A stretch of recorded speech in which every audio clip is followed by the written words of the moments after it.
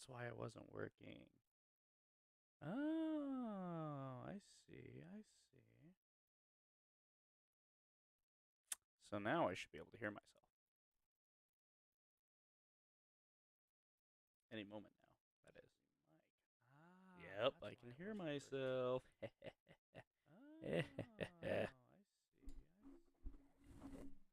How do I? So now I should be able to hear myself. If I turn this like this, I should be able to hear a little better. Maxed out the volume on there. All right. Let's pause that so I'm not hearing it multiple times. So that should be good now. I should be able to hear myself.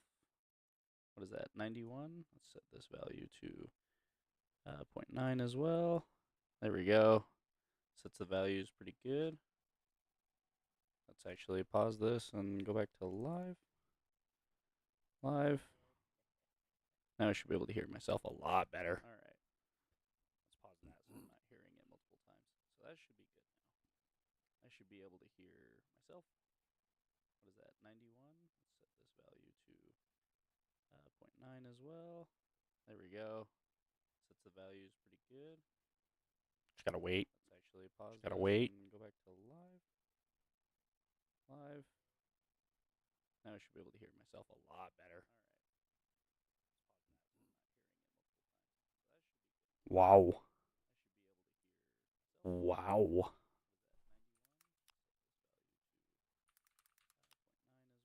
That's working. Just gotta wait. Just gotta wait. Sweet. I sound good. I sound great. I sound.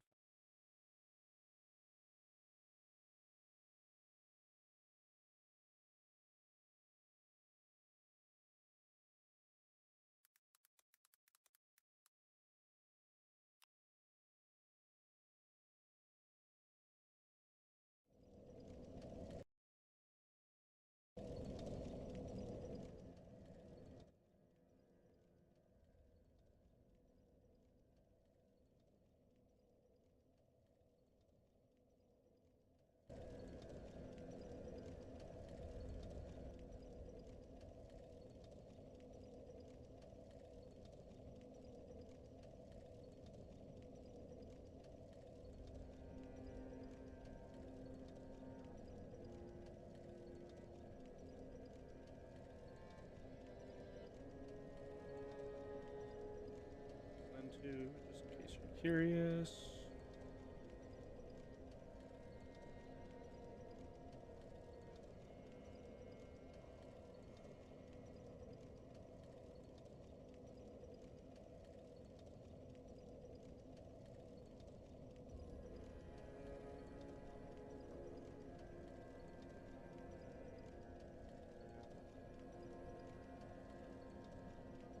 Hold on a second.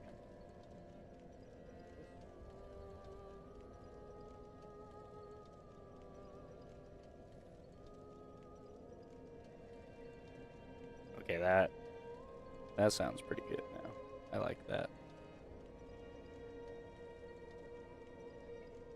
So we are going to just add a source for a video capture device. Add source. Add new source. Cancel actually. And the camera. So we are going to just add copy. Okay, this sounds really good.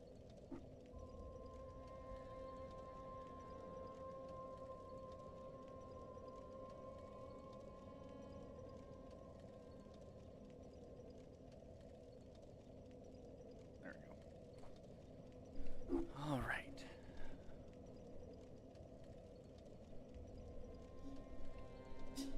Ouch. Forgot how tight that is. Paste.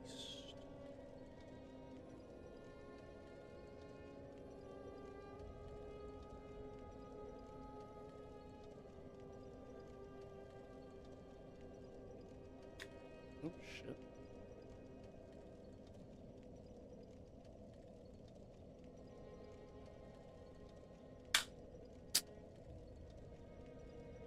if I just hang it? Like a hangman. You know what I'm saying?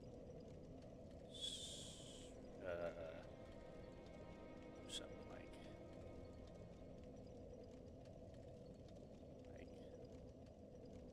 come on now.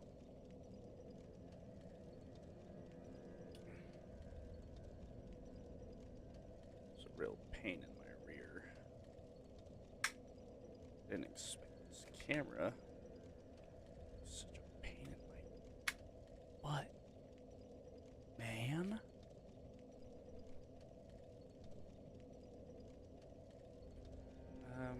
Is it possible?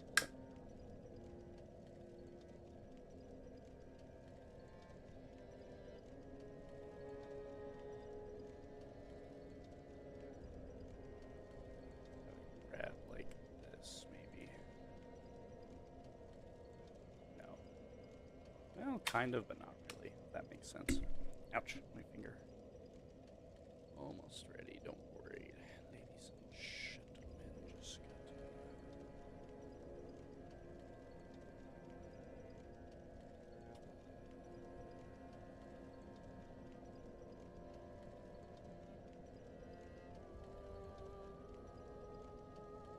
Why will you refuse to go down when I put you in the holder? Being so temperamental now for no reason. Let's see here.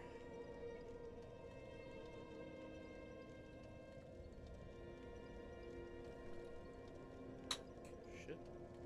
Hey, did you guys know that comes off? Because I didn't.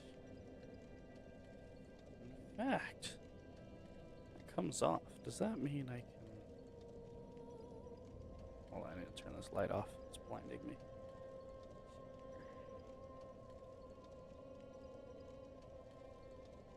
Oh, I see. So if I had a screw... If I had a screw...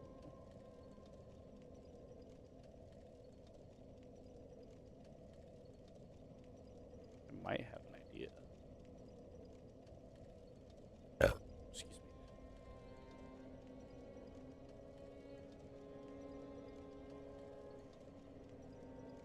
If you would for but a moment, spare me in these trying times.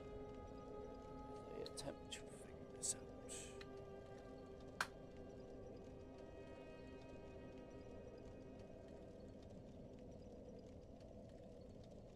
Ah. No, that would have been awkward. Hold on.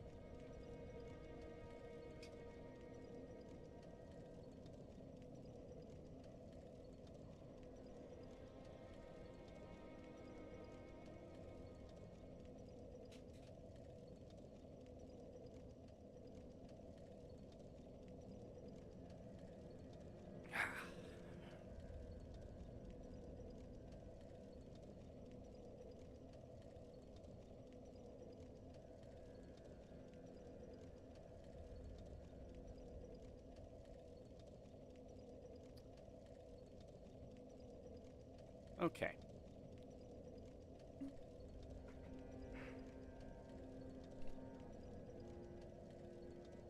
Let's see how this looks. It's actually probably this over here. It's gonna give so many people motion sickness if that keeps moving like that. So.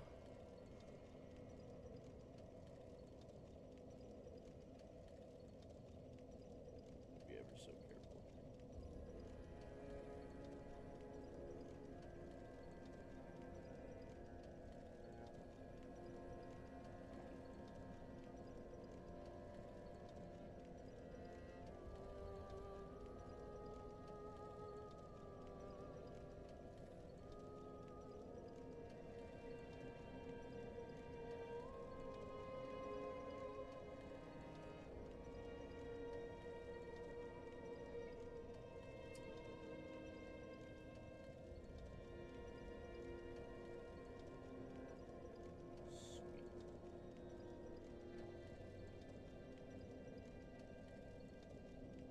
Very nice.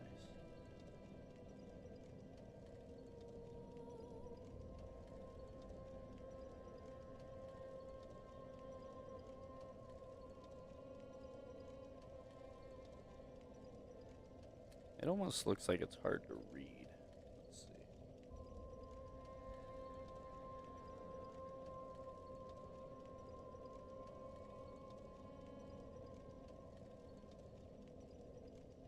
Hard to actually read it on this monitor. Let me put on this one. Well, you can read this just fine down here. It starts to look blurry. I wonder if there's any way to fix that.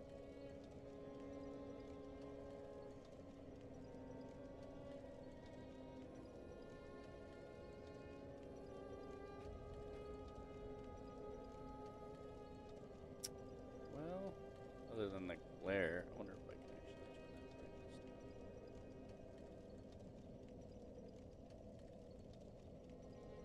Actually, almost better with it on. Why is it so like blurry?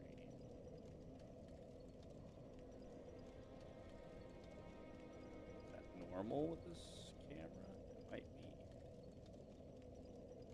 Camera might just be naturally blurry like that, actually. That kind of sucks. Oh, what did I do? Oh, thought I fixed it.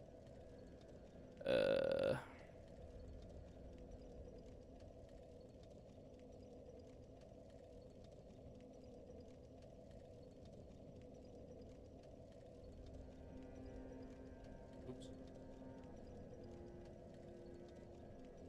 Well, you won't be able to read it, but that's okay, because I'm going to be reading it to you anyways. So, it should be of no problem. Perfect. Everything seems alright so far. I'm just going to put that back over there.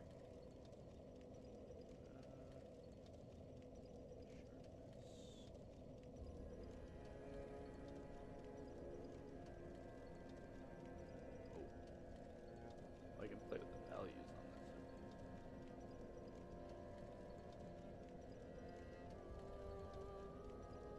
Probably don't want to mess with that, huh?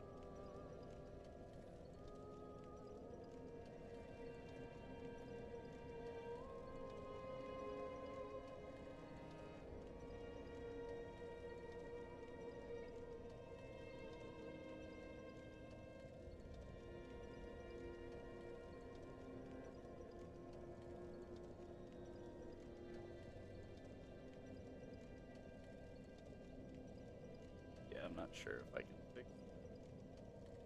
'Cause that's max sharpness right there. And that's not even doing it.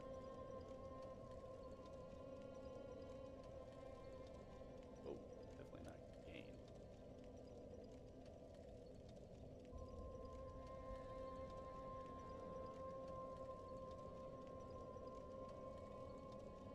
What? Don't play with that one, by the way.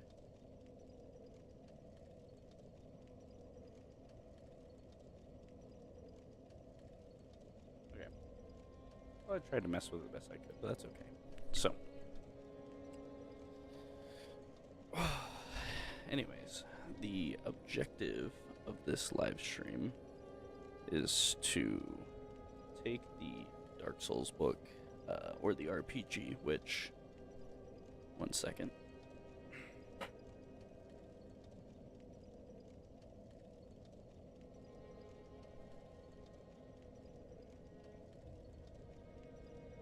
Which I have base, the Tome of Journeys, and the Tome of Strange Beings, which this is basically the compendium, I think is how you say that. And then you have a bit of extras as well, and then the base itself.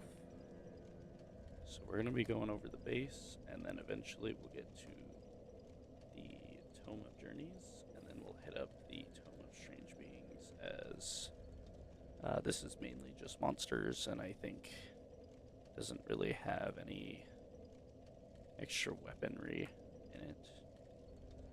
So,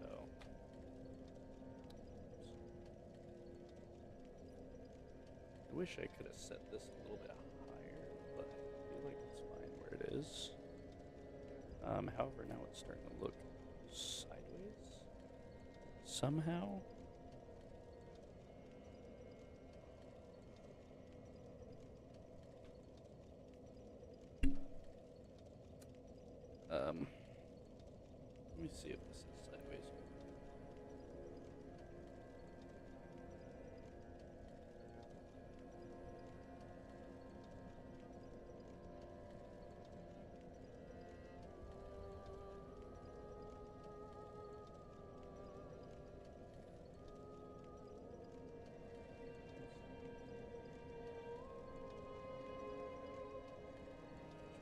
making some of you motion sick, not gonna lie.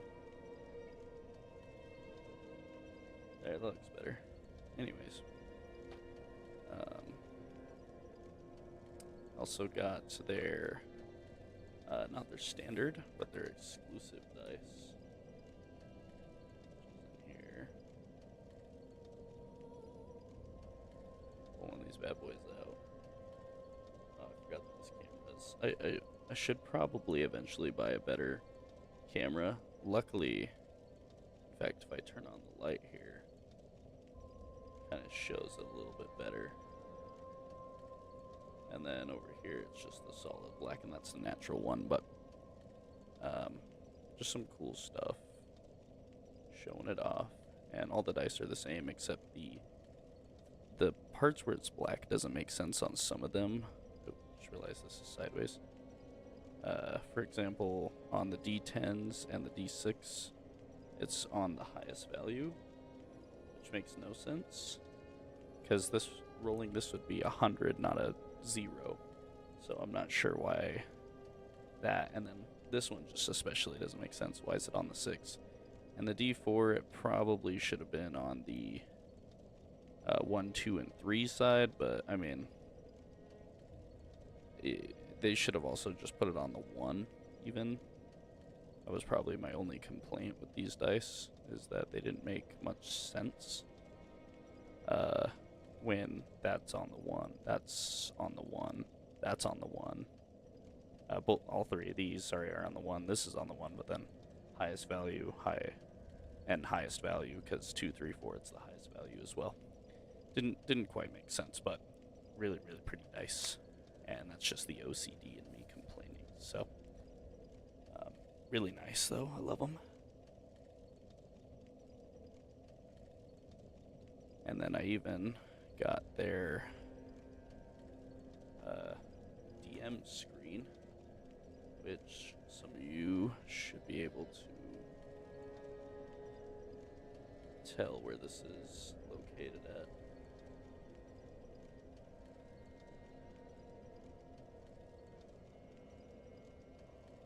And then it has a bunch of different things on it as well. So you have the respawning, all the hollowing effects, you have the damage types. Here is combat. It determines surprise, establishing position and location, initiative, taking turns and beginning next round, making an attack. You have the initiative. You have buying spells and the spell level costs, and then the basically just tells you the basic rules, spell attunement.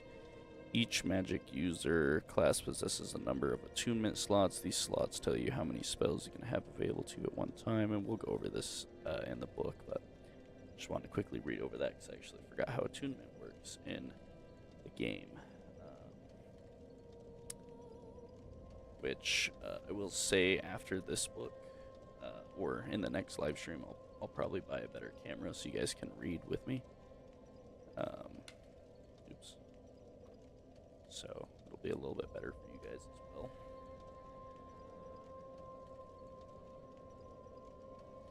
So we're just gonna get into it, and like I said, we're reviewing and fixing things, so we're gonna be taking notes while we are doing this. So I'm actually going to grab one of my books real quick.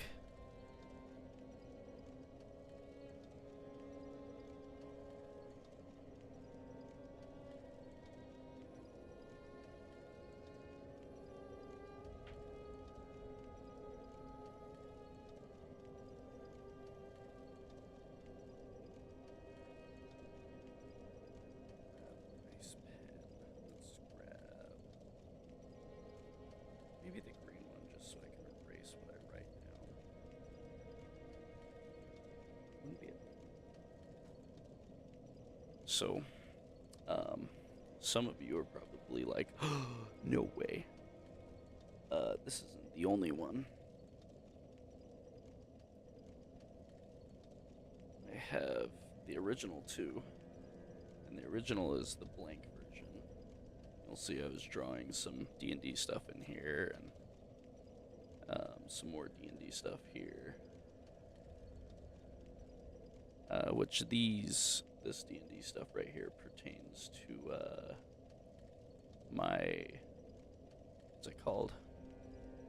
Probably can't even read that. No, I definitely can. I have to keep that hidden in case a certain somebody reads this, because this pertains to one of my players. But this is the compound bow that they have. This is what it's going to look like. So if they end up seeing this video, it looks cool on stream. Wait until you see it in person. It looks a lot better. And then I started drawing a rough sketch of what my gun looks like, and I never got back to it. But that one's my new drawing book. And of course I threw that in there, which needs to go back up where it was. And then this one is the red version, and they made a couple different versions of this. This one is my actual lined book. So this one will be where we write our Dark Souls notes.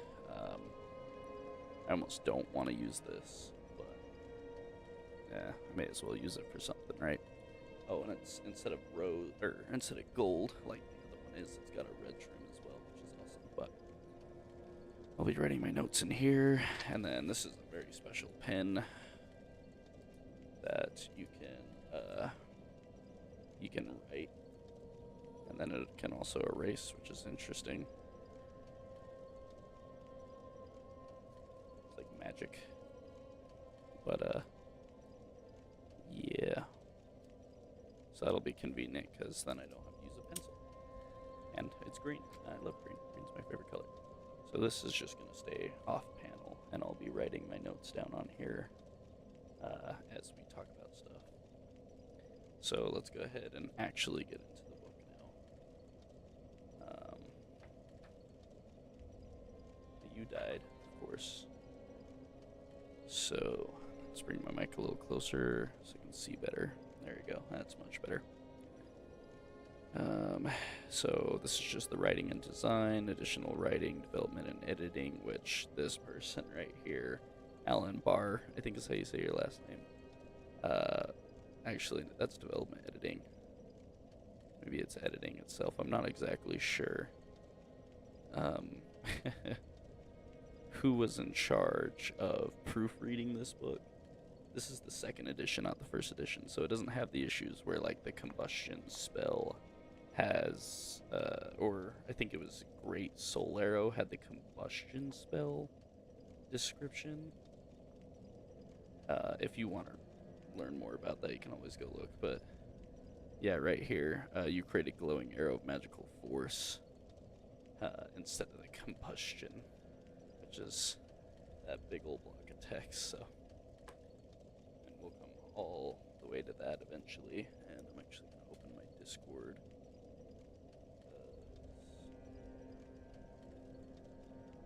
A stinky man was going to join me, but he is not here.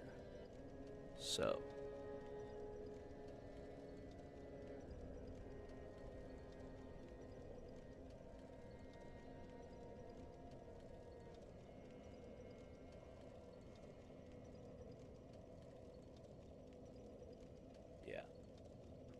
Looks like they're not even on. They probably got home and fell asleep. Wouldn't surprise me. They seemed really tired today. Plus, I think they were getting sick. So, table of contents. Nothing too important here.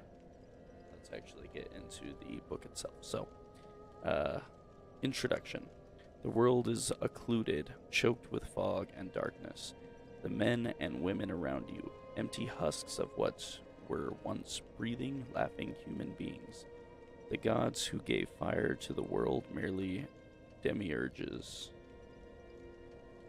Sorry, did I read that wrong? The gods who gave fire to the world merely demiurges.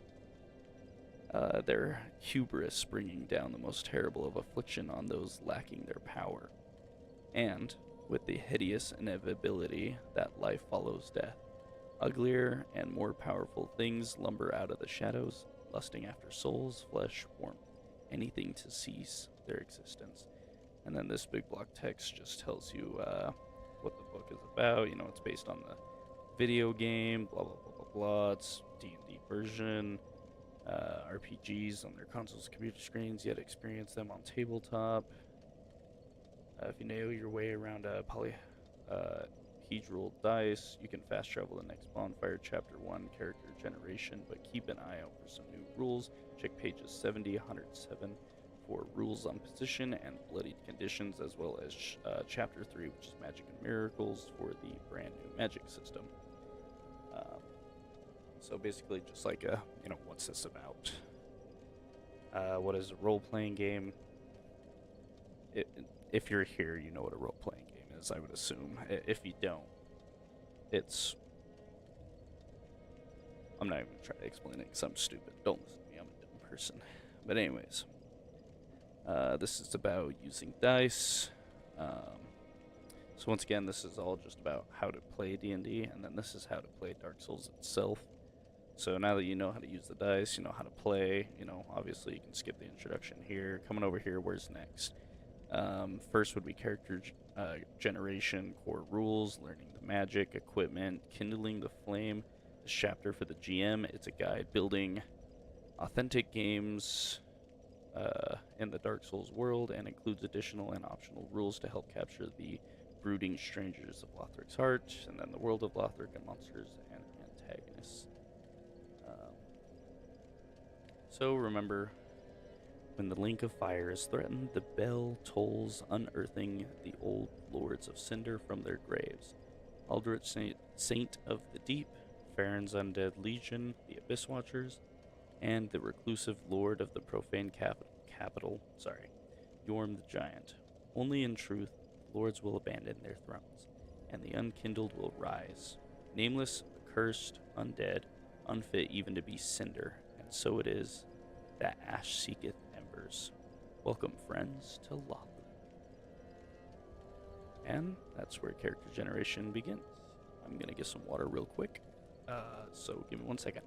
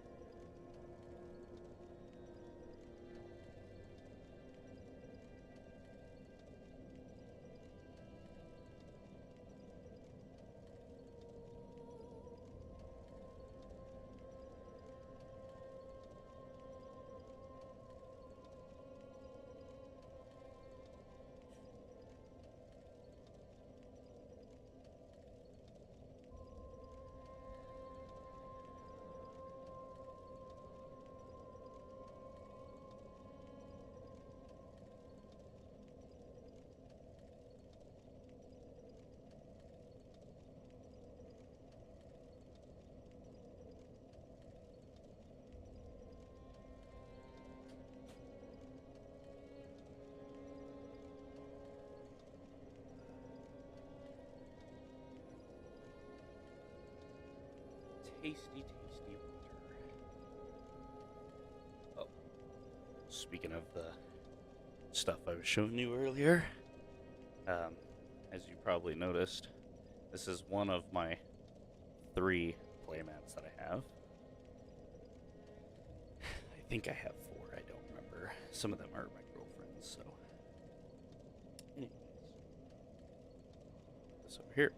Character generation. You awake by a bonfire. The flames lick and smear at the darkness, forcing it back. Beyond the circle of light, shadows move. Things stir, watching you, waiting, but for now, that's all they do. Who are you? You're unsure. Something like memory gnaws at the fringes of your mind. Flashes of silver. Flashes of silver. Screams of the dying. Maybe, but not now. This was before. Long before what matters is who you are now. I have really bad reading because of my dyslexia. I like to skip words. And this just once again tells you certain things.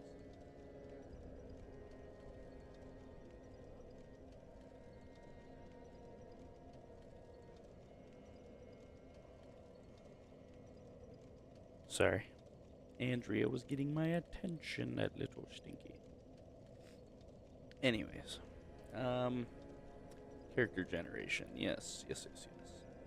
So, decide on a concept for your character. Choose / randomly determine your memory, backstory, and drive.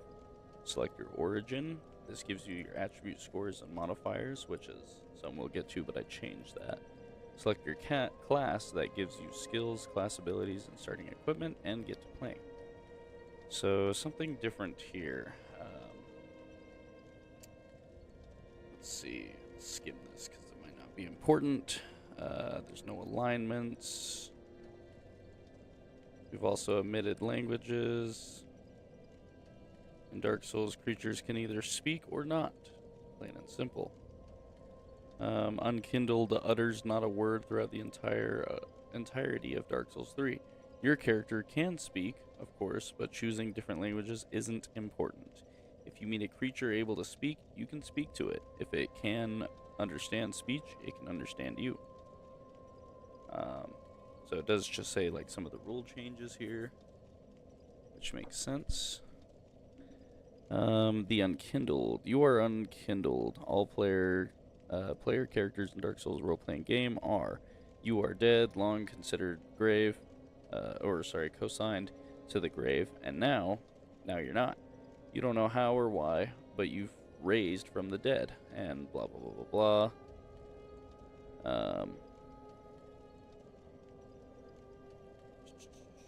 Yeah.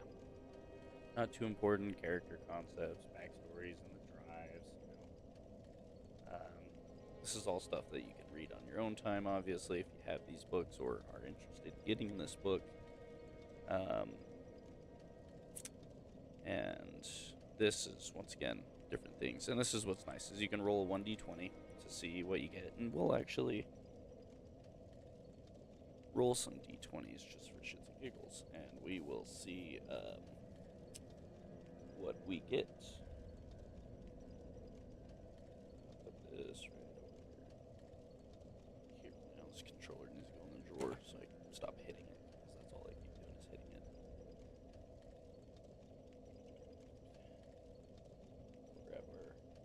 We'll grab our d20 over here. That's all.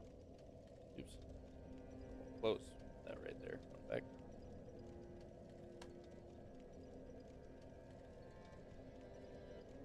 And I'm not gonna bother with the rolling. I'm just gonna roll on my mat here. Pretty nice. They're little resin dice, by the way. Pretty big for dice too, actually, compared to. Let me grab my metal dice. So I didn't quite realize this when I first looked at the dice, but these dice are actually a little bit bigger than my normal dice.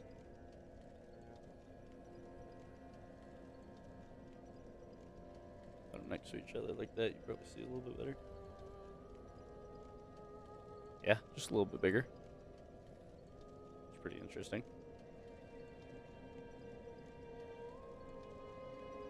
Can't really see that very well, but anyways, we'll go ahead and roll this, and we'll just read our backstory. So we got a 19. 19 is, you are a brutal master, working your servants to death. Can you ever be redeemed? And that's your backstory, right? As for your memory, rolled a 3. The grasping, clawing hands of hollows everywhere. And the memory is, how much do you remember of your past life? What remains in your mind? Not stripped from you, but as a possibility of true death. Was... Sorry, I'm having really bad dyslexia right now. Not stripped from you, as the possibility of true death was stripped from you. I don't know if I'm reading that wrong or if it's just put down weird, but... the following table contains possible last memories your unkindled might possess. So, yeah, that's what I figured. So this is the last memory you remember before you died. And I really like 15, which is simply just touching that treasure chest. That one's pretty funny, but... yeah, there's tons of stuff you can read here, tons of stuff you can read over here. If you guys really want, I'll even... either go through all this again, or when I get a better camera, I can go through this again with you guys, and you can pause it and read all of this whenever you want. And let's look at drives. What drives us? 7. To destroy all who would stand before you, no matter who or what they might be. So that's pretty interesting, because that actually goes really well with the 19 we rolled. You were a brutal master, working servants to death. Can you ever be redeemed? And now you're looking to destroy all who is in your face. That is pretty funny. And so using your backstory memory and drives just basically says, like, this is how you would build your character. This is how you would roleplay your character, you know, invoking your memory, invoking your backstory. And, oh, this is interesting, actually. This gives you a playable thing. This is kind of why I'm skimming over everything to read just about everything. I probably should almost read everything I see anyways, but this right here did not see this. So, once per long rest, you may invoke each of these character elements to gain a specific mechanical benefit. So you can invoke your memory to gain an advantage on one check of your choice, invoke your backstory to get an advantage on a saving throw of your choice, and invoke your drive allows you to reroll one failed check or saving throw of any kind. So that's interesting, because that would basically mean, like, if you were trying to destroy all who stand before you, no matter what or who they might be, let's say you had a saving throw to be able to attack somebody. You know, Sanctuary is not really a thing, but assuming they had Sanctuary, it would allow you to re-roll that saving throw of trying to get through Sanctuary to hit somebody. That would probably be a great example, but that's stuff that you would obviously have to go through your DM on. So Origins, which I think is one of the main things that I changed. So there are 4 origins. These determine your initial stats and give you an idea of the kind of classes you're most likely to excel at. There are no restrictions on choosing a class. However, if you wish to select Fencer's origin and then choose to be a Pyromancer, that's fine. Your character is your character. Build him entirely as you wish. And each overview gives you your base statistics and modifiers, plus your position dice. I think part of the reason I struggle with reading out loud is because I talk way too fast and my brain can't comprehend it. So this is the origins, and I've changed this completely. I've just about gotten rid of the choice of origins. Unless you're the deprived, then I think you just get to choose whatever you want. But Brute, for example, I think only the Knight and the here, let me grab my phone here, which is sitting, my book is sitting on the charger. So head into Pathfinder here, go to classes, jump to custom. So anybody who doesn't know what RPG Scribe is, which you can't even see it, it is for Pathfinder, and I think 3.5 edition, yes. And I play Pathfinder with my buddies. If you've seen any of my other live streams, I have created the classes within the app because I learned how this app works. So the Assassin has, let me see, I think I have to click on the actual view offline to figure it out, because I think that's where I put it. Yes. So I gave the Assassin Jack of all trades. The Cleric, I believe, has Caster. Herald, I believe, I gave either the Fencer or Jack of all trades. Ooh, I guess I'll never know because I never actually made the Herald. Of course, with the classes, I only made the ones that my players were playing as I was playtesting this and whatnot. Why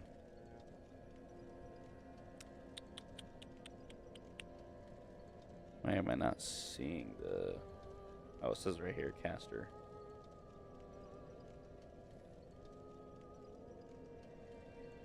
Kind of weird that I didn't put that you were a caster in there.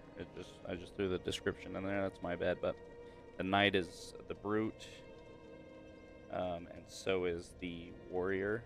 Actually, no, the Warrior is the Fencer. I lied. The only one that's the Brute is the Knight. I forgot. That's right. Sorcerer is Caster, Pyromancer is Caster, you know.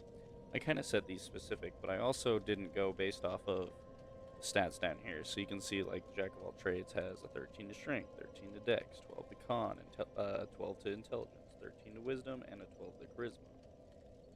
And then, looking over here at the Brute, Brute has 15 strength, 10 dexterity, 14 constitution, 10 intelligence, 12 wisdom, and 13 charisma. Nobody actually has a negative. Everybody has, the minimum is a 10 on here.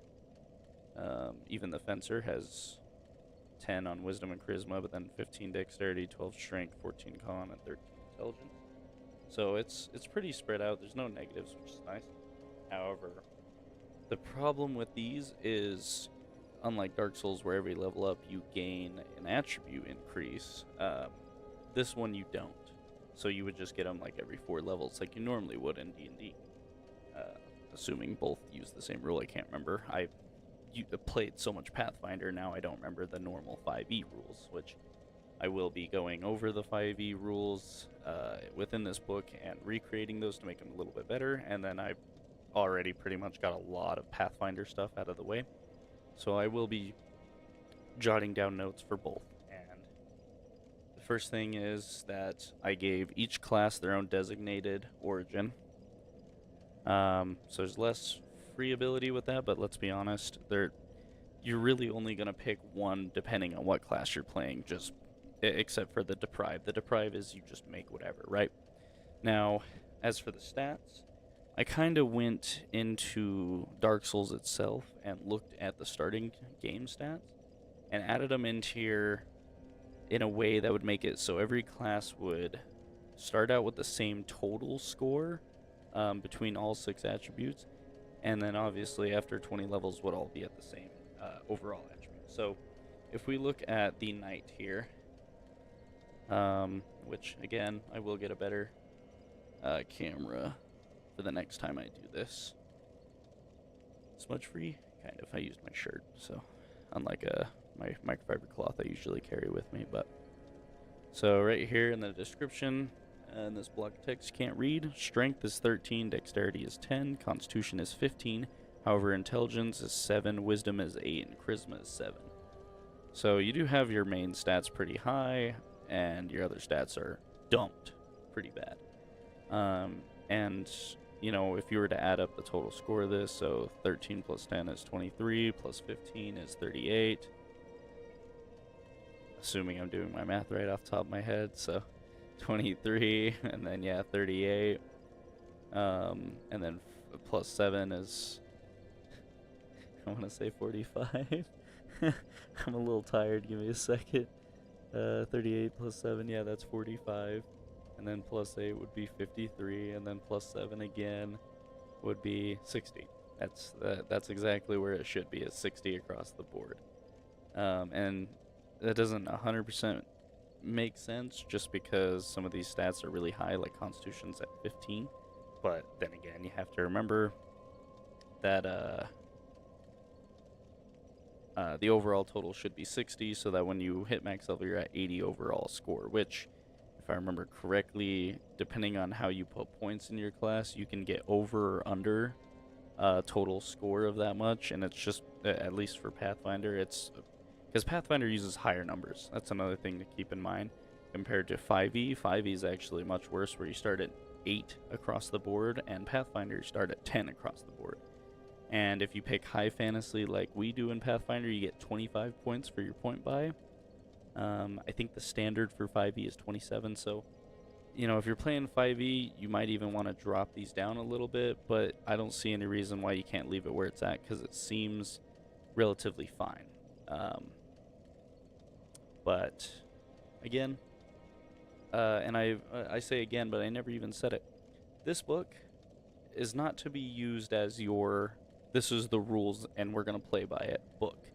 Because there's a lot of things that don't make sense in here, and I was just about to skip to a page and show you, but I'm not even going to bother, because we're going to get to that eventually. This book is a tool, and it should be used as a tool to make your Dark Souls campaign the way you want to play it. And I think the game, if you were to try and play it just like the game and run it through like I was trying to do, you'll realize really quick that it turns into a dungeon runner every single map It's all one big dungeon every time. So if you want to play it based on the game, you're going to be playing nothing but dungeon. And that's perfect for people who just want to do combat all the time and they don't want to roleplay just about ever, because it'll be about 90% combat at that point. If you were to try and be lore accurate, yeah, you could try and follow the lore. You are missing quite a few elements from here. Weapons and armor don't do exactly what they do in the game, so there's a lot of changing going on there when it comes to me reading the book and maybe you. You know, some weapons are supposed to do fire and physical damage, and they only do physical in the book. So just add 1d6 fire damage to it, or if it does a lot of fire damage, add 2d6, and then maybe dumb the damage down by from a d10 to a d8, for example. So, you know, again, use this book as a tool, because that's what it should be. If you have seen any videos about the Dark Souls RPG, you will know that it was a huge letdown, not only to the D&D community, but especially the Dark Souls community, that also like D&D, because it wasn't what people were hoping for. I can't really say I was upset with the quality of the book, because just like any other D&D book, it should be used as a tool. You shouldn't just play by the book, because at the end of the day, it's all based on your own creativity, right? Moving on, however. With that being said, the way I set it up is granted feats per level. You'll see every single level you have a special feat called Attribute Increase, and it basically just lets you choose between one of the 6 attributes whenever you level up. So it's all automatic. You don't even have to manually change it. You just get it every feat and everything. And when we finalize everything being changed in the book and the other 2 books, and we finalize it onto this app, if anybody wants to get this app, I believe it's on Samsung. This is an iPhone, so it's on iPhone. Then I will post a link in my community, or probably in the description of every single one of my Dark Souls RPG videos, of the most updated database I have for all of the Dark Souls stuff.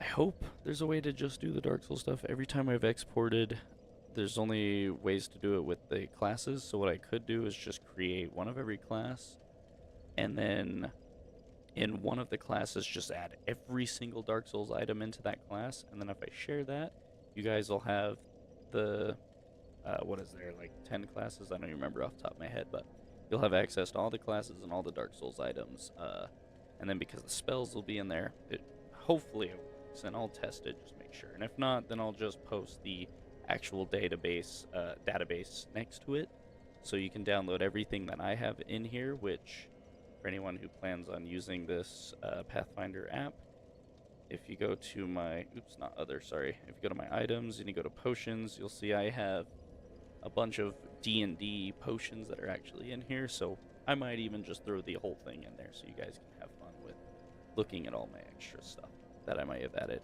There's even my Plague World stuff.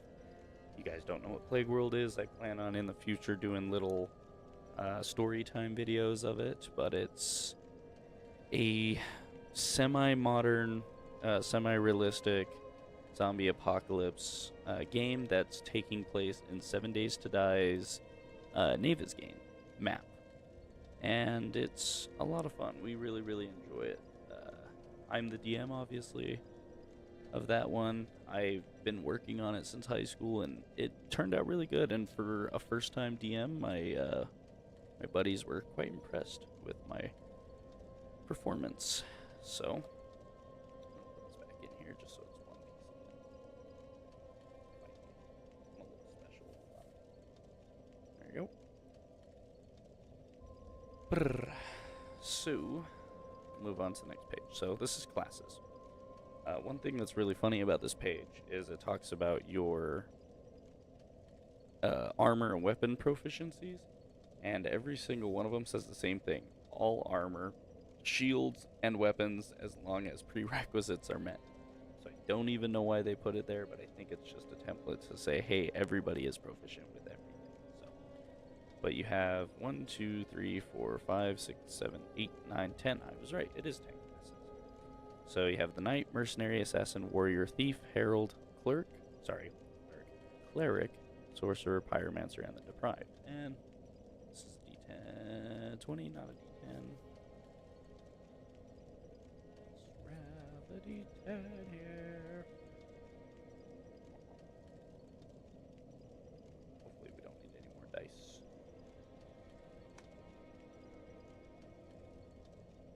Why can I never get it to go in on that side? Easier than the other. Moment of truth. 3. Got assassin. And I will say, when it comes to looking at the classes, it tells you what you get every level, what your proficiency bonus is, what your class feature is.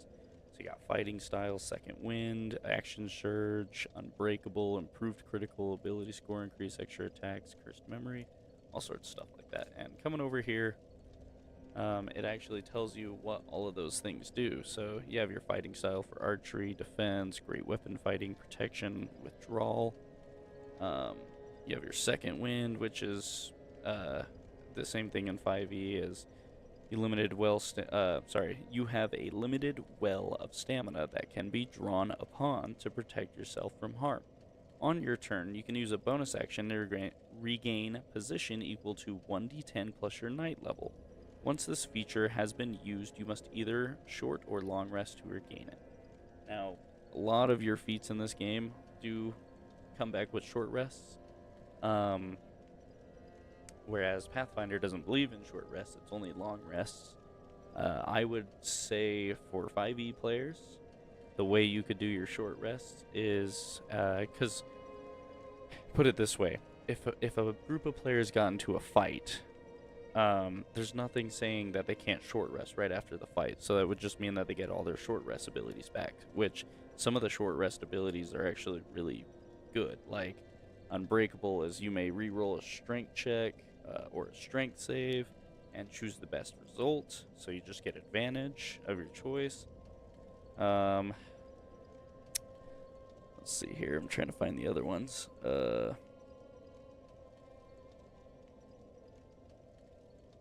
This class doesn't have a lot of them, but there's a bunch of other classes with a lot of short rest things, and so what I like to say is, if you want to do the short rest, you can do one of two things. You can force the players to go back and rest at the bonfire, which would spawn all the enemies to do a short rest, which at that point they may as well just get a long rest out of it.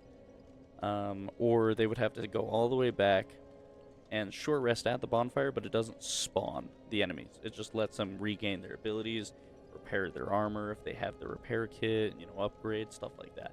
Lets them access the bonfire without bringing back the enemies. It would be an interesting concept. The short rest mechanic in this kind of setting is hard because you would just be able to do it after every fight. And if you have, let's say, 3 fights before the next bonfire or the next boss fight, you can just fight, short rest, or use all your short rest abilities, short rest, fight, use all your short rest abilities, rest, and it would just basically be like you can use this once every fight moment because you would just short rest. And being that the encounters are really hard for the first, I would say, 5 levels, it kind of seems like that would be the playstyle people would go for. However, with Pathfinder, I don't necessarily have to worry about that because we don't believe in short rest. So your abilities that come back on a short rest, you have to do a long rest at a bonfire. And again, you can just say, my game, my rules, I'm playing 5e, but no short rest. Doesn't exist.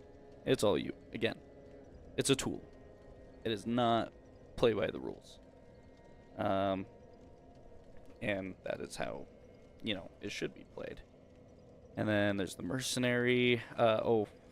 Other things I didn't go over is proficiencies, which again, it says all armors and shields as long as prerequisites met. Same thing. Each one does have a saving throw proficiency. So this one has a strength and dexterity saving throw, whereas the knight, I think, had a constitution and strength saving throw. Correct? And then you also get to choose skills that you're proficient with, which the knight has access to acrobatics, animal handling, athletics, history, insight, intimidation, perception, survival. Mercenary has And you can choose 3 actually. So the knight only gets 2, but as the mercenary you get 3. It's that interesting stuff right here. So you can choose 3 from animal handling, athletics, insight, investigation, nature, perception, stealth, and survival. And then of course you have all your class features in here. And this is the one we got, which was assassin.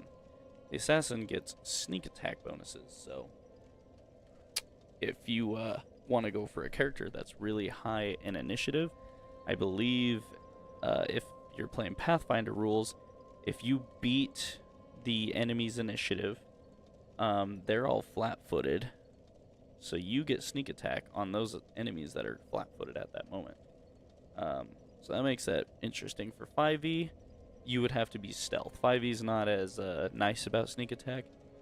However, let me see if I can find it real quick. Cinder Wrath, the warrior is basically a barbarian, and the rage is called Cinder Wrath. Thief. Deadly aim is what it's called as the thief. And the way deadly aim works is actually really interesting. So, beginning at first level, your ability to identify and exploit chinks in your enemy's armor is deadly. Once per turn, you can deal an extra 1d6 damage to one creature you hit with a range attack if you have not moved or made a melee attack in the previous turn. The amount of extra damage increases as you gain levels in this class, as shown in the deadly aim column on the table. So at max level, actually, you get it at 19. You can do 10d6 extra damage so long as you have not moved your last turn and not done a melee attack. So if you get into combat, shoot somebody with an arrow and don't move. You just sit there. Come your next turn, you can do it again, but it'll do 10d6 damage. Keep in mind too, if you're max level, or level 19 or level 20, you have, I think, 4 attacks. So every single attack does an additional 10d6 damage. You will melt whatever is in front of you, and then you'll probably be the aggro that the DM goes, alright, you're gonna die. So, that one's pretty dang scary. And then here's the attunement slots I was talking about. So the Herald, obviously, doesn't get an attunement slot until level 3, and maxes out at 6 at level 18, which I think these other classes are supposed to have attunement slots too. Actually, they don't.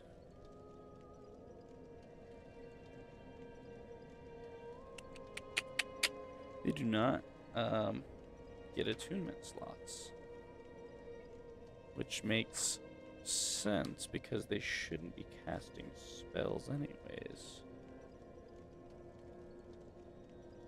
However, I could have sworn they got attunement slots anyways. As, let me see here. At 3rd level, you learn to draw on divine magic through meditation and prayer to cast spells, as a cleric does. However, a cleric starts with 3. So yeah, it looks like some classes can't cast spells at all. And that was another thing that I was going to change. Which, since we're here, let's actually write down some of the things that I changed here that I forgot about. So, if we come back to, where was it? It was the, right here, origins. So, am I even spelling that right? I'm so tired, I can't spell anything right now. Just want to make sure. No, I put Oregons like a dummy. L. Everybody say L for loser. Origins are now class specific. That was one thing that we changed, or one thing that I changed, not we, sorry. As origins should be class specific, and that's another thing too, is stats. Every level you gain an attribute point.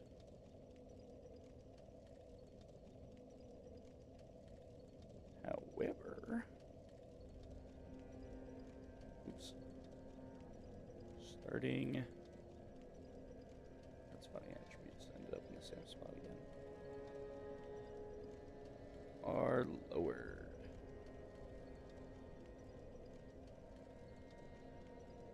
And, what were we just talking about with classes? Oh yeah, it was going to be attunement slots now. So, black. I like that the bookmark is black. Did I cut it? Oh no, I didn't. I thought I cut it with paper. I was like, what? Ow. Anyways.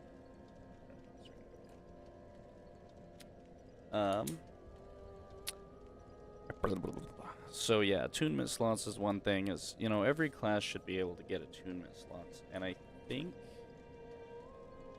when I was doing it, let me see if I can find it real quick. So you have the Pyromancer. Come here, you. Deprived, here it is.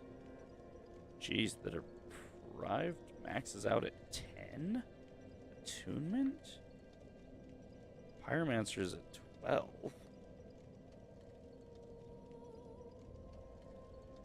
Sorcerer is at 12. Cleric's at 12. The Herald only gets 6. That's crazy. Well, I can definitely tell you it's not the Deprived. I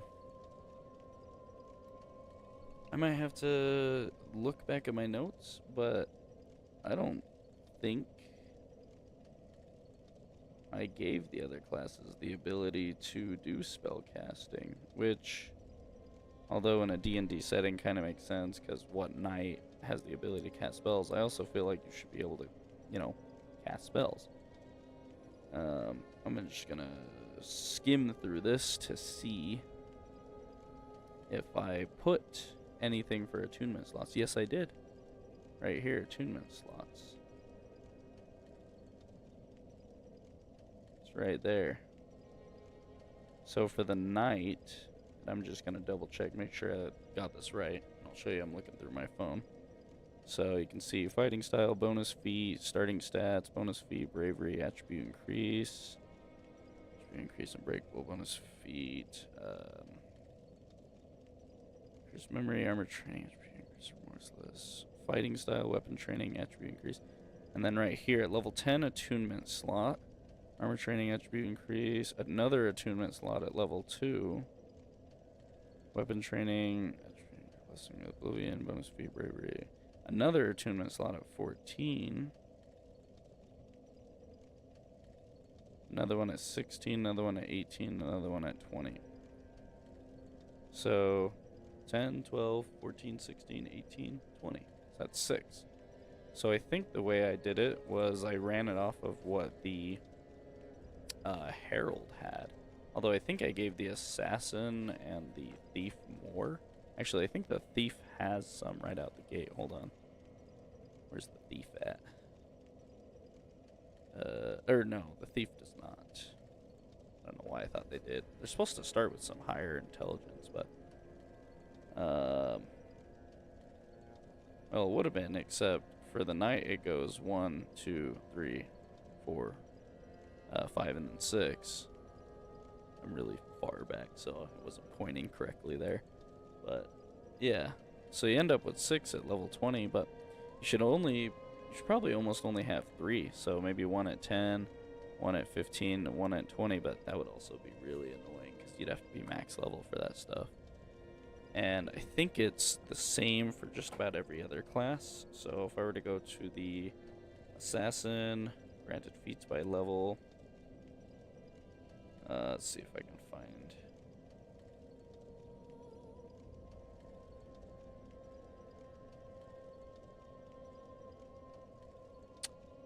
Funny enough, it looks like while I was making the other classes, I actually forgot to add in their attunement slot increase.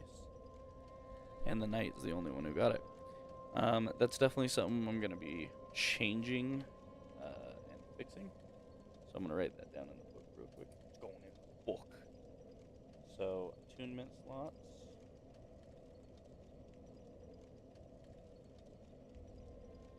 And maybe we'll even do it like the Herald. So all the other classes that aren't supposed to have attunement slots, they'll get their attunement slot every 2 levels. Or not every 2 levels, so every 2 points that the Herald gets. So at level 6 you would gain 1 slot, and at level 9 you would gain another slot, and then at level 12 another, 15 another, and at 18 another. So, I did that wrong. It's every even number. So you would get one at 6, then 12, then 18. So attunement slots. All classes gain attunement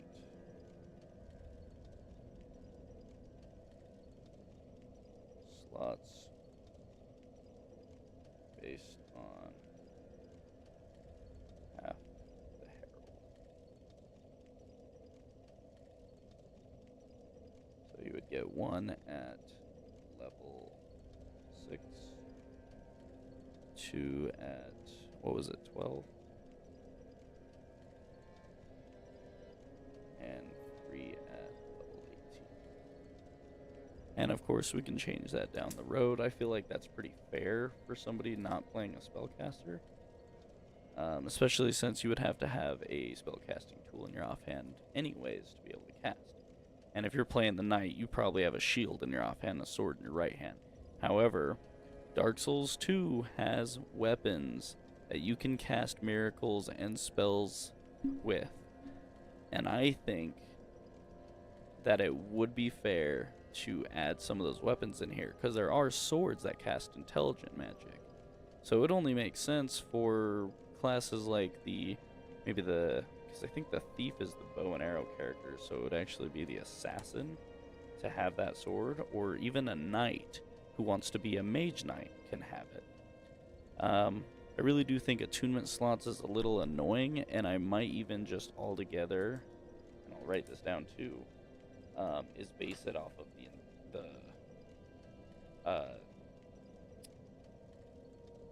well, it's hard to base off the spellcasting score. Hi man, hey, what's up, Luca Daniele? Sorry, I'm kind of reading between a bunch of notes right now, and I hope I said your last name right. As I was saying though, before I forget, because I forget a lot, is that in Pathfinder, and maybe even 5e, it's based on your intelligence score, as how much, well, your spellcasting modifier is what it's based off of. So, if you wanted to be a mage knight, maybe your intelligence score would add bonus attunement, maybe once every 2 levels, maybe, that you have in intelligence. And I think I have the note in here somewhere on the intelligence thing of how it works when it comes to casting spells. Let me just go to my all groups so I can find my spellcasters.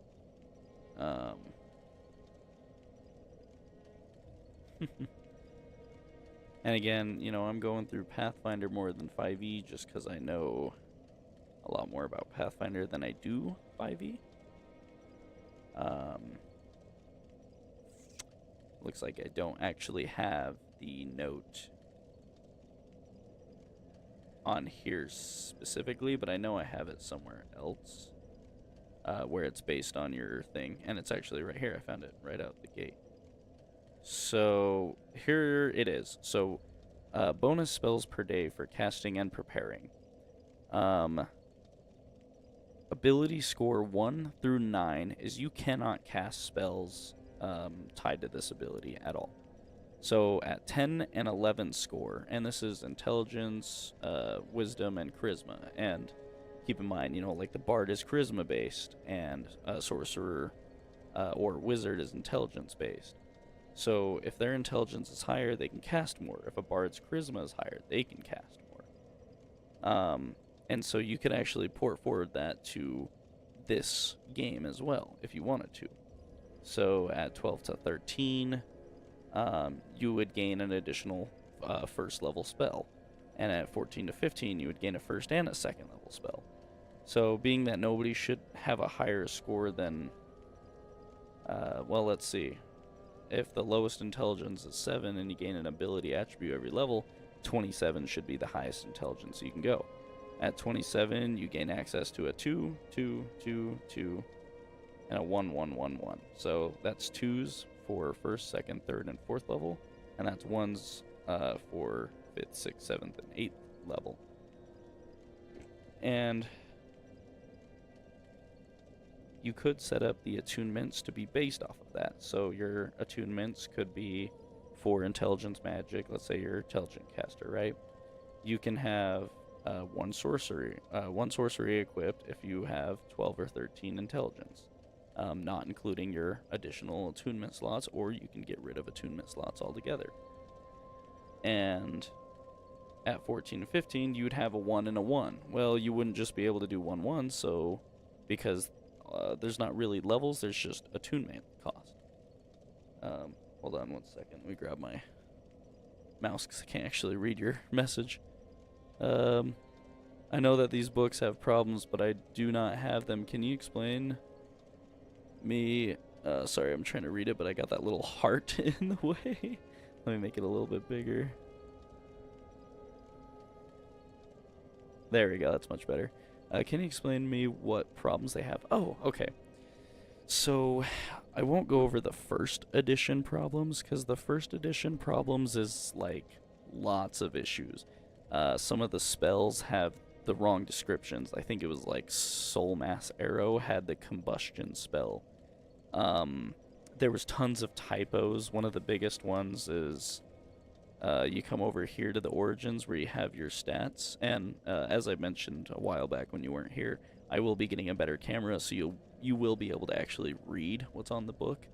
But so like these 13s would have, one would have like a +2 and the other one would have a +1, which made no sense because 13, everybody knows in D&D, is a +1 score. So just tons of typos, contradicting rules, quite a lot of issues. And as based on my title, I am going through the whole book, and as I'm going through the book, I'm writing down different changes that can be made. And right now we're going over attunement. So earlier I went over the origins, and one of the things I did was, instead of allowing the players to choose an origin, what is an origin? Let's go back real quick. So an origin is one of these 4. You can choose the brute, the fencer, the jack of all trades, and the caster. Now the fencer and the jack of all trades are basically the same, but one is let's see here. One is dexterity based, and one is wisdom and AC based. And then the brute is the tank. They gain more AC and strength related things. They also reduce damage. The fencer also reduces damage, and they also gain additional reaction. Jack of all trades gets advantage on saving throws against magical attacks and effects, and they can also remove one negative condition of their choice. And these are the bloodied effects. And you become bloodied after you drop below 50%, or when you drop to 50% or below, I should say. And then caster, you know, they add +2 to their intelligence, charisma, and their AC. Special ability, equip weapon without spending position. So if you had a weapon that says you can spend 4 position to gain 1 AC, they can just do that for free. They don't have to spend the position. And while bloodied, they never trigger attacks of opportunity, so even if they're right in front of like 7 people, they just be like, why? And it disengage, basically. So without having to use the action disengage. But one of the things I went over here is I went through and I said, I don't really see the point of the players choosing an origin. And again, like I mentioned before, use this as a tool. This book is not finished. It's not, well, it's finished, but it's not finished. Not in the good way, right? And so it would be better if you took this book and used it as a tool. You know, imagine you're playing Uno. The very first base game of Uno didn't have, you know, +2 stacking. It didn't have the 07 rules. It didn't have all those other rules I can't think of off the top of my head. But as the players played, they started coming up with those rules, and that's basically what you should do with this. This is the original Uno. Take this and do whatever you want with it. That is exactly how D&D is meant to be played. So in this case, I took the attributes, and some of them I added a bunch of negatives, like the Brute, the only class that has the Brute, because I assigned each one of these to classes, just because it really didn't make sense to not assign them to classes, as if you're going to pick, the Sorcerer, you're not going to go for the Brute, because you're going to want the Caster that allows you to do more things based on your spellcaster, especially since if you go for the Brute, your intelligence starts out as 0, so you get no benefits for the first 8 levels if you're going based off of the normal D&D rules, whereas the Caster gives you a 14 to intelligence. Now you could maybe go in the Fencer with a 13 intelligence, or Jack of all trades with 12 intelligence, and gain those benefits accordingly, but it just really only makes sense that you would go down the caster route anyways. And so, on my Pathfinder app here that I have called RPG Scribe, let me go to my database here. And again, I will be getting a better camera, so you will be able to even read what's on my phone as well, but I've added the classes onto this app, and if you look at the knight here, let's see, starting stats. So the starting stats of the knight compared to the origins is, so if you were to pick the Brute as a knight, you would have 15 strength, 10 dex, 14 con, 10 intelligence, 12 wisdom, and 13 charisma. And I've changed it up a bit because in my version of this game, every level up you gain, you get to pick an attribute increase. So instead, you'd start with 13 strength, 15 constitution, 7 intelligence, 8 wisdom, and 7 charisma. And dexterity is just a flat 10. And so that's how I pretty much set it up, and I based it a little bit on the Dark Souls game itself on those attributes, but I made sure the score would equal 60 for every single class. And let's see here. So we were on this subject earlier of,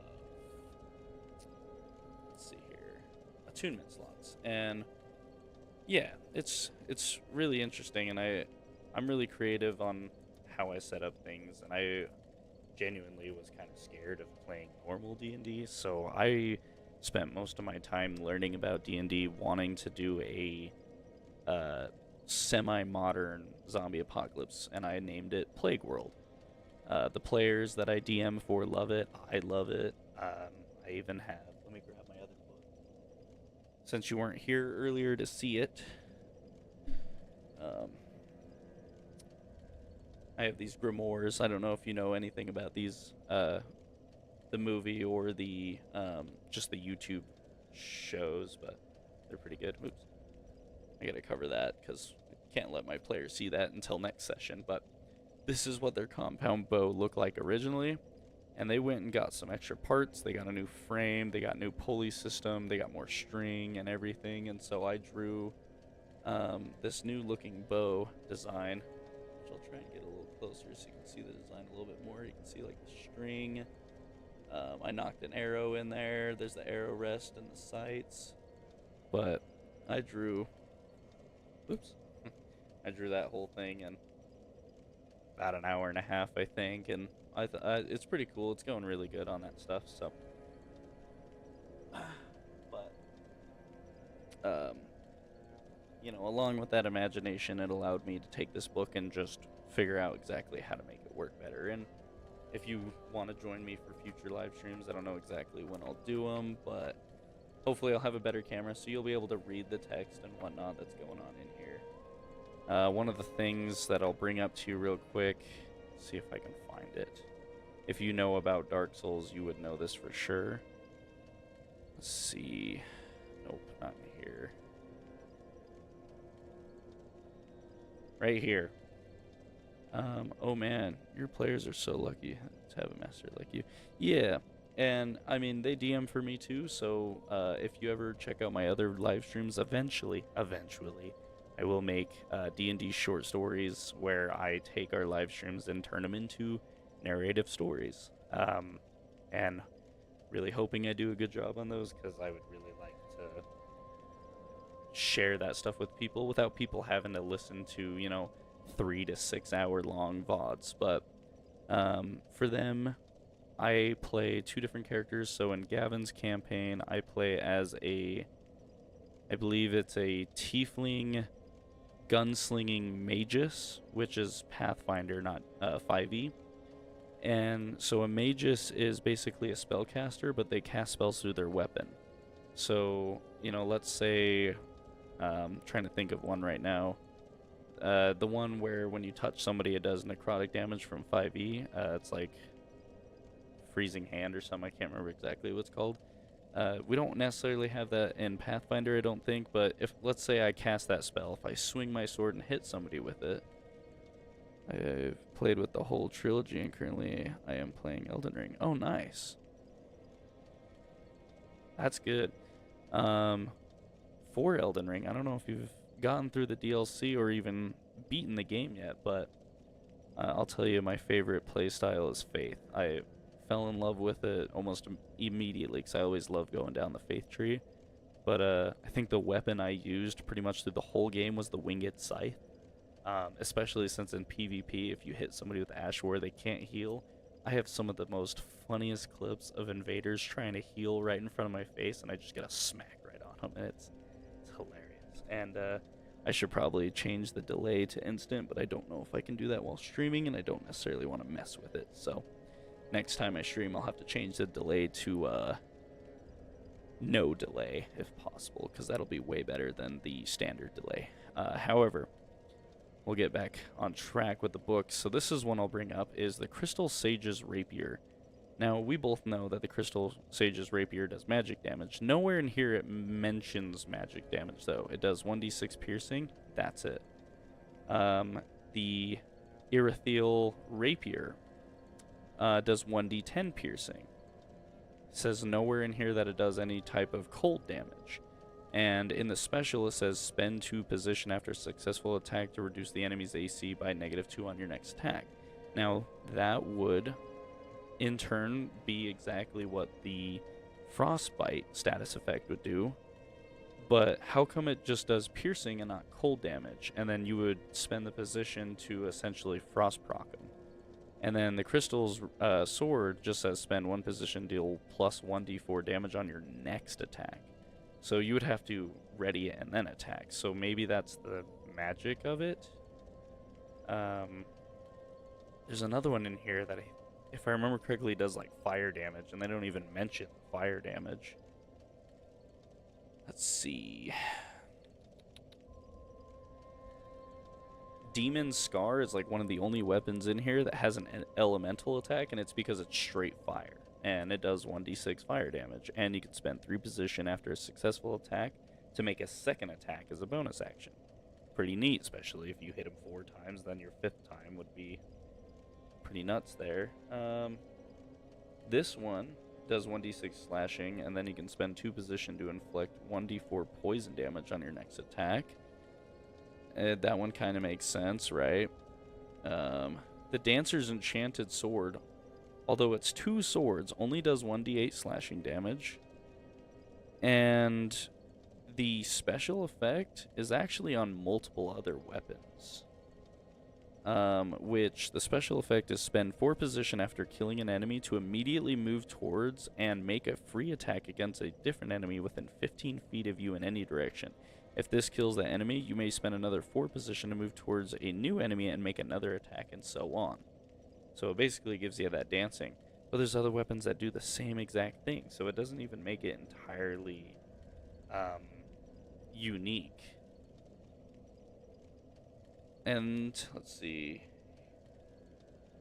This one right here is just so weird. So the Ringed Knight paired greatswords does 2d10 slashing damage. Now that makes sense, right? 2d10 slashing damage. However, this only does 1d8, but there's 2 of them, and it just doesn't quite make sense to me. And this one is spend 4 position to deal 1d12 fire damage on your next attack. Not even your current attack. and it's just kind of silly on a lot of these. This one up here knocks you prone, but doesn't even do any holy damage, which there's no holy damage anywhere in this entire book, if I remember correctly, which is kind of mind-boggling when you think about it. I'm trying to find that one weapon that does fire damage, and it doesn't even say it does fire damage. But I remember going through this book and just going, man, I've got a lot of work to do, because you have to change just about everything. Look, the Irithyll Straight Sword. We all know that this does cold damage. It does 2d6 slashing, which is a lot of damage for a straight sword. And you can spend one position to deal +2 damage on a successful attack, which is one of the most basic specials in here. There's a lot of weapons. Even the Broken Straight Sword right here does the same exact thing. And this, if anything, should have the same as the Irithyll Rapier, which is reduce their AC by 2. And again, pretty big chunk here of pages that we'll have to go through, but I will be writing down all the different changes when I'm done. I'm going to put it all on a Google spreadsheet, slide, document if I need to, everything. And then if you have the RPG Scribe app on your phone for Pathfinder, I will also be sharing my database with everybody so they have access to that, so they can create their classes on here as well. And I'm going to be doing it based on, my ruling and stuff, just because, it's kind of built mainly for me, but you can always change your own rules, because again, just like this, use it as a tool for your own system. And with my changes to this tool, use that as a tool to your own system as well. And that's the cool thing about D&D, is you can play it any way you want. And, just like with this is the book. But the other book, with that bow and arrow, never in a million years would a normal weapon be able to do the thing that bow can do in normal Pathfinder ruling. But because I can do whatever I want as a DM, and I have the creativity to change things up, I have set a specific rule. And you know what?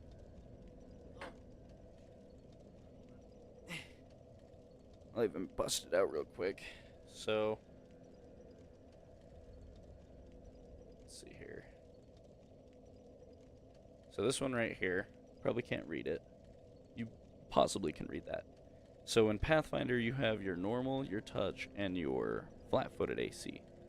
The only time you ever go off of touch AC is if somebody's doing a touch spell against you, or if you're getting shot with a gun, because Pathfinder has guns. Never would a bow ever be able to hit touch AC, but I'm allowing this enhancement that the players are doing to give him at least a touch AC attack within 10 feet. And, he's not supposed to know about that, but he can find out come next session, and he probably won't watch these VODs, but at least I hope.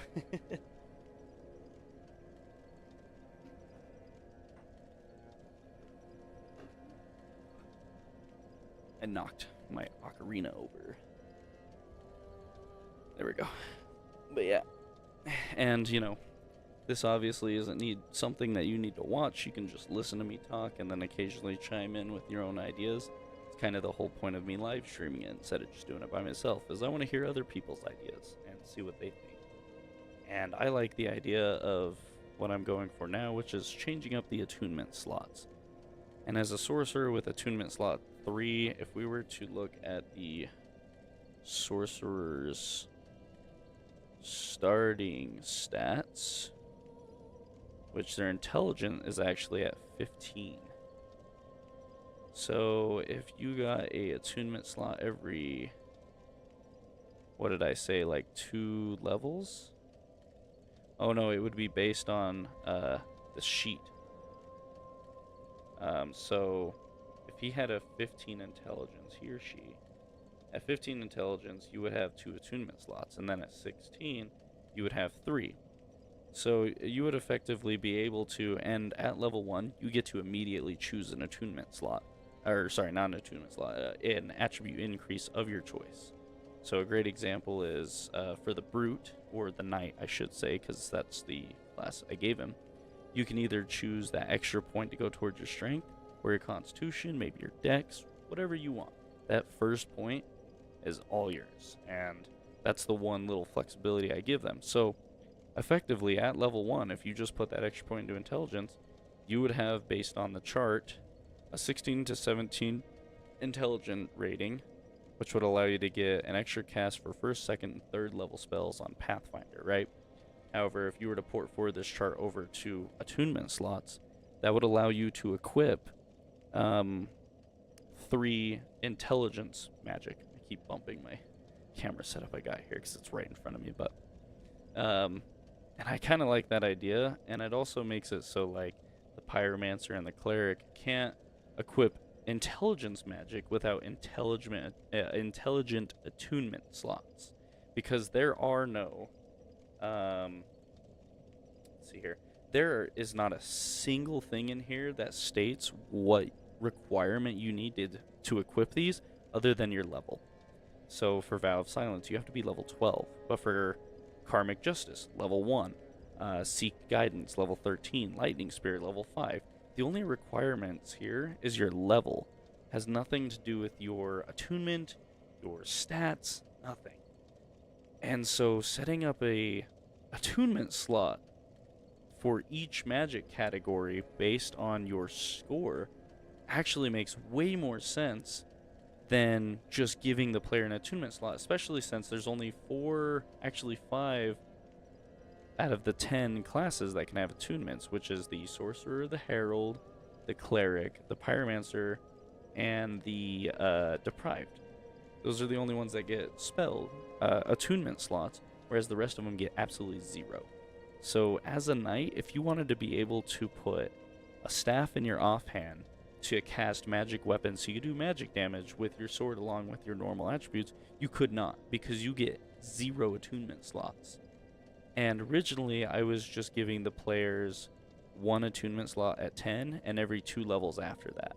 So they would max out at I think it was 5, so 1, 2, 3, 4, 5, sorry, 6. So they would have 6 attunement slots, and that was basically to give them the ability to have half of what a sorcerer has. But I was just going over it earlier, the Herald only holds a maximum of 6.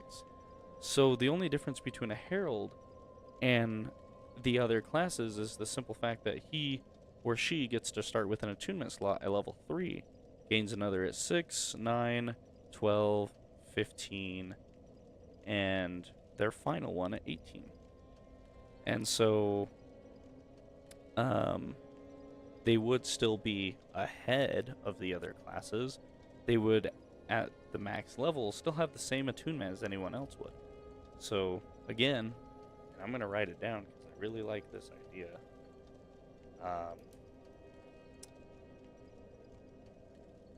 Put a really deep equal sign in here. As like a... I even put a slash in there. So, attunement based on attributes. Oops. Attributes to, and what is this called again? Oh yeah, the bonus spells.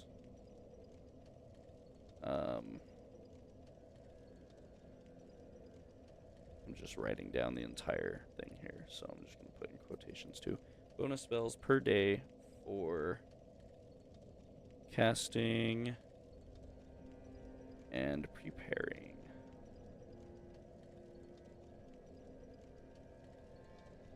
Chart. Parenthesis Pathfinder. So effectively, and keep this in mind, the lowest starting intelligence stat is 7, and the highest is 15. If you put all 20 of your levels into your intelligence stat, at the lowest, you can have 27. At 27, you have access to 222 to 11111. So in Pathfinder, if you had 27 intelligence, you would be able to cast 2 additional 1st, 2nd, 3rd, and 4th levels, as well as 1 additional 5th, 6th, 7th, 8th levels. Port forward that over to the Dark Souls thing. 2 times 4 is 8, 1 times 4 is 4, 8 plus 4 is 12. So you would have 12 attunement slots for intelligence magic alone. And that's the minimum. So a knight who puts all of their attributes into intelligence would be able to cast 12 attunements worth of spells. And now we look at the sorcerer themselves, who has a 15. Add 20 to that, that's 35. At 35, they gain 3, 3, 3, 3, 2, 2, 2, 1. So 3, 6, 9. Hold on, let me make sure I'm doing this right. So 3, 6, 9, 12, 14, 16, 18, 20, 21 attunement slots worth of casting. As an intelligence caster, you should be able to do that if you put all 20 attributes into intelligence and nothing else. It only seems fair that you can do that. And that would make sense. That's like playing Dark Souls 3, but I only level up in, attunement to 99.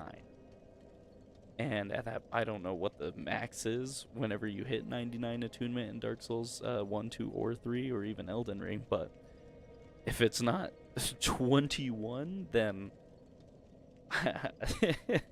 I don't know what it is. It's probably higher, but it's pretty cool. Oh, and since you're here, I can show you 2 of the Dark Souls dice. I bought the exclusive from Steamforge Games. I don't know if they have these on there still. I saw them on the market, but they were supposedly done selling them last time I checked. Maybe they still have extras, but you know, I have this book, I have the other 2 books, and I got the which I'm gonna show it off again because it's cool. I just barely got it, so oops, that's not it. I just barely got it, so I haven't been able to, you know, bathe in all its glory just yet. But I got a GM. Why can't I think of what it's called now? The GM screen or DM screen. And if you look at the picture here, if I'm remembering correctly, this picture shows off the. I almost knocked over my water. So it shows the kind of graveyard and everything. And if I'm remembering correctly, this specific area, right here where my finger is, that is where Champion Gundyr is. And then this is the door that leads up to Firelink Shrine in Dark Souls 3. And I think it just looks really nice. And on the inside, it has the respawning, the damage types, the combat spells, and then over here, the conditions. Which, in the conditions,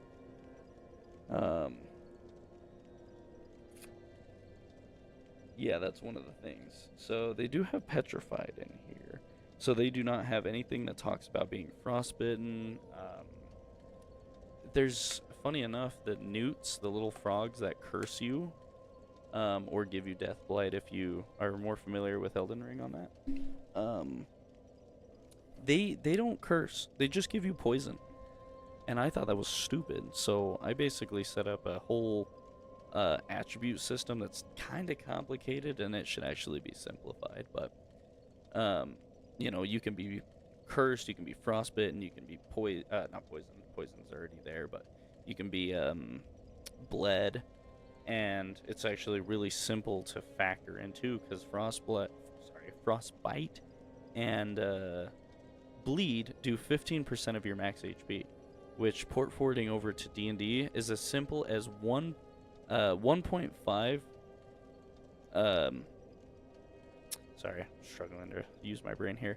So it would be your maximum hit dice, 1.5 per level.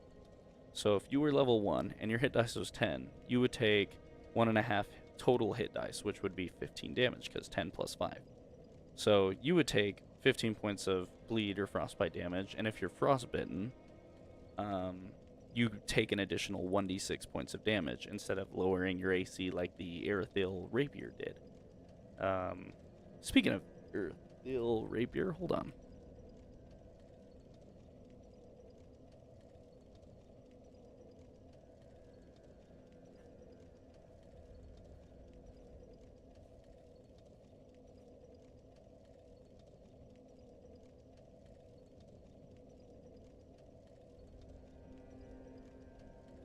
Sorry, I'm just allowed to be a huge nerd right about now. So I made a while back with one of my smaller 3D printers. I made a 70% ethereal rapier. I recently broke the blade off while I was moving, but here it is.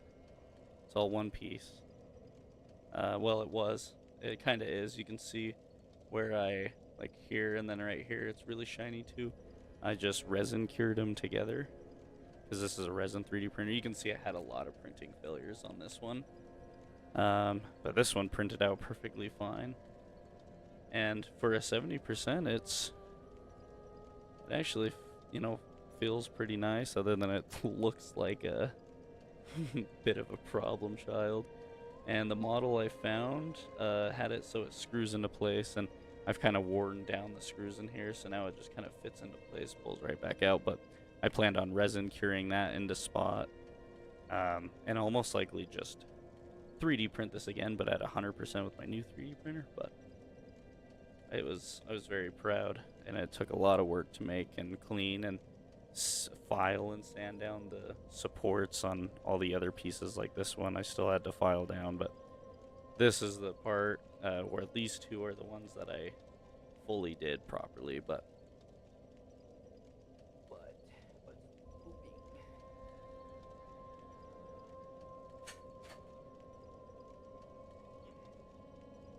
should probably drink some water. Stay hydrated, my friend.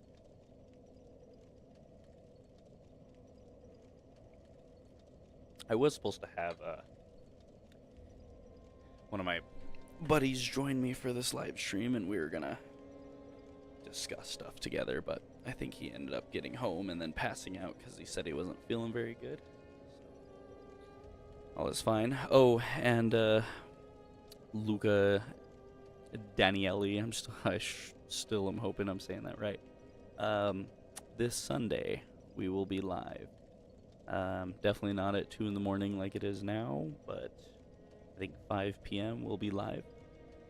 And it will be, I believe we're in Devon's campaign, which I never told you what I was playing in Devon's campaign. I am playing my dream D&D character that I always thought of ever since I was in school, but I never actually played D&D. And that is a Celestial Paladin. It's basically exactly what I wanted him to be. So, and it works out pretty good, other than instead of using a longsword, he uses a katana, because katanas are just objectively better in Pathfinder, which is really stupid. Put it this way, a katana can not only use strength, but it can also use dexterity to deal attack and damage. It has a crit range of 18 to 20, whereas a longsword only has a 19 to 20. So if you pick up the feat called Improved Critical Threat, it changes the crit range from an 18 to 20 to a 15 to 20. So you have a 25% chance to crit, and then you just have to confirm it. And if you're struggling confirming crits, you can pick up a feat that helps. It gives you like another +4 to confirming crits. So it's definitely interesting, that's for sure.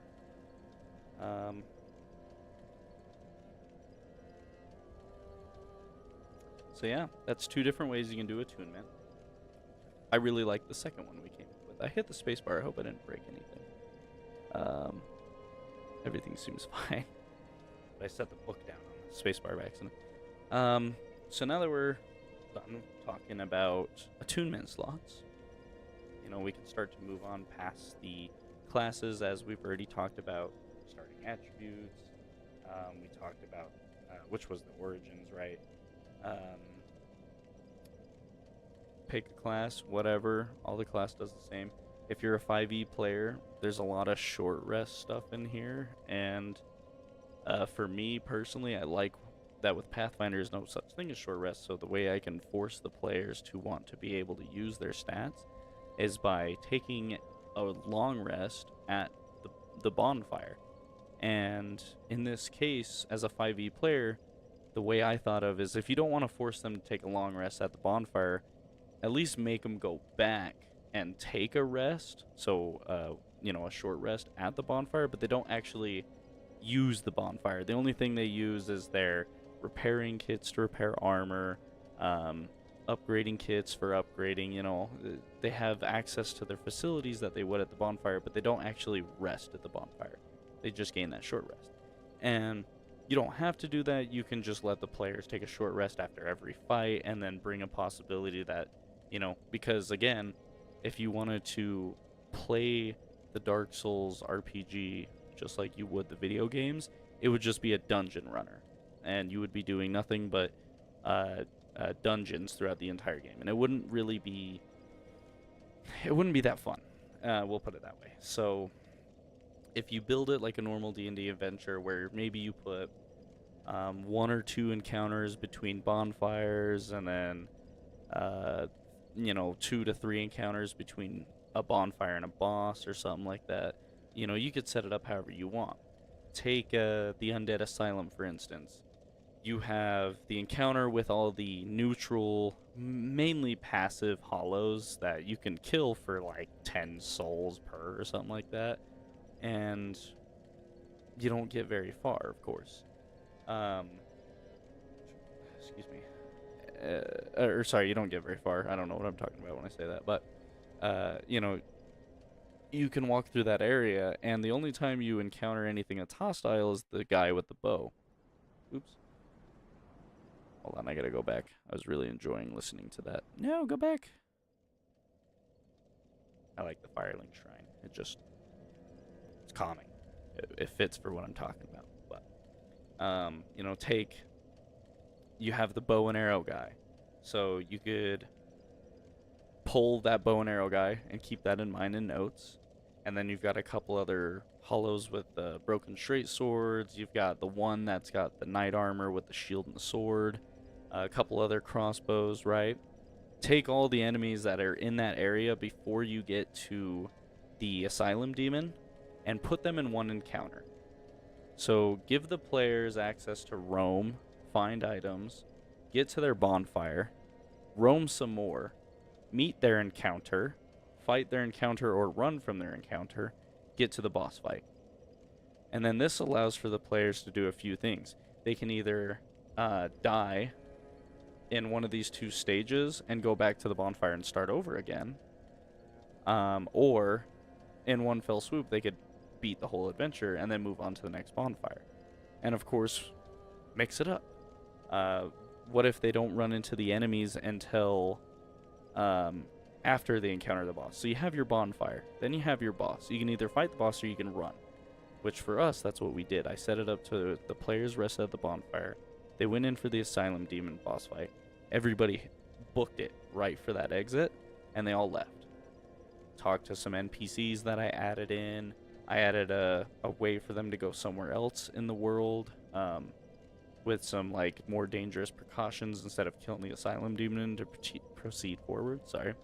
And they ended up going the dangerous route to leave the asylum, because I had a whole thing set up for mine where I took all 3 Souls games and put them into one world, and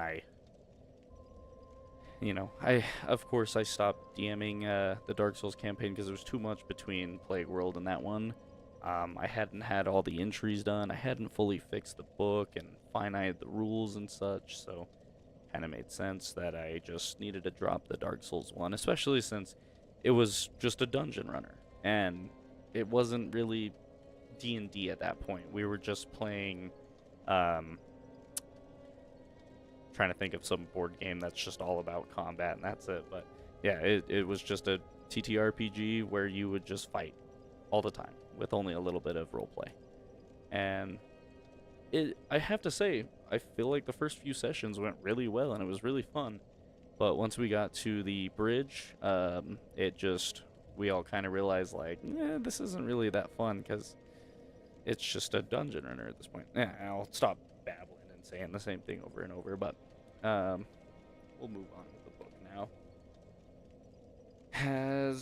Now we're going to get to the core rules, and this is where a lot of writing is going to go down, so I'm going to be writing quite a bit. Let's see if I can make my chair a little more comfy.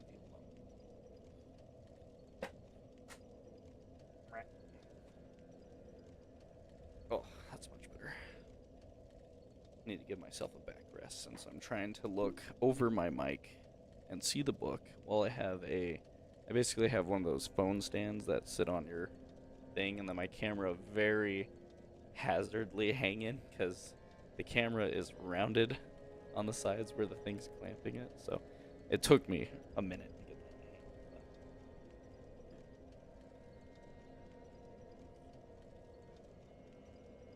hang. All right. Let's see here. So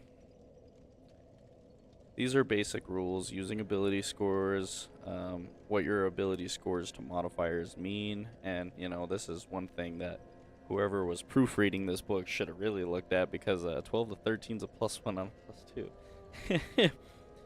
But so this tells you about that, tells you about advantage and disadvantage, which anytime I port forward rules over from 5e to Pathfinder for advantage and disadvantage, I've noticed that the majority of Pathfinder core rules kind of takes disadvantage and advantage as a +4 or a -4. But obviously, as somebody who is a DM, you could just say, well, I want my Pathfinder game to have advantage and disadvantage rolls. It's perfectly acceptable. Some people, for instance, Devin, and I think Gavin does it too, they do the 5e dying system, not the Pathfinder dying system. Pathfinder is when you fall unconscious, you take 1d6 points of bleed damage, and once you hit a negative level of your Constitution score, you die. So, great example is the Constitution score of one of my characters is only like 12. If I rolled max bleed damage in 2 rounds, I would bleed out in 2 rounds. Or if somebody came up to me and hit me, it's an automatic crit. So even if they hit me with a dagger with no damage bonus, it's like a 3d4 damage roll on top of, then I start my next turn by taking 1d6 bleed. You can pretty much die in one hit. It's really easy to just get killed when you fall unconscious in Pathfinder. So he uses the 5e system. There's no problem with that. And even I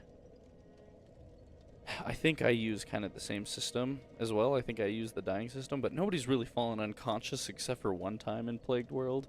And he got immediately revived because it was a scripted death, pretty much. But it was interesting. Proficiency bonus, you'll learn about that because it's 5e. Ability checks, which for 5e this is true. Very easy is 5, easy is 10, medium is 15, hard is 20, very hard is 25, nearly impossible is 30. For Pathfinder, each one of these should be doubled. So if you want very easy, it should, you can keep very easy at 5, easy should be 10, medium should be 15, hard should be 20, but very hard should actually be 30, and nearly impossible should be 40. Because getting really high stats in Pathfinder is easy because you can just, every level up, put a point into stealth. Even if you have a -3 and you're wearing heavy armor, which gives you another -4, depending on your armor, that's a -7 to your stealth check. Let's say you're level 10, you just keep putting points in there, and then you pick up a feat that makes your specific skill even better, and then another feat that makes you stealthy, so you gain an additional.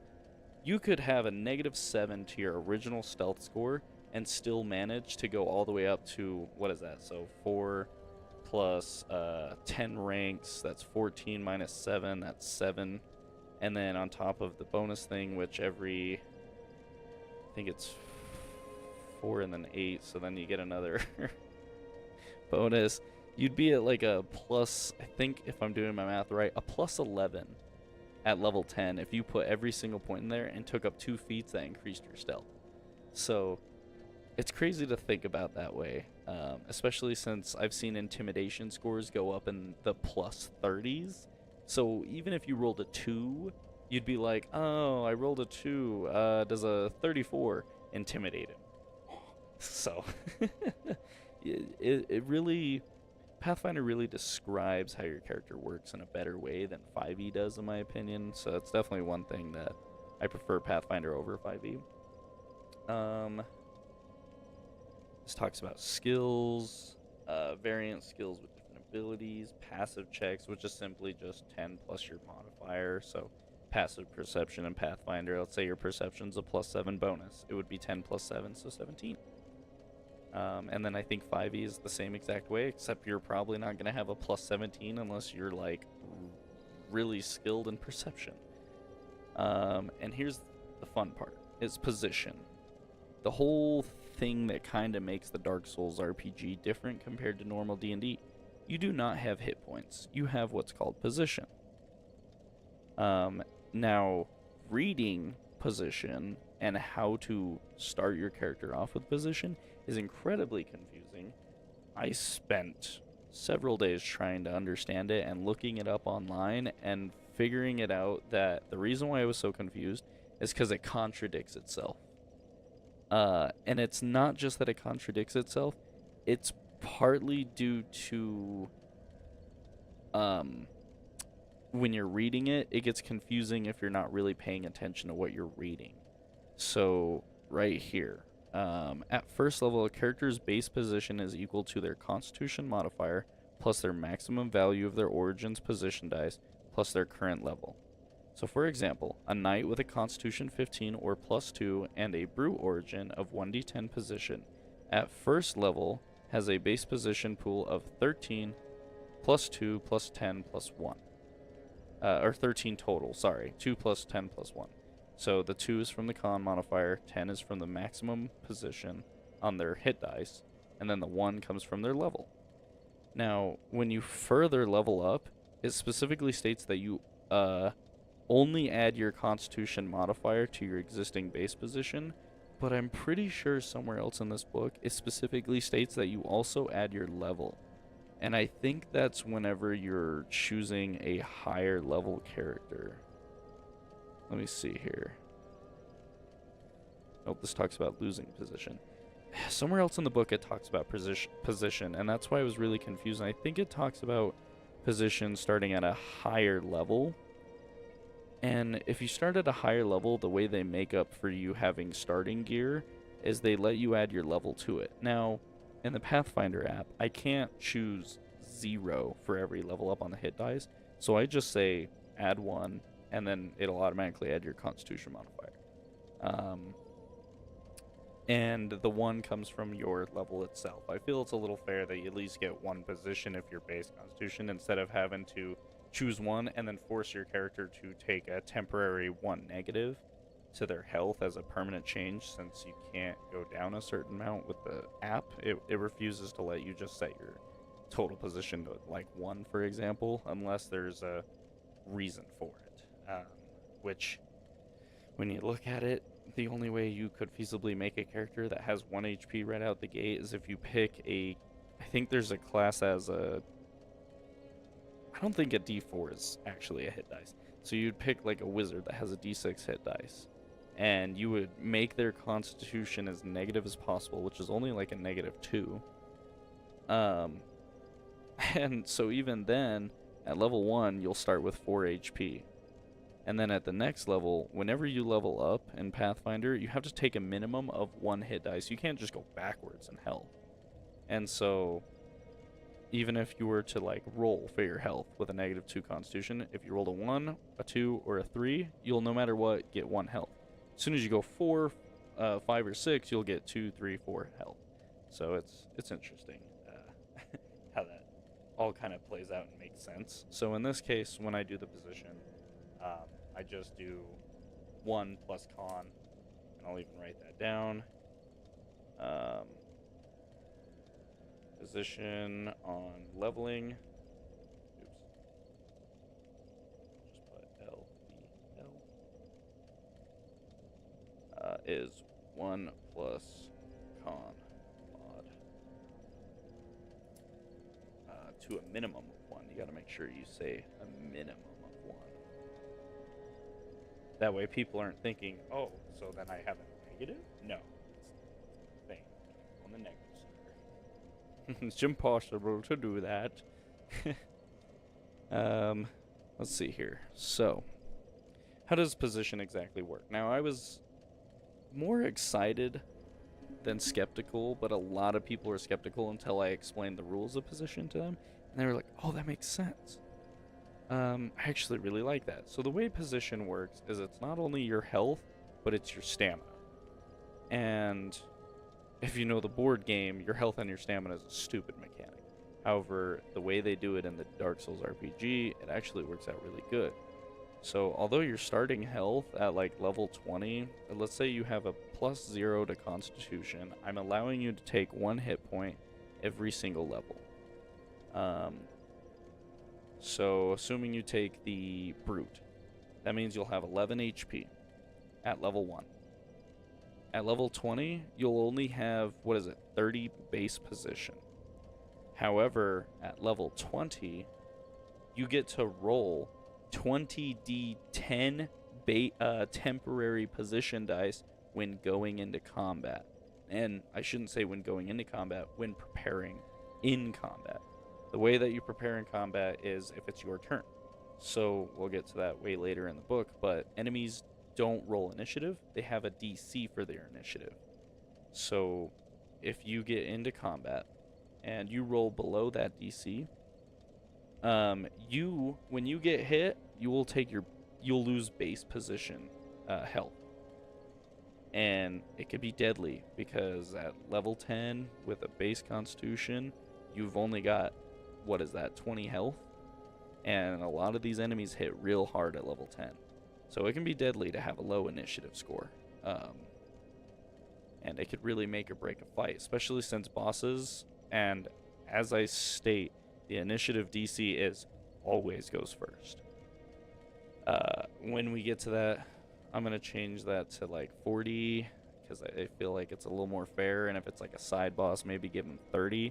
Some players should be able to go first on those bosses, but moving on. With the position,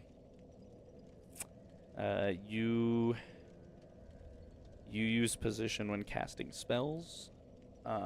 So on top of having attunement slots, it costs stamina to cast those spells.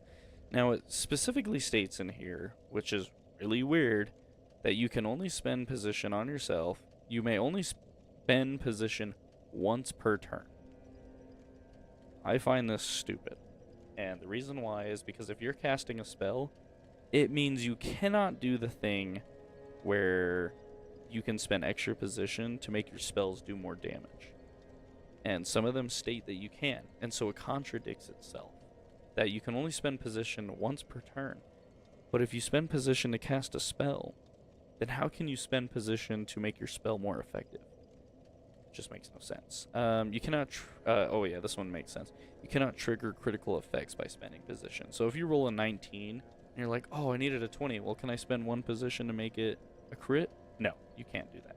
You have to roll a crit to get a crit. Otherwise, you just get a dirty 20 plus your attack bonus. So these are some common uses, which is increasing the result of a dice roll by 1 per position. So let's say you're doing a crafting check, you get a 13, but the DC is 15. You can spend 2 position to up the score by 2. Same thing goes for attacking. Something's AC is 8 and you rolled a 6.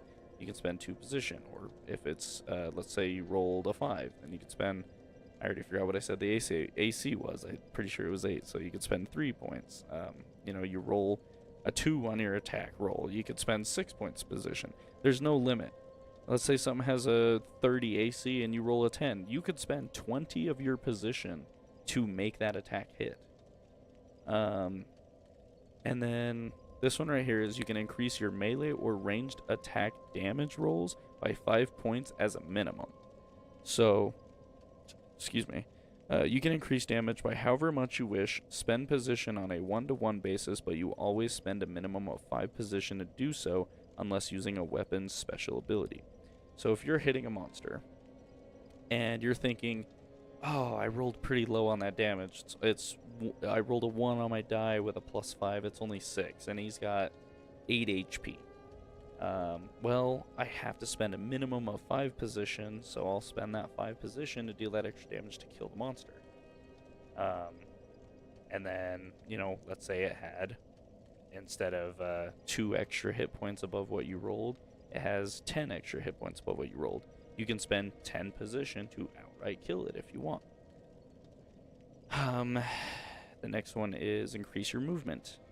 You gain 5 feet of movement per position spent. Maximum movement that may be gained in this way is equal to your base speed value. So let's say your movement speed is 30 feet. You can spend one position to move another 5 feet, and then another position to move another 5 feet, up to double of your base speed value. So you could spend, 6 movements? So 6 position to move double your speed. And that's as far as you can go. So it basically gives you the ability to use the dash action for the cost of some health. I say health, stamina. And you're thinking, well, earlier you said that at level 10 with a +0 to Constitution, I'd only have 20 HP. How am I supposed to do all this with only 20? Well, when you get into combat, like I mentioned before, if you're level 10, because it's your hit dice times your level of dice for temporary hit points. So if you're level 10 with 20 position, base position, you would roll, as soon as it's your turn in combat, 10d10 dice, and you would add that to your temporary health. So let's say I rolled the maximum. That's 100 hit points. So now I take my 20, add it to my 100. My total position for this fight is 120 position. At 120 position, I have plenty of room to do things. Now, of course, the minimum would be like 10, so then you'd go from 20 to 30, and you'd be like, gulp, I'm gonna die. Your average would be another 60, so 20 plus 60 is 80. So that would be the average that you could roll is 60 extra health. So at 80 base position, you can get beat the absolute living crud out of and be okay for a little bit. And whenever you heal, you always heal your... Well, I don't know about in the rules. I think it just heals in general, but the way I take it is anytime you heal your base position first and then your temporary position afterwards. So if you're missing 2 base and you're missing all your temporary and you heal for 10, you would put 2 towards your base and then the 8 towards your temporary. Let's say you got hit before you got to roll your temporary position, so now you're missing 2 HP, but you got your position. A little bit later, you lost 10 of your temporary position, and you're still missing the 2.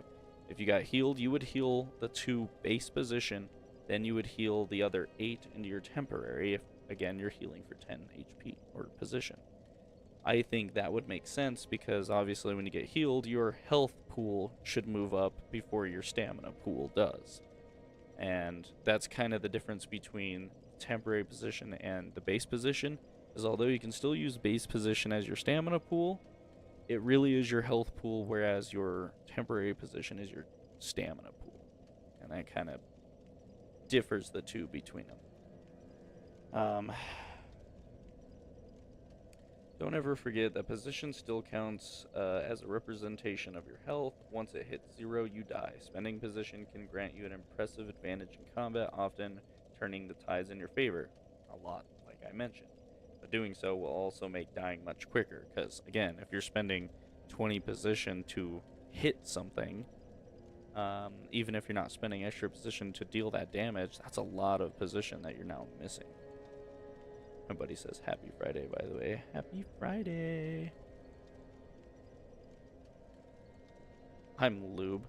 I was trying to put live with the swipe text, but Lube. Happy Friday, I'm live streaming Dark Souls RPG book.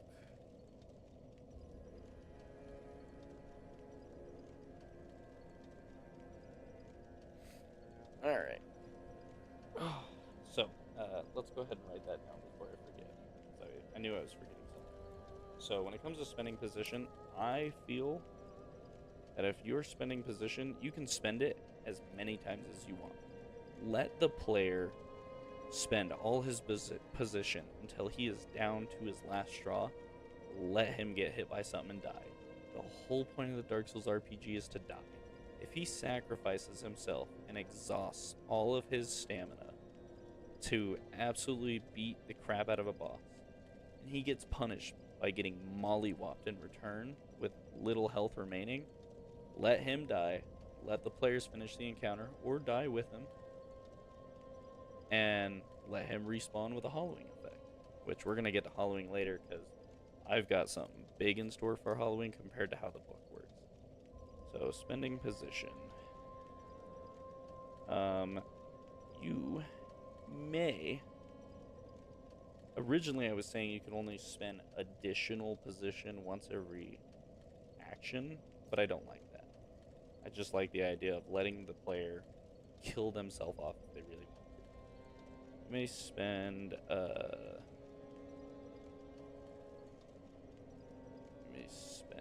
what was I saying? Position. It's many, oh shit, just ripped the paper.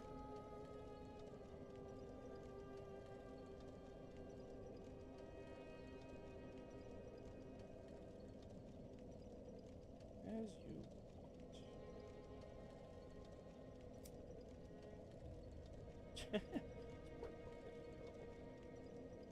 Well, the paper, I should say. Oh no, I paused the music.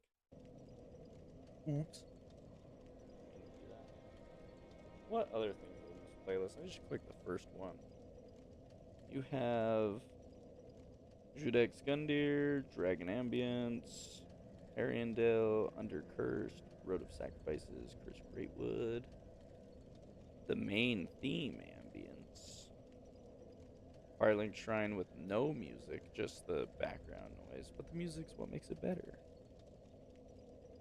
Sigurd's Fireplace is actually a good ambience too. I might click on that one right now.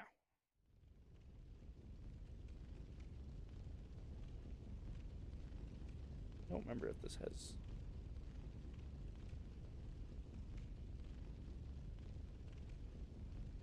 Oh, you know what? I was thinking this had music, but it doesn't. We're messing with the music for some reason. I should have just kept using the same one. Secret Betrayal ambience.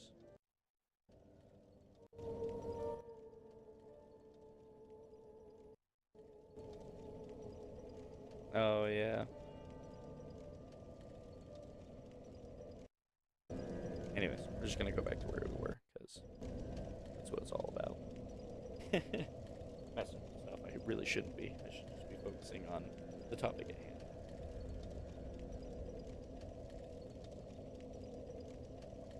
Oh. I didn't realize how hot it was going to be in my room, but I got a computer blown in my face right here. I have nowhere else to really put it on this desk, so. So that's position. Core rules, helping companion, and group checks. That's just normal rule stuff. Doesn't necessarily matter. Just says that character leading the effort or the one with the highest ability modifier, you can make an ability check with advantage reflecting on the help provided, right?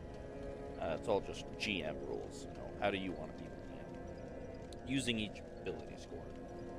This tells you, oh, this is actually important. I should read this because what's weird about the carrying capacity in this book is right here on carrying capacity. Your carrying capacity is your strength score multiplied by 15. This is weight in pounds that you can carry, which is high enough that most characters don't usually have to worry about. Note, this refers to what you can actively pick up and carry, as you might lift a huge, tottering pile of books. The amount of your equipment you can carry is dealt with the equipment action starting on page 32. Now we're going to go to 132 for just a second, because I want to point something out real quick. How right here makes no sense. So it goes from a weightage system to an encumbrance point system. So now weapons, shields, and armor have a slot consumption based on their minimum strength requirement. This makes no sense when your carrying capacity is based on 15 times your strength. It just, where did the logic go all of a sudden?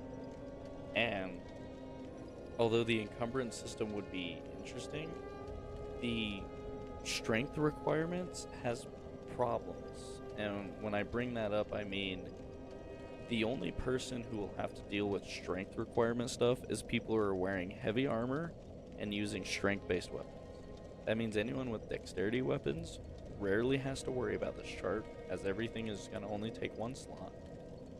And especially spellcasters, where none of their stuff uses any of the strength requirements, they only have to worry about one slot being consumed. And being that they can, let's see, a piece of equipment you are wearing or carrying with the intention of actively using is not considered part of your 15 equipment slots. They are active, and so instead take up 5 active slots. So you have a 15 equipment slot and a 5 active slot.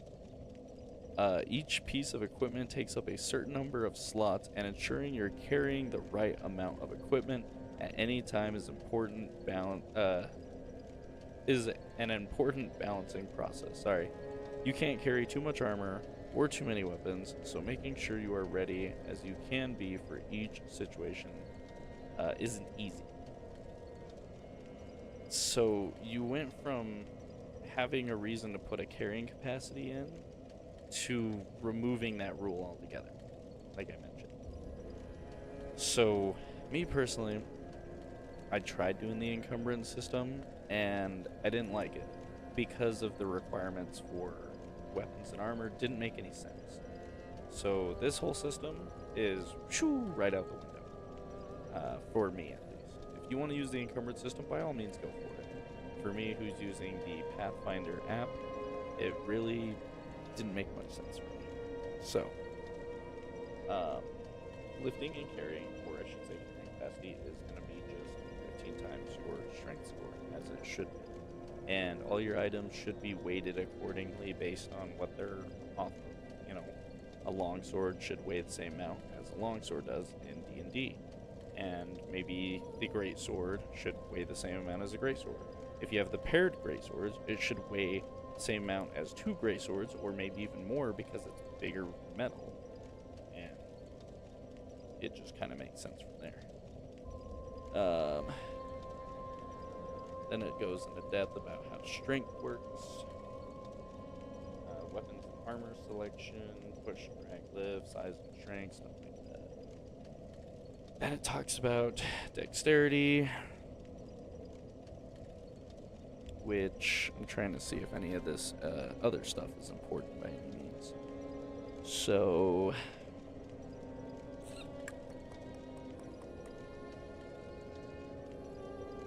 dexterity is not too important. Constitution is quite simple.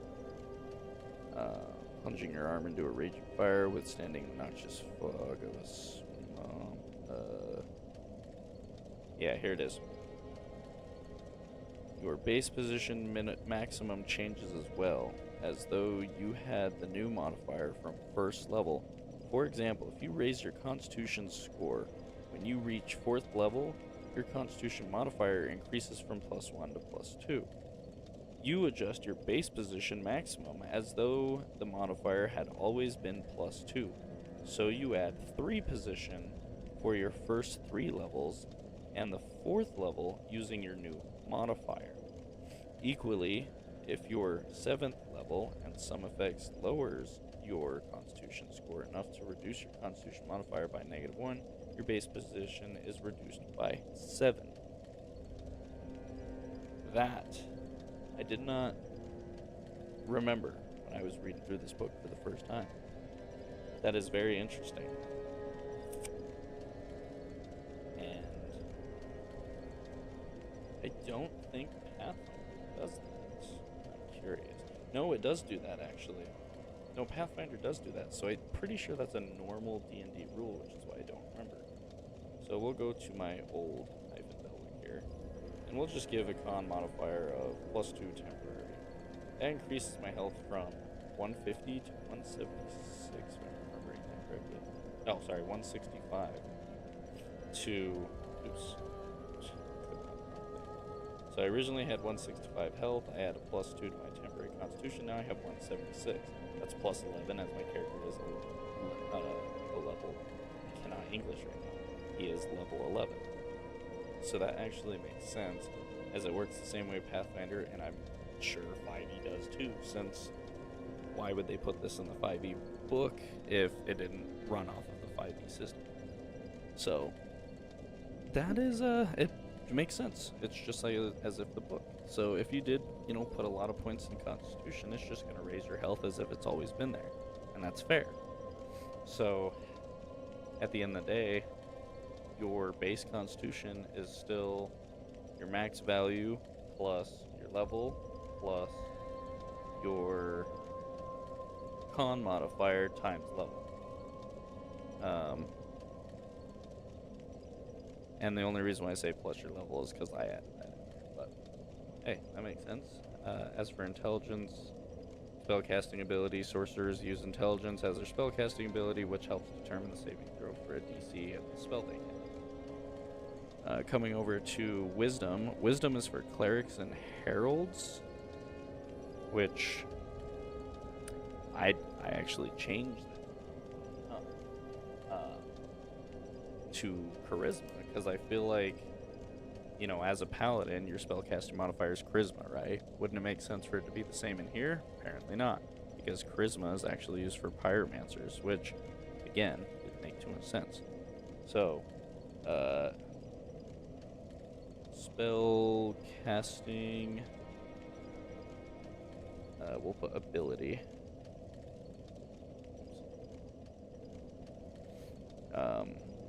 So switch, and we're just gonna put faith. Faith and willpower, which is pyromancy, which I'll just put pyromancy. And I should put miracles instead of faith. Good thing this is an erasing pen. I actually forgot right at that very second right there. I scribbled it instead of trying to erase it. Such a cool pen, right? So switch miracles, which I spelled wrong, I'm sure I did.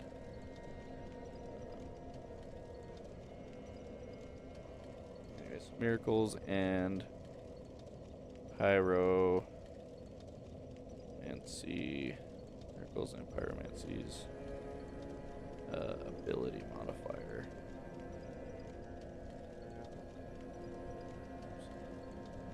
So in other words, charisma is for miracles, and wisdom is for pyromancies.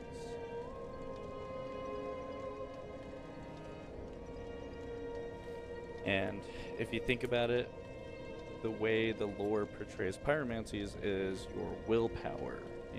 How much willpower you have to cast the fire. And so it only makes sense that the wisdom, which is connected to your will saves, it kind of, I don't know. That's kind of the way I reasoned with myself in my head. But that's another thing we'll write down and add to the book of things we're going to change. And of course, we changed both those things. So saving throws is as usual. Funny enough, it says saving throws right here and talks about saving throws, but then the next page is about souls, experience, and levels. So, excuse me. Leveling up your player characters is a key part of the Dark Souls role-playing game, just like any other role-playing game. Blah, blah, blah, blah, blah, blah, blah. Survival isn't easy, of course. But for those who manage to fight their way through the ranks of demons and undead, there must be some reward. This reward comes in a form of souls, which can be used for buying equipment and items and leveling up. A player. Sorry. It just says leveling up, period. A player can only spend souls on leveling up their own character. Souls cannot be spent on another character, which makes sense. So collecting souls, you can get equipment pieces that give souls, and by equipment I mean like a lost soul of the undead or a soul of a brave warrior. You can harvest those. Harvest is the word you can use to gain those souls. And just like the boss souls, which if I remember correctly, the book doesn't talk about boss souls or even boss weapons at all. However, I feel like the players should get a boss soul, each and every single one of them, and they can either choose to use that boss soul to consume it or use it to buy weapons, armor, or other gear if they want to, you know, consume it for, or sorry, they can either consume it. What's the first one? I'm so dumb. So they can consume it or they can use it to gain a boss weapon. Sorry, I just overcomplicated that because I'm just silly. I'm just a silly little boy. Please forgive me. Anyways, let's see here. So, spending souls. When spending souls, a player removes the corresponding number of souls from their collected subtotal and adds them to their spent souls total, which makes no sense. Just delete the souls. Souls can be spent to purchase items and spells when visiting merchants and some non-player characters. Characters also use souls to level up by spending them at a bonfire. Characters can only level up at a bonfire and can't spend souls to increase their level anywhere else.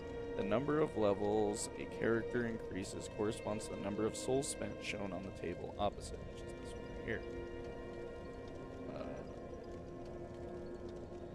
A character can spend souls at a bonfire without leveling up by simply removing any number of souls from the collected souls total and adding them to their banked souls total. I don't like that rule. I don't use that. You don't like it? Oh well, I'm your DM, so. So, banking souls. I do not believe in banking souls. I do not.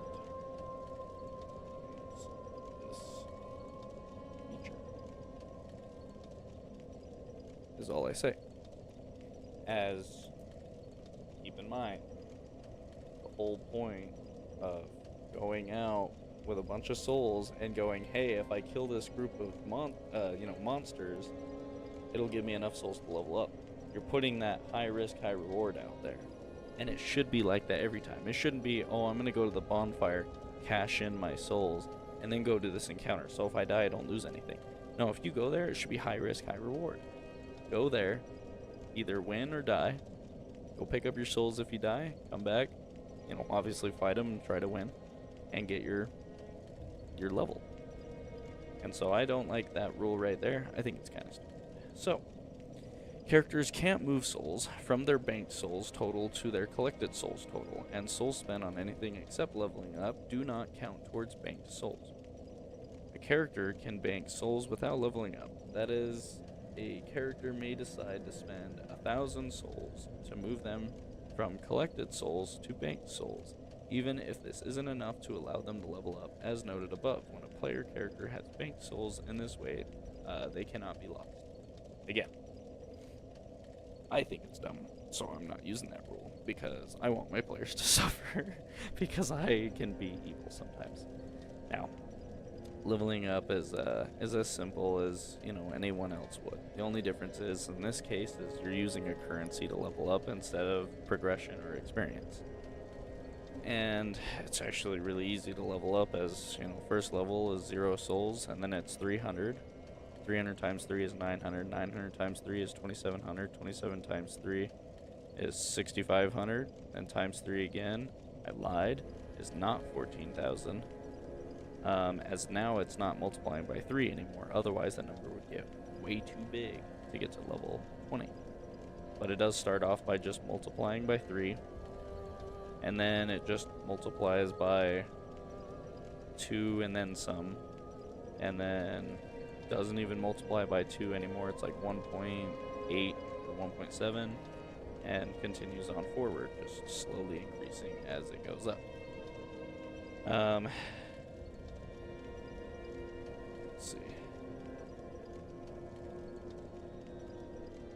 And so it is a lot of souls to max out, 355,000, but when you think about it, boss souls give a lot of souls, so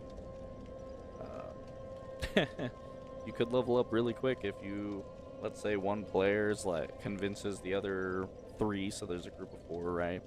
He convinces the other 3, hey, you guys should give me your boss souls so I can consume them.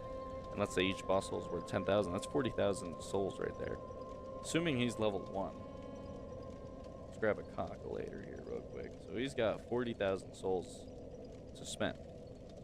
He can level up to 2, and to 3, My brain hurts. Yeah.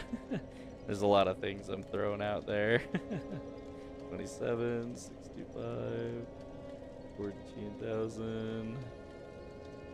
So you could level up all the way to level 6 with those 4 fossils if you really wanted to. And I welcome to the stream, Mayo, or Mao, however you say that. Mayo. Is mayonnaise an instrument? Sorry. But I will be getting a better camera in the future, so if you guys want, you'll be able to actually read, because as you can tell, this camera is cheap. It was like a $20 camera, I think. But hey, say hello to these nice little Dark Souls dice I got from Steamforge Game, along with all their other stuff. I will say welcome to the stream. I'm going through all the Dark Souls, I will be going through all the books right now. I'm just going through the base book, just reading through it, and then changing what makes sense for me, and changing what needs to be changed. One thing we went over earlier, which is actually like, oops, here and here. So, just kidding, it's one more over. So in the strength, it talks about carrying capacity, but then you go to page 132.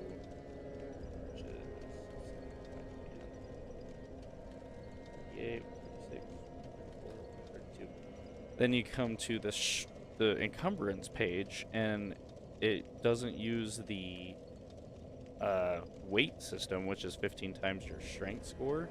It uses an encumbrance system based on the minimum strength requirement for your equipment. So it almost doesn't make sense that they bring this carrying capacity up at all whenever you're going to use an encumbrance system. And then another thing I found weird was that...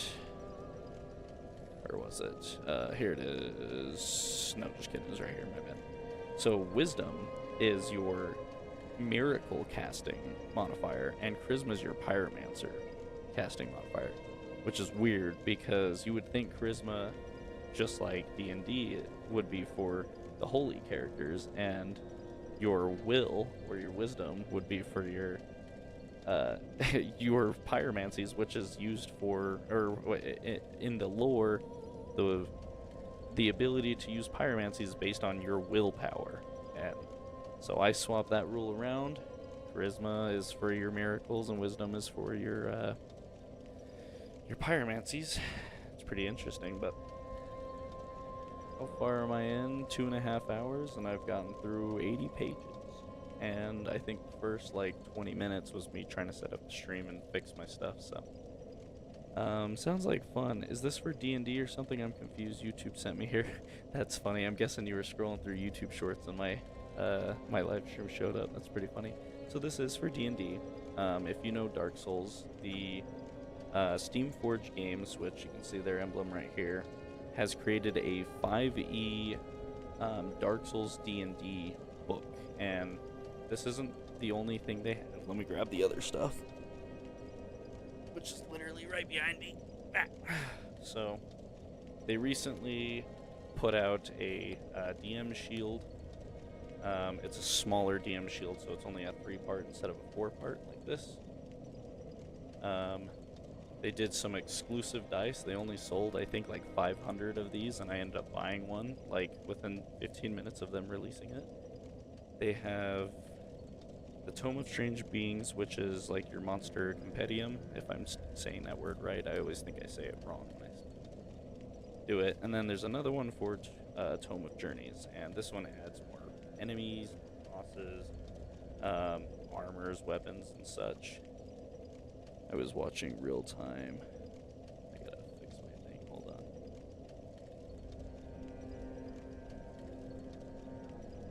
I was watching real time fan dub and ended up here somehow, but this is cool. Yeah, YouTube's a little interesting how it works, and especially with my channel, because I have this habit of I start recording and uploading videos and then I stop for months. But my live streams have been relatively consistent, other than I moved out recently, so I missed a live stream. However, every other weekend, which this is one of the weekends, I'm doing a D&D live stream. And if I remember correctly, we're playing Devin's campaign, so I'm playing as my Celestial Paladin Belwick. And then when we rotate off to Gavin's campaigns, which you'll tell the difference between the G and the D, is Gavin's I play as a Magus Gunslinger. Now, we play Pathfinder, so some of you may be confused if you're more familiar with 5e, like what this book is based off of. However, if you ever feel like subscribing and want to come back for more, I live stream D&D more than I upload videos at this point. However, I do eventually plan on, now that I've got my computer set up and all the other stuff going, I do plan on uploading some videos of just me and my friends being funny. Anyways, this got recommended under an anime video I was watching. That is hilarious because anime has nothing to do with Dark Souls. It does, well, actually that's a lie because Dark Souls is heavily inspired by Berserk. And when it comes to D&D, there's a lot of D&D anime. My girlfriend recently has started watching, now I'm struggling to remember. It's that time I was reincarnated as a slime and I started watching it with her, and it's actually really good. I enjoy it. Let's see here. So I talked about spending souls, banking souls, didn't like that idea, and I'll run you guys by some ideas that I changed up a little bit since I have some newer people showing up. So Origins is your backstory of your class. I say backstory. It's your starting stats, your hit dice, and what you're good at when you become bloodied, which is when you're at half health. Some of them increase your dexterity, your AC, your wisdom, and AC, intelligence, and AC. And then each one comes with its own starting stats. However, I changed that and set it up to where each class had lower stats than what the book starts with. Oh yeah, slime is one of my favorites. Yeah, she loves that one. She's watching it for like the 4th time in a row now, waiting for more to come out. Anyways,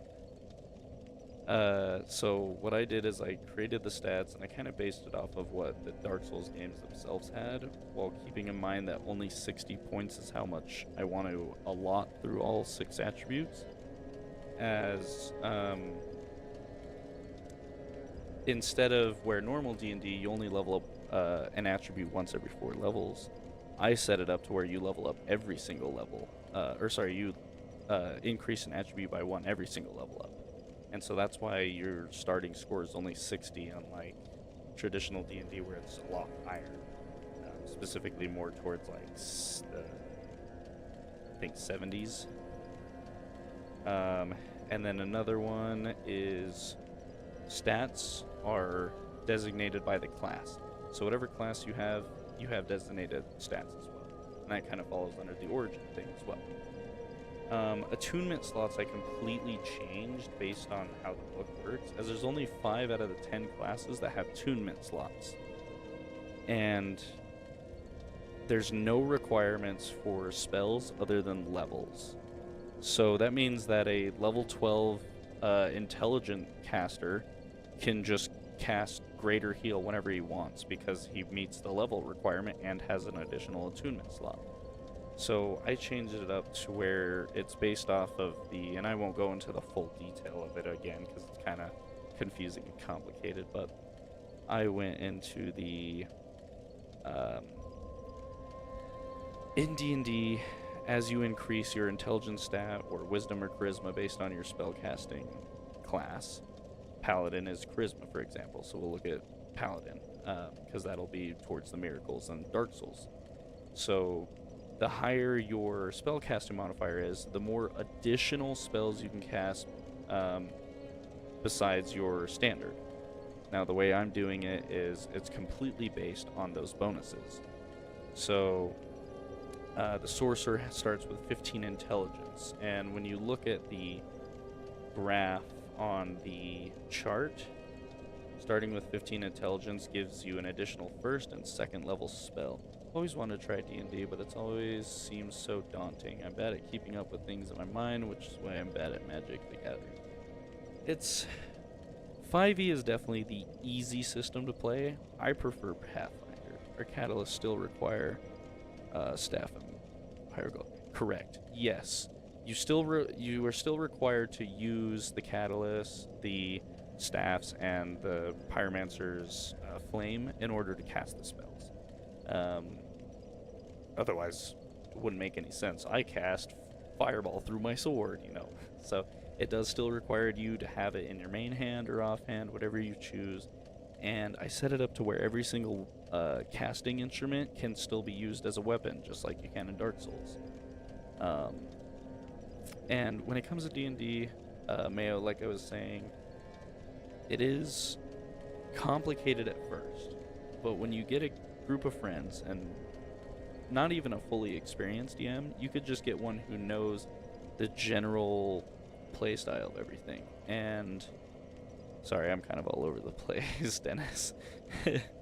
But once you guys get together and just start trying to play, there are magic swords. Yes, there are magic swords. Specifically in Dark Souls 2, they do. Let me continue my thought, however, before I forget. So if you get a group of friends and just try it out, just make a one-shot. Everybody make level 5 characters and 5e. Have a DM set up a one-shot campaign that lasts maybe 3 hours. Give you guys a chance to do some role play and just have fun. Do some combat, and then some finishing role play. And then if you like it, you can try again sometime. He's the best.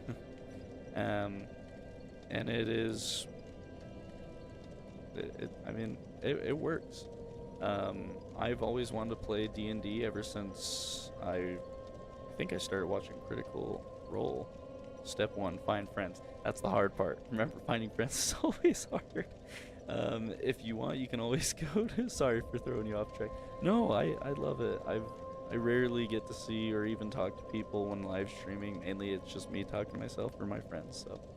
But I'm perfectly fine with going off track because I have tons of time to work on this, as I'm currently DMing a completely different campaign that still has like 40 in-game days to go through. We just finished day 20 and we're going on day 21, and it's Plague World is a semi-modern zombie apocalypse world based on a 7 Days to Die's Navis Gain map, and every week there's mutations. So I've got plenty of time to work on this. I have a few friends who are interested in it. It's always good. What's it called? The website Roll20.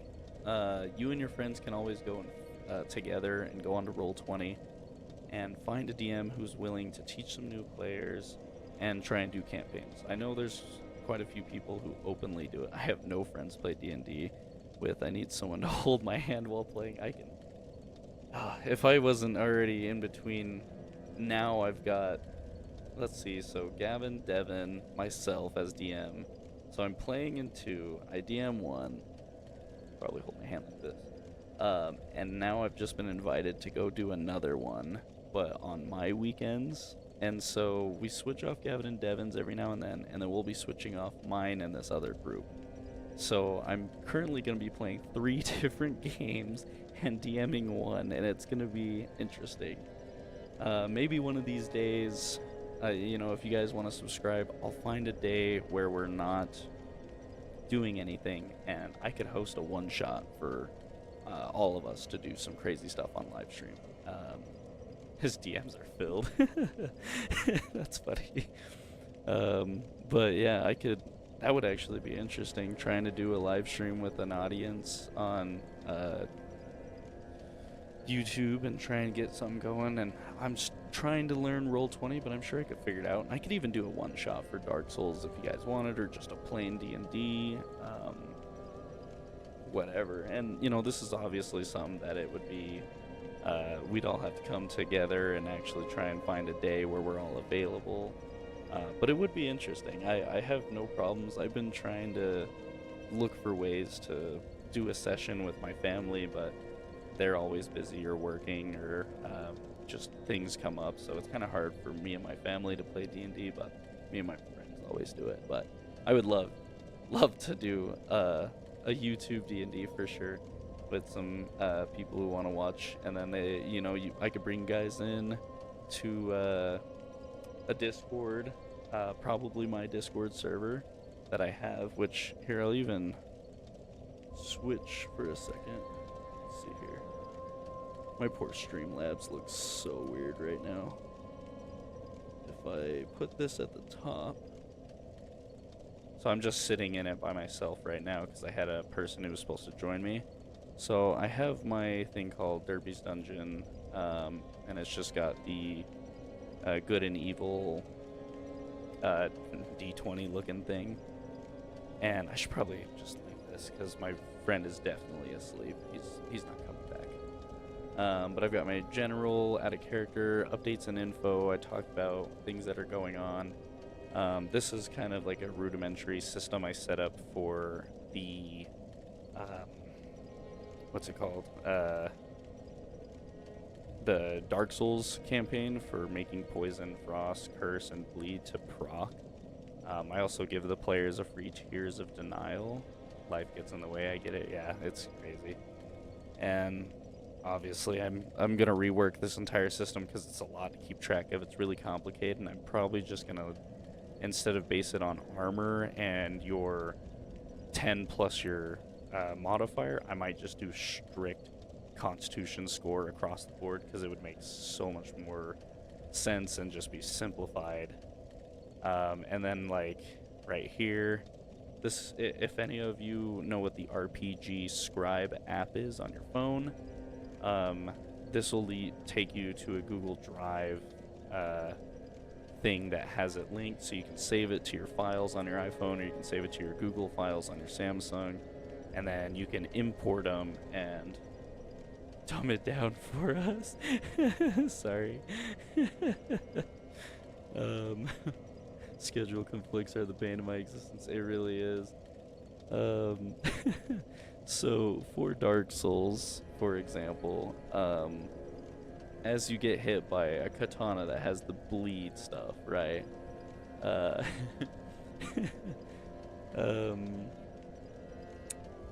The way I did it in here is, so the status bleed, which the green underline, was your armor and rings and buffs. And so this would be a 0 if you weren't wearing armor, didn't have any rings, but then it would increase as you wore armor.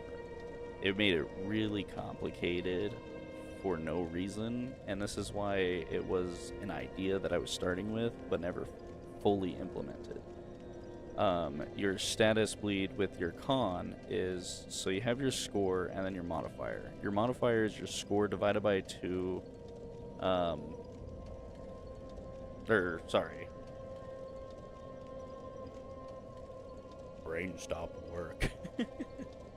It's -10 divided by 2. So like 16, -10 would be 6 divided by 2 is +3. And then 9, or better yet 8. -10 is -2, or sorry, if we were to take the con score, make it 8 instead of 9, which I don't know why this says a modifier 1. That's supposed to be, or no, that's correct. So it would be 8 minus 10 is -2, and then you divide that by 2, and that would become -1. Now, because it's not a full value number on a 9, it becomes a -1 as well. That's why I was getting myself all mixed up. Just come up with concepts right now, for real. Did he forget his own concept? No, I didn't forget my own concept. I just all of a sudden forgot how this worked because I'm tired, but anyways, no, this is the concept. And so the way it works is your bleed con is 10 plus your constitution. Now, because this person has a -1 constitution, all of his con scores -1. Again, hear me out. We throw this out the window, play a couple games of League, lol. Right? League is way more simplified than this. Let me drink some water one second. Anyways, so yeah, this system was such a stupid system. I'm just gonna simplify it down to it's based on your con score, because it just makes sense. You know, hope everybody's ready. Session starting, Dark Souls RPG. And again, I canceled my Dark Souls RPG because I couldn't juggle between the Dark Souls and the Plague World, so now I just strictly do Plague World. And here's the updated version. Again, update, big major update. This one was like quality of life. So on the app, I just inputted the names of all the items, and when you're playing that Pathfinder and using the app, you go to look up longsword, and if you're not paying attention, you could accidentally input my Dark Souls longsword instead of the actual longsword, which has 2 different stats. So it could really mess you up a little bit and make it confusing. So I just made it so like every single Dark Souls item had DS in front of it, and all the Plague World items had PW in front of it. One problem, I am so mentally lazy that I even dislike making builds on my favorite game. I'm happy with a big polar bear. So the cool thing about when it comes to mentally lazy and you don't like making builds, you don't need to perfect your build. Everyone with update, yay. You don't need to perfect your build, as all you really need to do is have an idea of what kind of character you want to make, and then just as you level up, just kind of read through the stuff. And again, I wish I could show it better on my phone, but you know, oh, the app updated. Cool, don't care. So, you know, we make we'll just do a template here. So we make a new character. Let's see. There's like no way because this camera sucks. I really should have bought a better one. So, you know, character name, we'll just call him Ben for now because we don't know what we're going to name him. It's going to be a guy because why not? Well, there's a whole list of races. Well, let's come back to that. Let's look at the classes. And we'll just look at core. We won't look at the expansion stuff. So, Barbarian, Bard, Cleric, Druid, Fighter, Monk, Paladin, Ranger, Rogue, Sorcerer, and Wizard. Well, maybe I'm feeling Bard. And archetypes, what's that? Don't even worry about it. Just hit don't apply. Come over to your race. And, you know, we could look at some of the common ones. You got human, dwarf, elf, gnome, half-elf, half-orc, halfling. Let's just stick to human. Alternate traits, just don't apply. Don't even worry about it. Now, the cool thing with the human race is he gets to choose a +2 to any of his score. Now, because we're going down Bard, we'll probably want to go Charisma. And because we're going to be in the backlines as a Bard, we're going to go Skill rank. Now we come over to Attributes. In this case, it's High Fantasy, and you know, you're not going to be able to see very well, but so you got 25, and then across the board it's 10s. The only one that's higher than 10 is Charisma at 12. And that's because of the +2 we took racial ability mod. I want to be a knight, salute, yeah. And the knight's pretty easy too, because at that point, and we'll even do that real quick, so we'll come to fighter, don't apply, and then we'll change this to strength, because we're going to use the sword, right? And we're going to want to be a strengthy boy. Now, because we're in the front line, instead of taking a skill rank, we'll take a hit point. Let me remind you, this is Pathfinder, not 5e, so this is going to be really different whenever you try to make a 5e character. So now we've got this. So, you know, as a front line, we're probably going to put points into Constitution, maybe a little bit in Dex, put a lot into Strength. We got some points left over. Maybe we'll put some into Charisma, Wisdom, and then let's put more into Constitution, and maybe one more in Dex. Intelligence, who cares? We're just getting up in people's face. We don't need that. And so now we come over to skills, and with Pathfinder, you actually get to individually put your points into your skills, whereas 5e, it's all based on your attributes, what you're proficient in, which adds your proficiency bonus.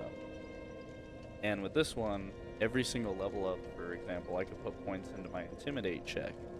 So I could effectively make my Intimidate like +30 by level 10 if I pick the right feats, and I just keep putting points into it. So it definitely makes it. So then we choose the skills we want. We come over to feats, and with Pathfinder, you get a lot more access to feats, and this is where Pathfinder becomes way more complicated when making a character than 5e does. However, the nice thing is, because you have so many feats, you can afford to choose some dumb feats.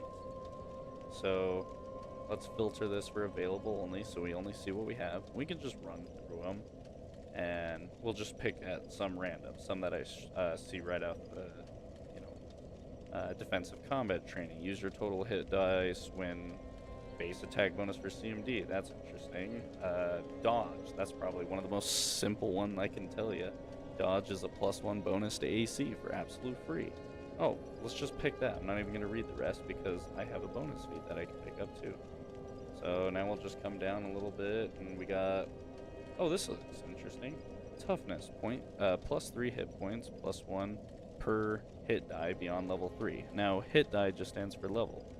Take toughness, it just means you get extra health for every level past the 3rd level. So we'll just pick that up now so that when we hit level 4, we get even more health. If I read that right, I always forget what toughness actually does. And then now we're picking another one, and let's say, oh, saving shield, perfect. Grant shield bonus to adjacent ally.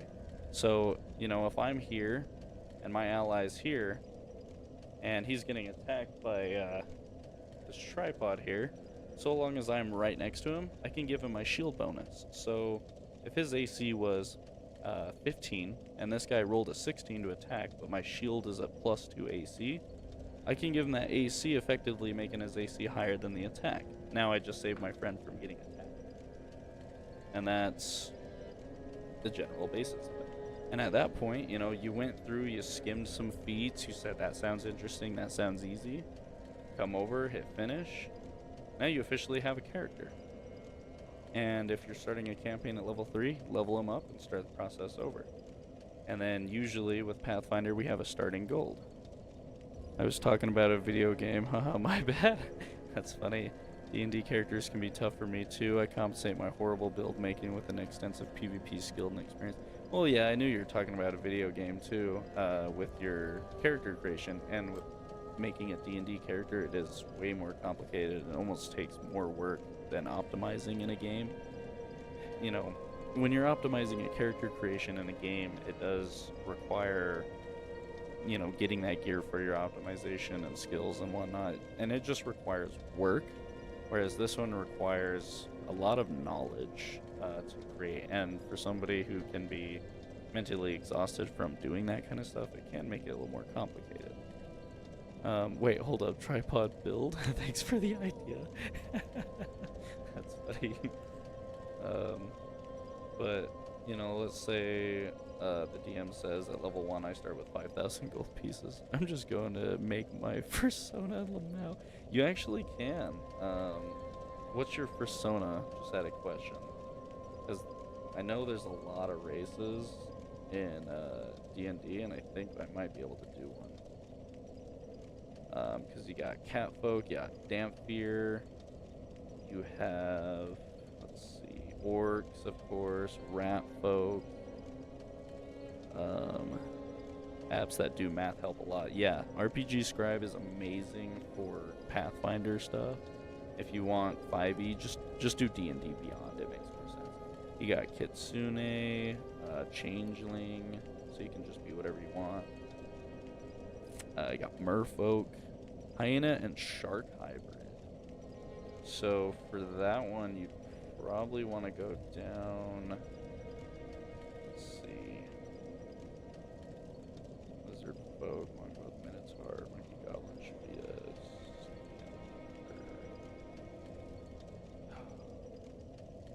I know there was one in here for something that was like a Shark Folk. Hyena, even. I don't remember what it's called. Now the good news is with D&D is you can completely make it up. A great example is I actually, in Pathfinder, there is no slime folk entries at all. I have, from scratch, took 5e's slime folk and created it right here. So you can see its size is medium, its speed's 25 feet, it gains a +2 constitution, it's got its own traits and effects. Viewing offline, it's got I put the whole description in here and everything. I even put the reference link for the 5e race at the very bottom. And so, you know, take someone like me who knows how the RPG Scribe works, you could effectively make that race. So a hyena shark would be actually relatively easy to make in here. Make it so it has a higher land and water speed, due to the fact that hyenas can be very quick on land and sharks can be very quick in water. Or if you just want to leave the land at base, that's fine too. Based rat folk. You know what's funny? I actually have a rat folk character. Speaking of, I call him Doug Walter, but my friends call me Dog Water, and he is a ninja rat folk. And he dual wields wakizashis. It's a funny little character I made. You could write a whole story about a backstory. Yeah, it's pretty crazy what you can do with D&D, and it's relatively easy once you have the knowledge or take somebody who knows.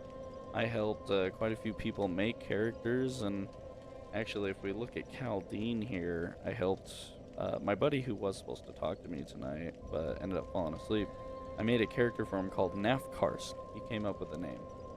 He is a brawler, kind of like a, I think brawler is its own class, but it's like another class for fighter.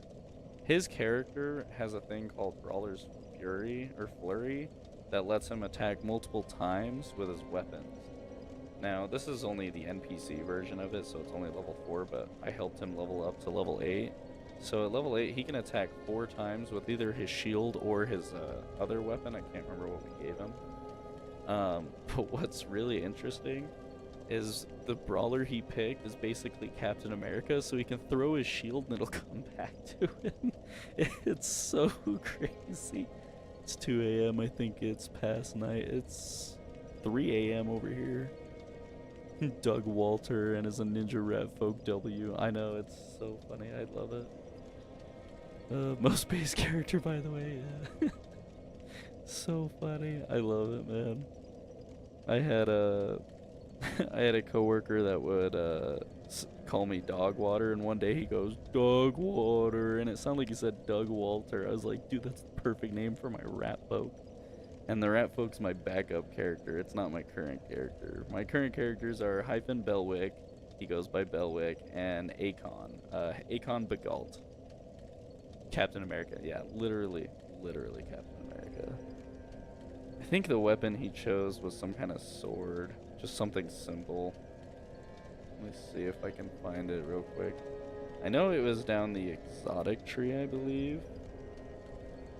Or maybe it wasn't. It had to be a monk weapon. That I do remember. And I think it was the...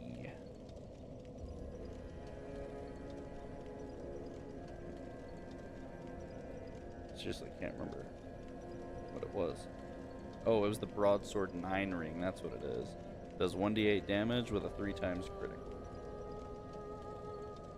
Pretty nice weapon. And the broadsword 9 ring is basically a broadsword, but the back end of the blade has the, you know, the divots in it, the teeth. You have no idea how annoying build making in my game can be. The weird thing about my game is there's no holy trio, so you end up with things like ranged DPS mage with, gosh darn it. There's that little heart icon right on the bottom right, self-healing. There it is. What game are you talking about? Just out of curiosity.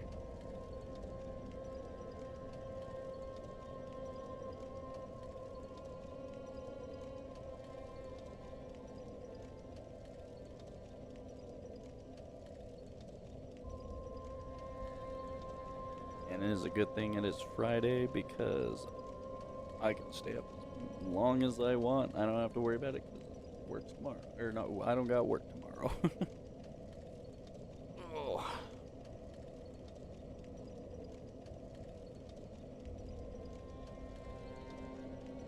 Oh. It's kind of nice not working weekends, 'cause the weekends are always the time when everybody wants to hang out. Can't just dual wield Glock 30. Actually, joke's on you, Bane. The cool thing about Pathfinder is guns already exist. And you can 2-weapon fight firearms. So if you wanted, as long as we want, but regret it later. Nah, I never regret it. I work second shift anyways, so I go into work. On average, I walk in at 2 and I leave around 11:30 at night. So 2 p.m. to 11:30 p.m. So I actually have a character that dual wields firearms. I'm trying to find them. Ooh, or did I delete them actually? Because, yeah, she wanted to play a ninja instead of a gunslinger. That's right. So I did have a character. Oh no, right here, Brother Jack. That's right. from my Plague World. He dual wields M9 pistols. Now, M9 pistols doesn't exist in Pathfinder, but in standard Pathfinder universe. But because this is semi-modern world that this character is from, he has M9 pistols and he can dual wield them. He has +7 to his attack on his primary and his secondary weapon. So when I roll my d20, that's a 7 + 7, so 14 to AC. And because it's a gun, it goes off of touch AC, which it's a lot easier to hit touch AC on someone who's not dexterous. Can't say that word right now. That's a natural 1. So my other funny, because last time Brother Jack was in a session, because he's an NPC, he misfired his offhand pistol, so all I'm doing is reenacting what happened that one session. I want to dual wield 2 double shotguns. You actually can. So in Pathfinder, there's a pistol called a Dragoon pistol. It's not a double barrel, but it's a single barrel sawed-off shotgun. And it does exactly what a shotgun should do. It's a 15-foot cone of all touch AC, up to a maximum of 30 feet range of normal AC. So anything that's in front of you is going to get blasted and then blasted again. And then at level, I think it's 5 or 6 as a gunslinger, you get to blast twice with your right hand, assuming you talk to your DM about modifying it to be a double barrel shotgun. So you could have a double barrel Dragoon pistol and a normal Dragoon pistol. Bam, bam, bam! And so, yeah, actual COD moment, bro, sup? Modern Warfare 2 flashbacks. No, Call of Duty. Oh, that's funny. The only difference is it's powder and buckshot, so it's not like you're shooting a 12 gauge out of this little dinky pistol. You're just shooting gunpowder, a piece of paper, and a bunch of balls. So yeah, that would be so hype. It's actually a pretty good meta, and the cool thing about being a gunslinger and attacking with it is, like I mentioned, so touch AC. So let me go to Belwick because he has a terrible touch AC. So Belwick is not a dexterous person. His dex score is a 10, which makes his modifier a 0, so he gains no bonus to his touch AC.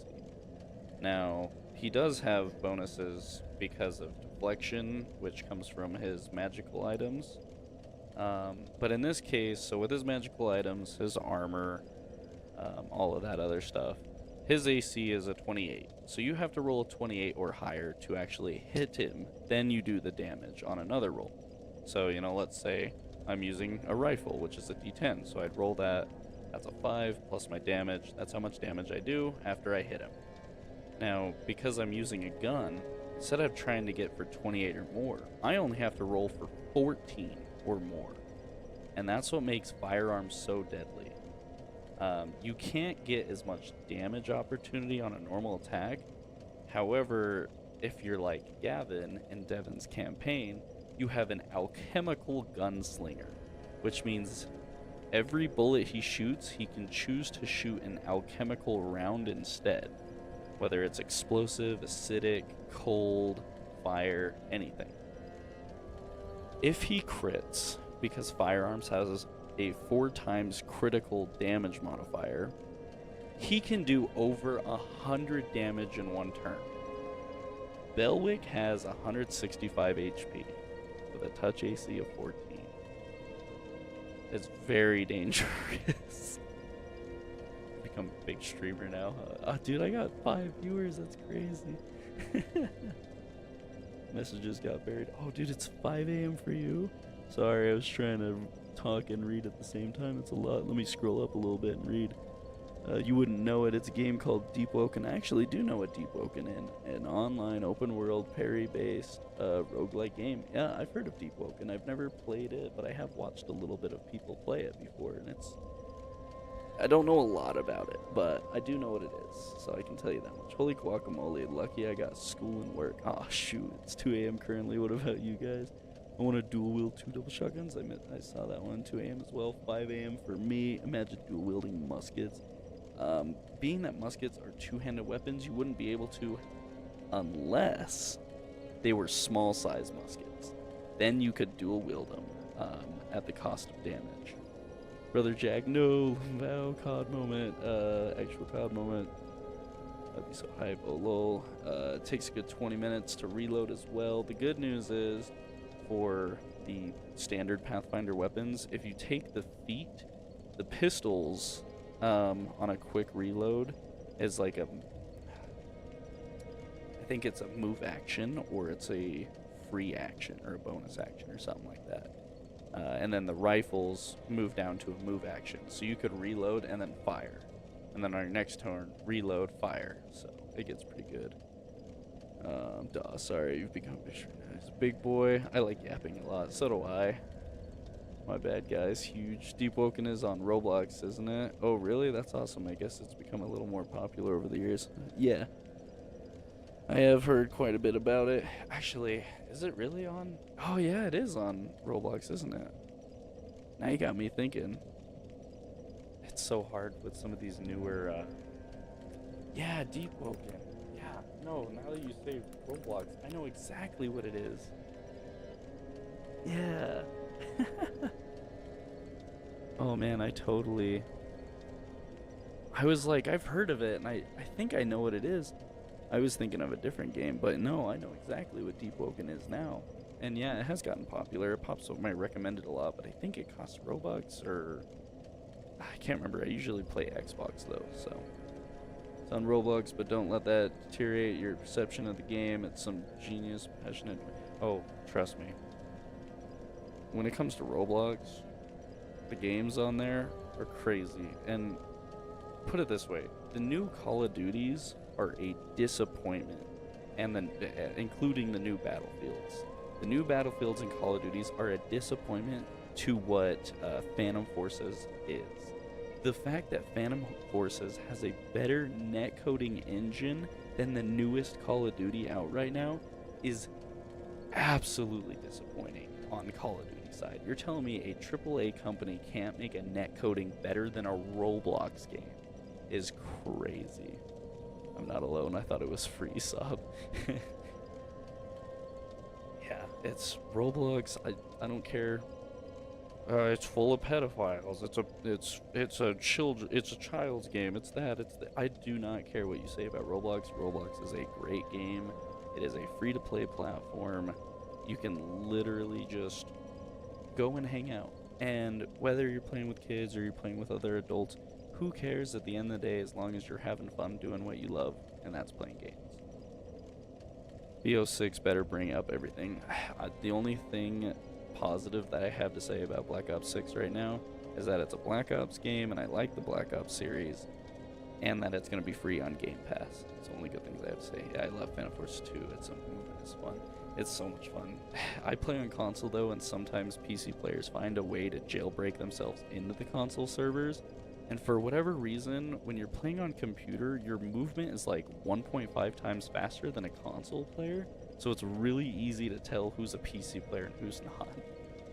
Spent too much money on the game. On Phantom Forces or Black Ops? It's like, I know Black Ops has all their skins and stuff, and I can't really talk too much because I've spent over free on Game Pass, so I can't talk too much about spending money because I've spent a lot of money on Valorant. I think, like, if not over 150, over $200 on skins in Valorant. That's definitely not talking about other games that I've purchased skins on. CSGO, I've probably spent like over $30. I wasn't working at the time that I played CSGO, so I can only afford like the couple cents skins and stuff. On Roblox in general, I've probably put about $100 in a Roblox, just unintentionally, just buying Robux here and there. I spent $200 on just a face. Oh my gosh. Okay, I'm not. No. Don't even get me started with League skins. Oh no, League skins. That reminds me of Smite. I've spent quite a bit of money on Smite. Them microtransactions are dangerous, man. They are. They really are. I think Valorant really is my most expensive one I put money into.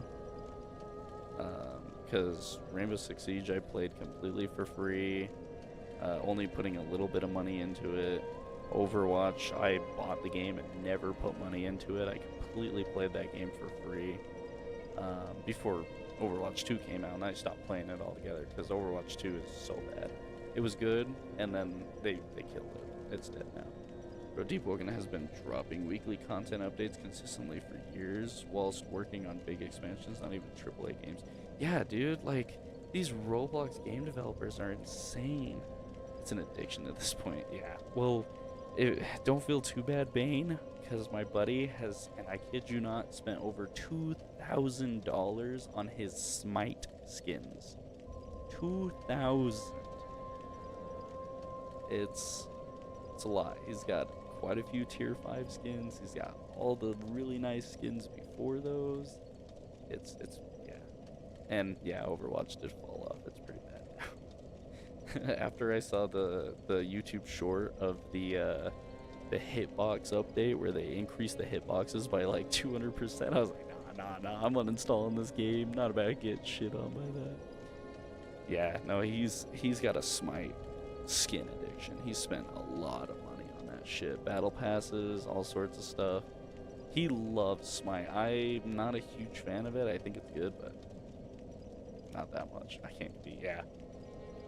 I mean, there's people who've spent tens of thousands of dollars on CSGO skins, so Overwatch is definitely fun drunk. I think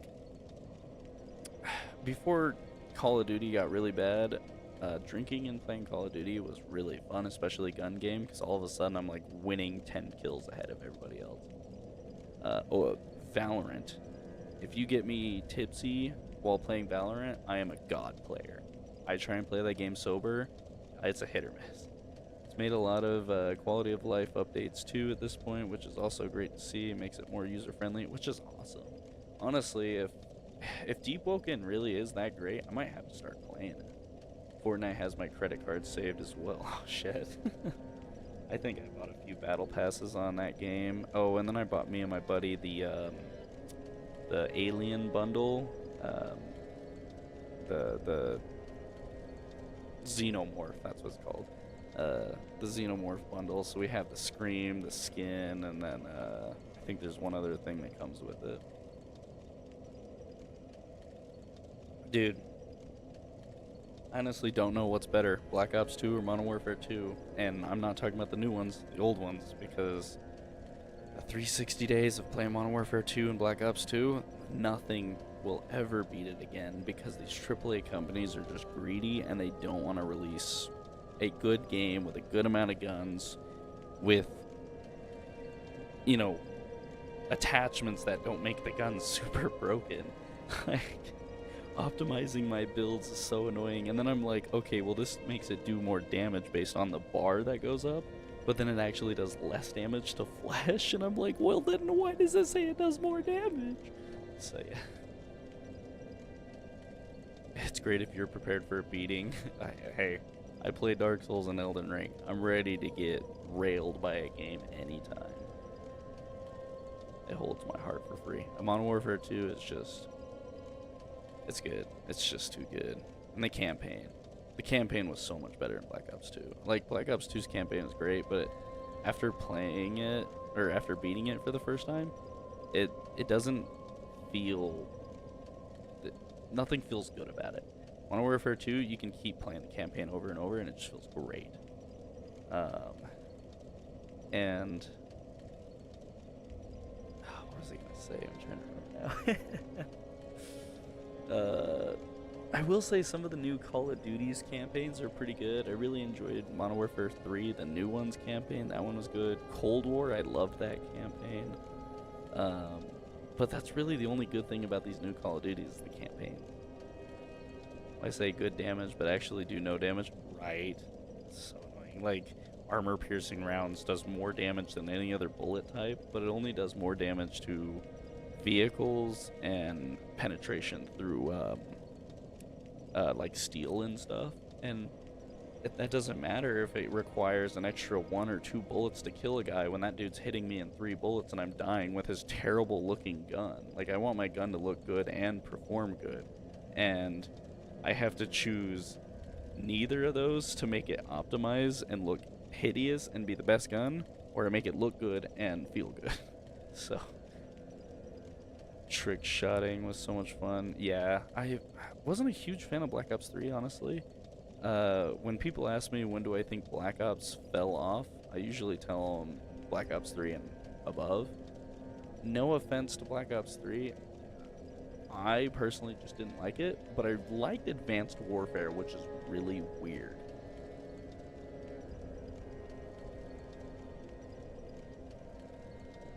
Or 2 remastered for the campaign, dude, get it. I would be most worried about the players. There's literally a path people can choose that specifically hunt players to progress. They're called Void Walkers, and they're gonna be your worst enemy. Jeez. Black Ops 3 jetpacks, hard eyes. Yeah. The jetpack, I won't lie, jetpack was actually really fun to play with in Black Ops 3. As much as I say I didn't like Black Ops 3, I actually do remember having a lot of fun playing it. I'm weird, and I tell people this all the time. I hear this all the time. You like Advanced Warfare? That game was garbage. There was something about it I just liked. And I think it was the campaign was the biggest thing for me. I loved the Advanced Warfare campaign. It was so good. And the multiplayer was just, it was weird, but I still liked it. It's alright. I didn't like I don't know, I just didn't like it. And it was weird. The multiplayer was really weird. It's kind of like how Ghost, I hear a lot of people say, it's just eesh. Yeah, no, you're right. I'm one of the weird people who actually liked Advanced Warfare, but I look at people who like Ghost. It was so ass, I didn't want to. No, you can say it. I hear it all the time. Advanced Warfare and everybody else's book was garbage. And if I were to go back and play it, I probably would think the same. But back when I was playing it, for whatever reason, I loved it. However, Ghost, a lot of people liked Ghost. I hated Ghost. I really did not like Ghost. I heard the maps are awesome. I actually played quite a bit of it, but I played about 20, maybe 30 hours of Ghost, and I hated it. And I get criticized for that too, because Ghost was, a lot of people say it was good. I'm a huge fan, multiplayer fan, not much campaign fan. Me too. I really don't like single player games. A lot of these Souls-like games are coming out, and I just wish I'd play them, but something's wrong with me where I open up a game in single player and I play it for no more than an hour, and I want to go fight people in Call of Duty or For Honor or something, anything. Ghost, yeah. But it was just that's what I think of when you said but I don't remember what I was saying now. I just laughed at that. Now I'm lost. Oh yeah, single player games, that's what it was. I used to love single player games when I was a kid, and then I got into the Xbox 360. I mean, you can shit talk in single player. I do it all the time. Back when I played Resident Evil 5 by myself, I'd call my companion, like, just you absolute idiot, what are you doing? Do something!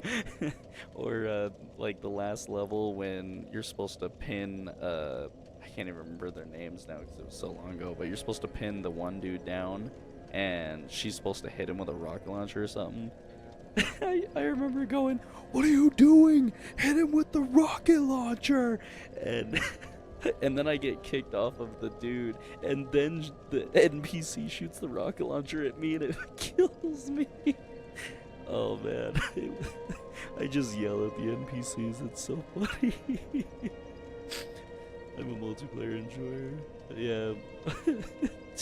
That's why I got you. Oh my gosh, it's so funny. But yeah, I need to go get more water. Oh man. Hit him with the rocket launcher. Oh my gosh, yeah, dude, it was so frustrating. I never even beat Resident Evil 5 and by myself. I did go back and beat it with a friend like a year or two later, but I never ended up beating it because it was a rental at the time, and so we had to take it back the next day, and I couldn't stay up that late. I think it was like 1 in the morning, and Grandma's like, "Time for you to go bed." So, and that's when I was a really young kid. But yeah, let me go get some water real quick. Quote that, bro. Oh, trust me. You know, before I get some water,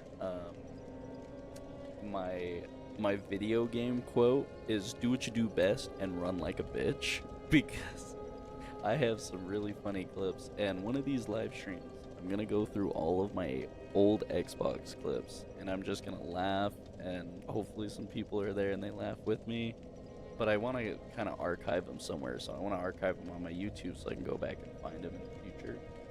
But I've got this really funny clip on the finals where I spend like 2 minutes running away and 30 seconds shooting at people and another 30 seconds hiding behind stuff. It's so funny. Anyways, I'll be right back and I'll give you a little BRB.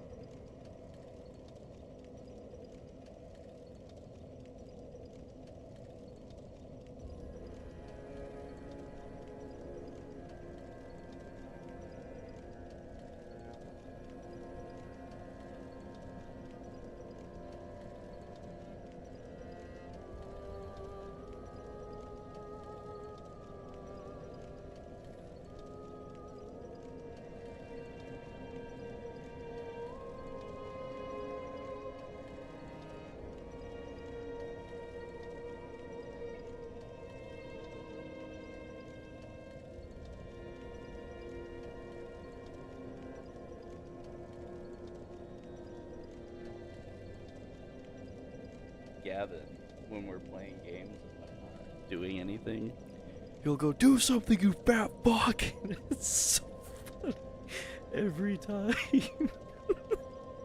Because I'm just sitting there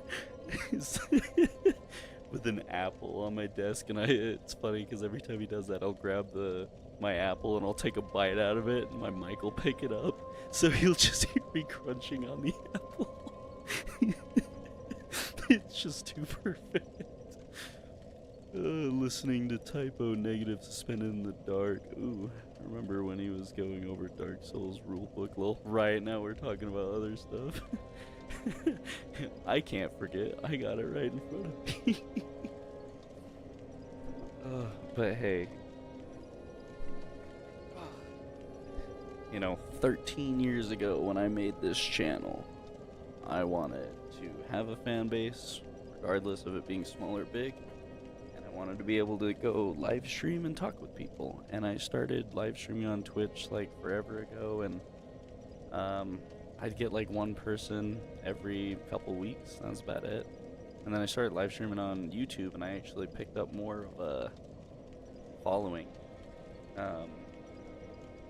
Because not only does my YouTube video watchers see that I live stream, but I also get recommended, my channel gets recommended through the shorts, and so you'll end up watching my stream. You're a damn runner, huh? I know the perfect oath for you. Just Striker, the beginner-friendly mobility oath would suit you perfect. That's a big buck in front of you is about Twitch eye roll. Yeah, Twitch is... I never really was a fan of streaming on Twitch, and Twitch was good before the genuine titty streamers, the bath streamers.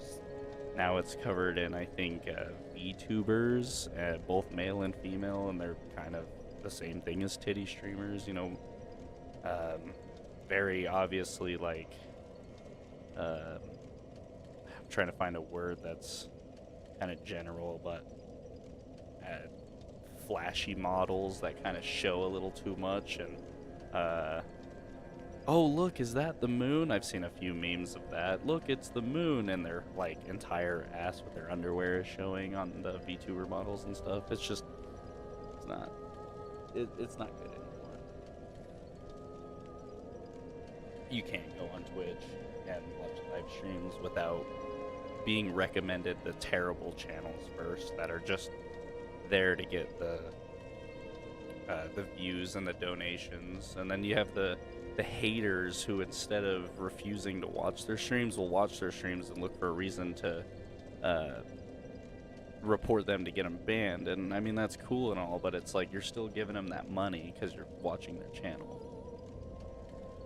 Yeah, it's Twitch kind of went downhill.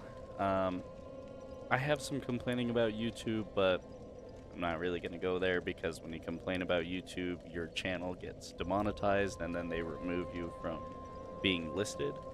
So I try not to complain too much about YouTube, especially since I really like being on YouTube. I like watching people. I like dislike the stream. That's why I'd be a cute small streamer. Dislike the stream. Yeah, just dislike the stream and then move on with it, right?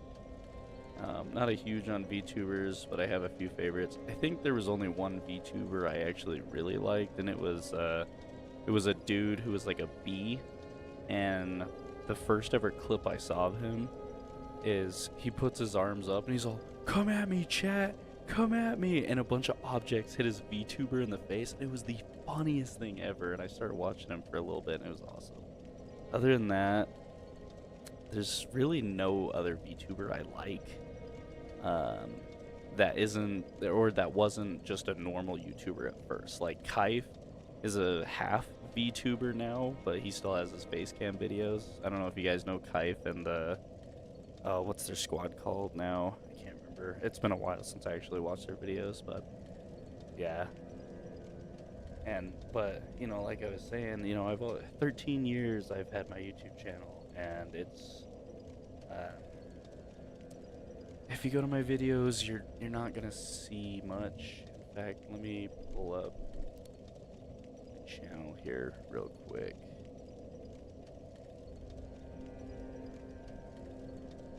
So switch to the game. So here's my channel. Recently it had 114 subscribers actually, and it finally, let me grab something real quick. It's like right in front of me, but it's kind of hiding.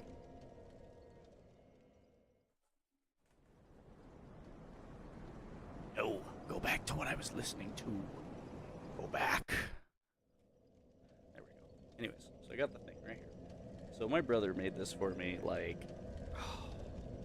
let's see, he's 18 now, so I'd say almost 10 years ago he made this for me. And it was a YouTube play button, maybe not 10 years ago, maybe 8 years ago, but he made this little thing, Derpy Wolf Master, 100 subscribers, and I was planning on uploading a video where I change the name Derpy Wolf Master to Derpy Wellington III, also known as the Third. Although I like the Derpy Wolf Master thing, it's not exactly who I want to be anymore. I like my knight stage name, which is the Derpy Wellington the Third. Making you fan art now. Yeah, this thing is awesome. I have a few pictures in my, because I thought about trying to do some art. Let me see if I can find. I'm really bad at digital art. I suck at it. I'm pretty good with physical art, but only to such a level, and it takes me a long time to do it. How did I do that by accident? So I switch back to the game capture here. You know, I had like this Derpy Wolf thing, and I was gonna try and draw some simplified stuff of this, maybe simplified stuff of this. Interesting, I love that, it's pretty funny, but Yeah, I thought of doing some simplified wolves and just kind of throwing them in as little edits. Let me see what all I missed here. So I love some of their music. What did I say? What did I miss here? Oh, I didn't miss much. It was right here, so that's great. My favorite is Mori. I actually heard Mori. Honestly, VTubers have become a big in the music industry. I do know that. I've seen some, and they actually have some good songs. I know a lot of them through their songs. I want to make a VTuber model of my persona and call it a day. Hey, I mean, that's pretty good. I had a buddy, well, I used to. I ended up, no offense to him, but I ended up blocking him just because of some disinterest when it came to playing games with him.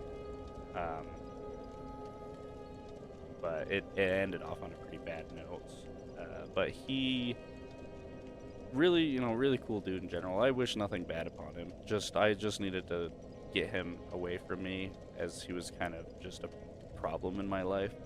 But other than that, he's a great guy. But this guy had a persona where it was a pot leaf dragon, and it was cool. So you had, just like a typical green and black furred dragon, and then his tail would stretch out into a pot leaf at the end, and it was really cool. And instead of blowing like fire, it would blow smoke that would make you high, and it was a really interesting concept. And then he actually has the paws, the tail, and the what would you call it, mask for his persona. It's actually really cool. I think it's awesome. Holy heck, that's cute. Yeah, and he was really young when he made that little thing for me, and I've kept it ever since because I love it. It's one of my best memories with my brother.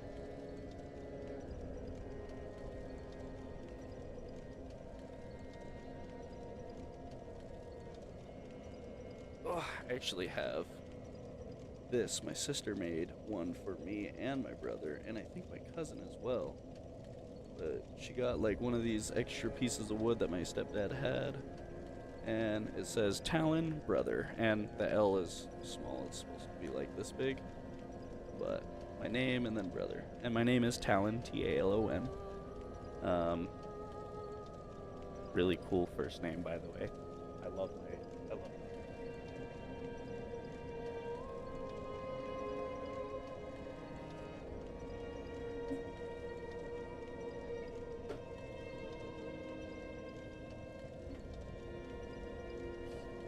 Almost cramped my leg because I was putting all my weight on my right leg.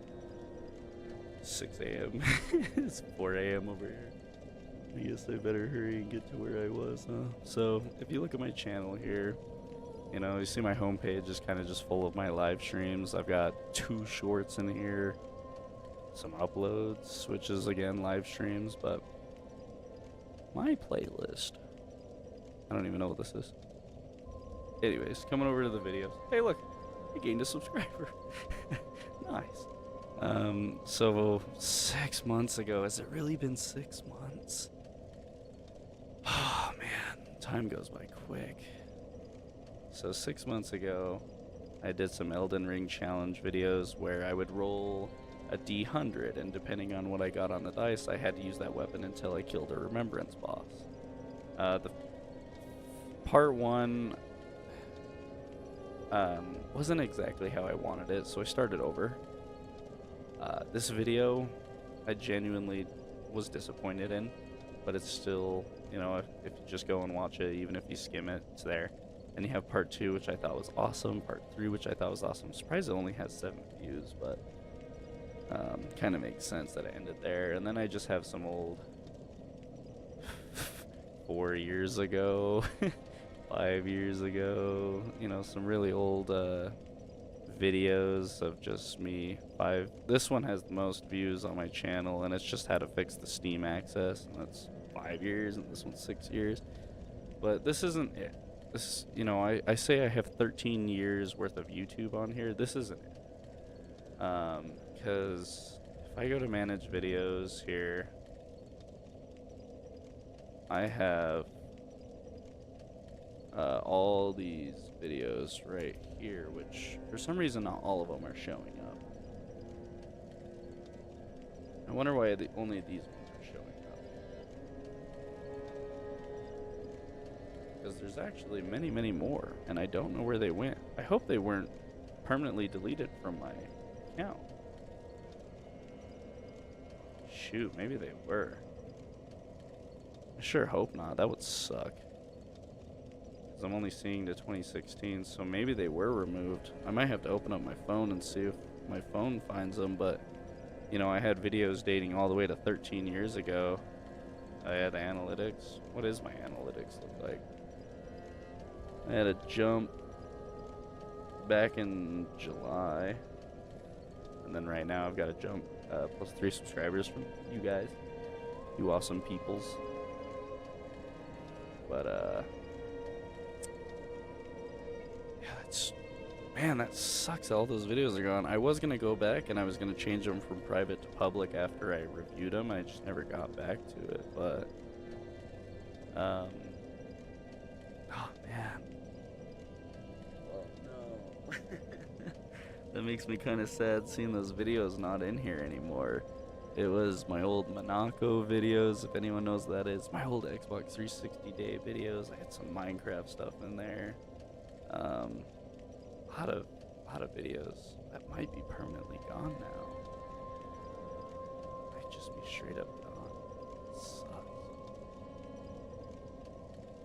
Well, that's what I get for not uploading them. But I bet if I open up my phone, they'd be in there, because I know that the dashboard on the computer for some reason kept having issues and it wouldn't show up. But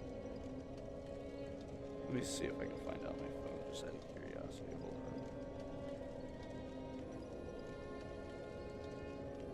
on. Oh, yep, nope, they're right here. I found them. They're on my phone. Oh man, I was probably about to cry, I'm not gonna lie. Like, it goes way down, way down. Oh, sorry, not 13 years ago, 9 years ago. It was my very first YouTube video, and it just says freaking update, read the game manual. So I downloaded Plants vs. Zombies Garden Warfare, and I was doing a video on it. And I didn't realize that there was a download inside the game, because that was around the first time that they started introducing in-game downloads. So I was reading the manual while that was downloading and just talking. And then I did meet the pea shooter, meet the chomper, kind of like Team Fortress 2, you know, meet the stuff. Sunflower cactus. There's my old Portals 2 videos with my friend. My parkour videos that I created the parkour maps and then played them. And you can't really see because, again, my camera sucks. But, you know, all the Portals 2. And maybe I'll go through this sometime this weekend and re-upload them all so that you guys can go and watch them. I even have, I was nominated for the Ice Bucket Challenge. I probably won't repost that one, but yeah, I'm glad I'm seeing them on my phone, because if they were gone, I probably would have been sad. No, not probably. I definitely would have been really sad about that. I would have been beating myself up the next probably week thinking about it, how I could have saved those videos by just finally uploading them again. But let me search up how old Portal 2 is. How old is Portals 2? Because I played it back when it like first came out on Xbox.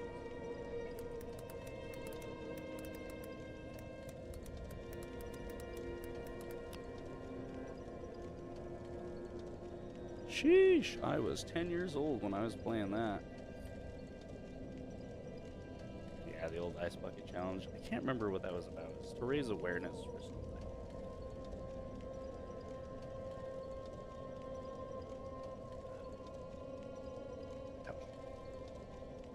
Oh, it's an amazing game. Oh my god.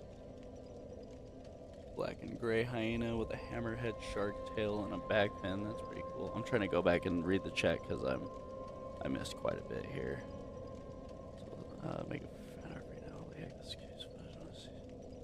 Well, now it's all good. Things that happen.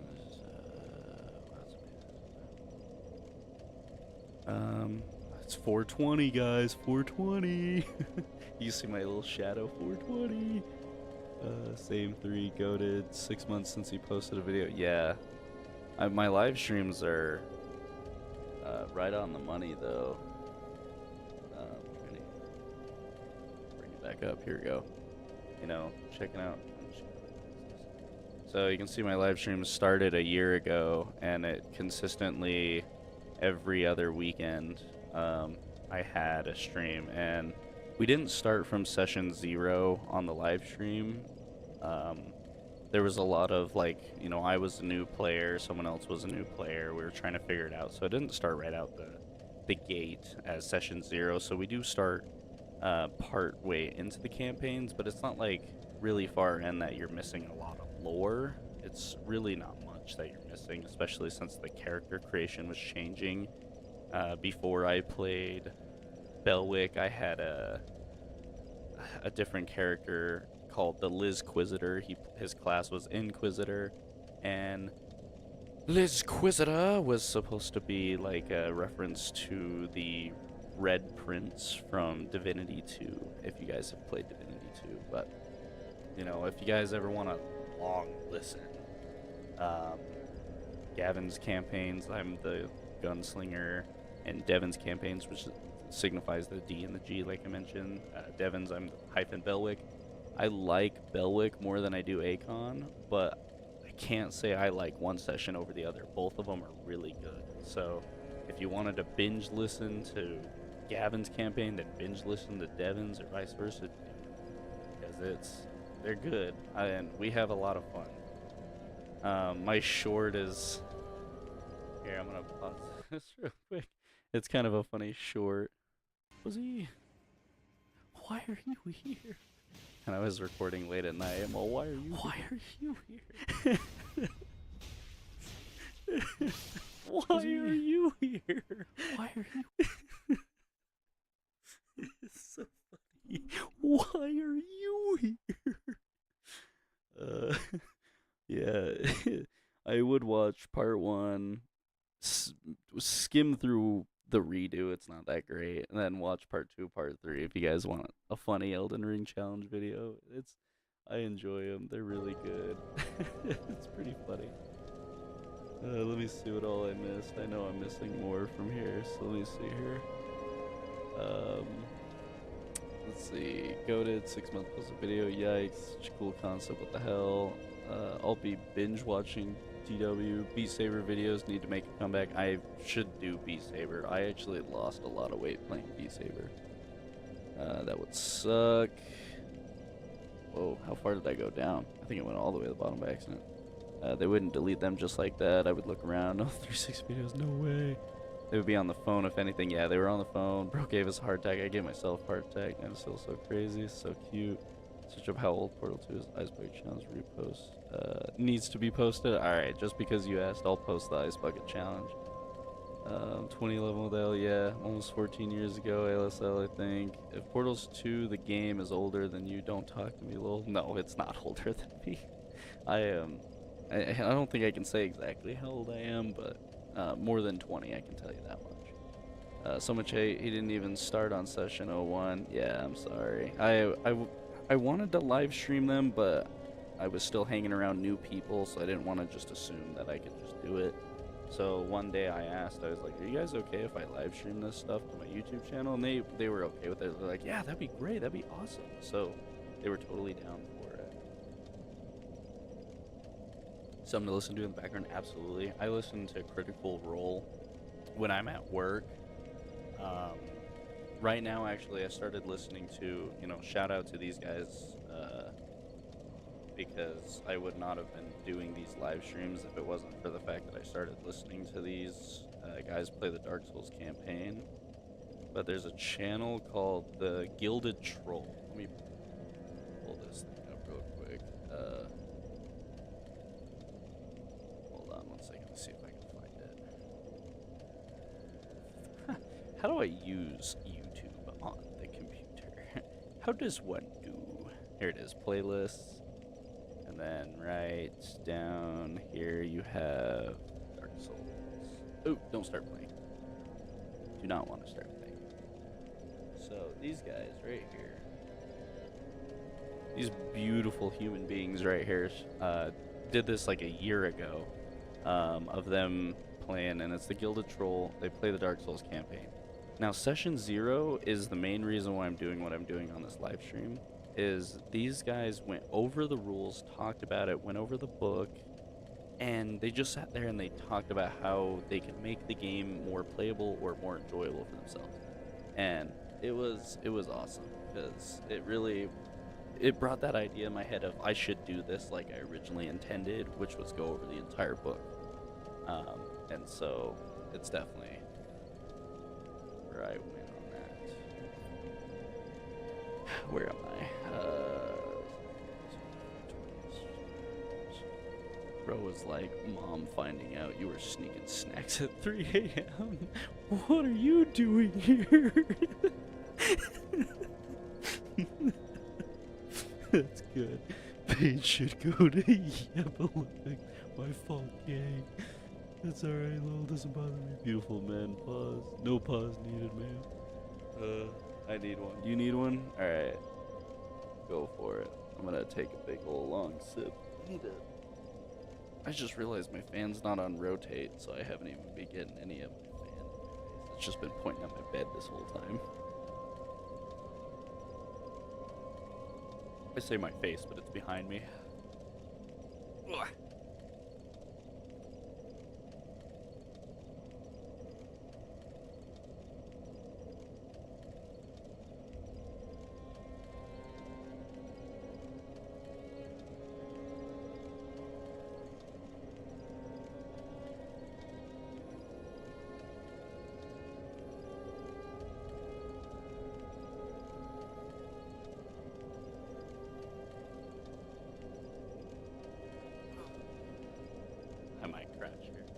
Yeah, I honestly need to take a shower. I'm still gross from work, so. Let's see, where are we leaving off at? How much more of the core rules do I have to go through?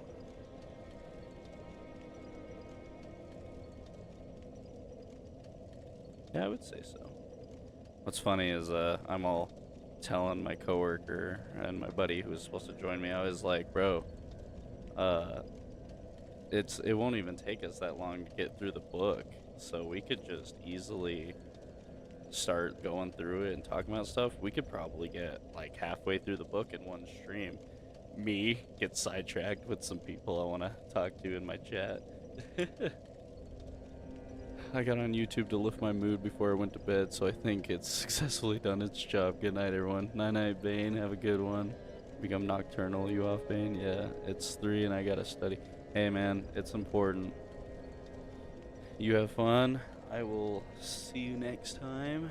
I'll definitely try and upload some videos more. I'll try and do more VR. My brother gave me his Quest 2, so I have a good one. Thank goodness, JK. Been cool to have you around, man. Yeah, you have a good one. Thank goodness, you're funny. But, what are you doing?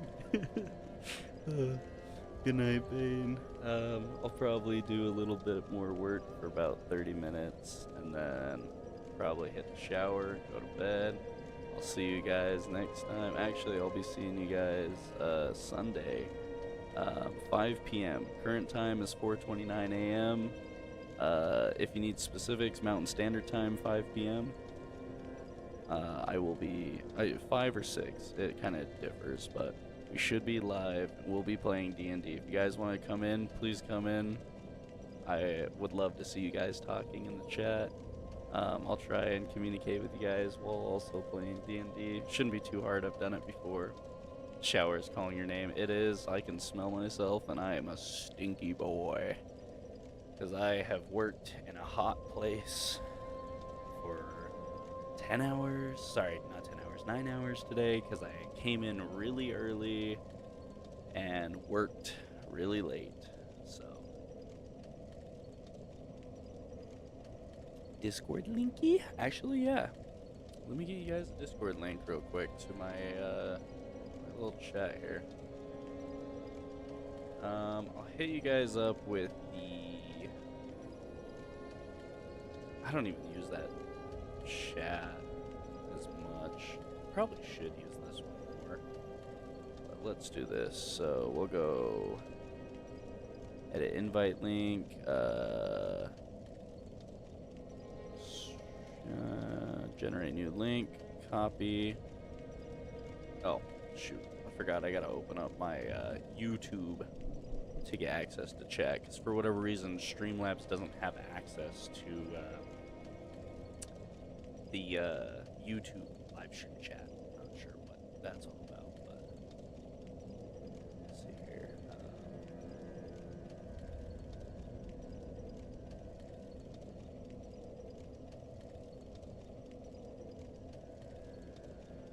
View your channel. This is such a process because I'm so dumb. No, pause. Do not want to listen to myself, please. Why can I not access chat? Yo, chat, clip it. It's so funny. I think I have to go to, oh, man. I do not know how this stuff works. I could have sworn I just hit view your channel, I go to the live stream, and it lets me access the chat, but it wasn't letting me access the chat. Oh, now it is. There it is. It was just bugged out. There we go.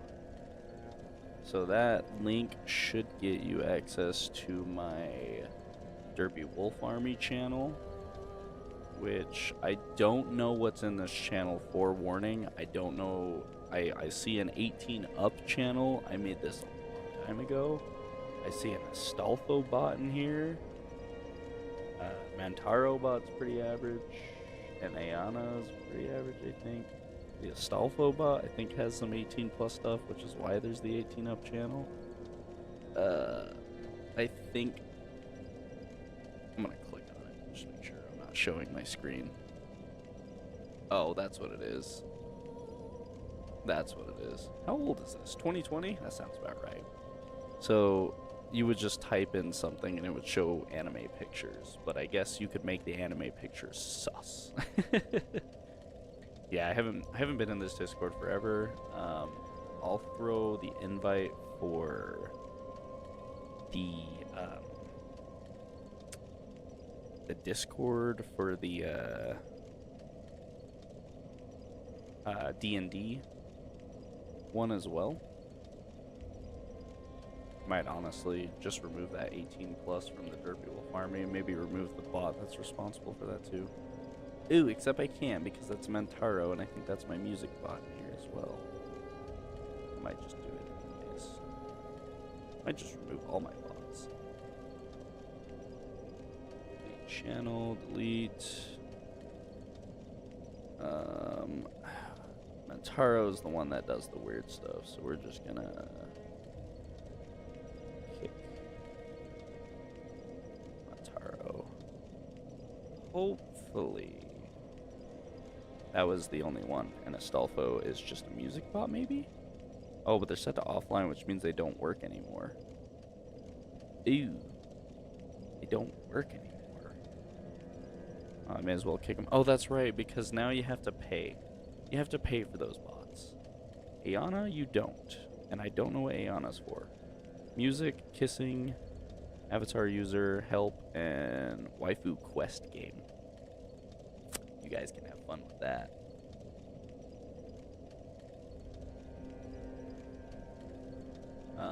I'll have to get some links for Bane next time I see him, so that he's able to join. Threads. Yeah, there's my Discord channels are just kind of all over the place. The Derpy's Dungeon is the one that's actually like made for stuff. And then if we're whenever we do D&D, we go into the which one is it? I think we just go into Plague World, or maybe we do a different Discord. No, we do mine. I think. Oh, we just go into the general, and you guys should have access to that. So we just go into the general, and I saw you join just now. Funny enough. But we just talk in general, me and Andrew, because Andrew is the only one who's not in person. He's in another state. And so, um, if you guys ever see us live, you can just jump in the Discord. Just be kind of mindful that we are trying to play D&D. Yeah. Which one do you actually use, though? The Derpy's Dungeon. The Derpy Wolf Army, I pretty much never use. It's kind of dead. Honestly. I thought about just deleting it, but I put a lot of work into creating it. Like, let me show you real quick. So you have, you know, all the different channels, and then there's some art in here. Here's a prime example of some of the art that I do, or I used to back in high school. Nine-tailed fox. What else is in here? Some of my old setups in here. I don't even remember what this was supposed to be, but it turned out kind of funny.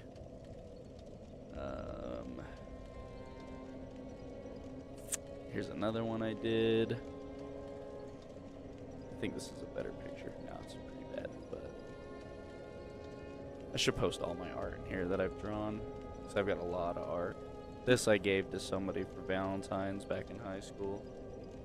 But then you can see, like, here I've got my gaming channels, my private gaming channels, moderator channels. Which one are you? This one?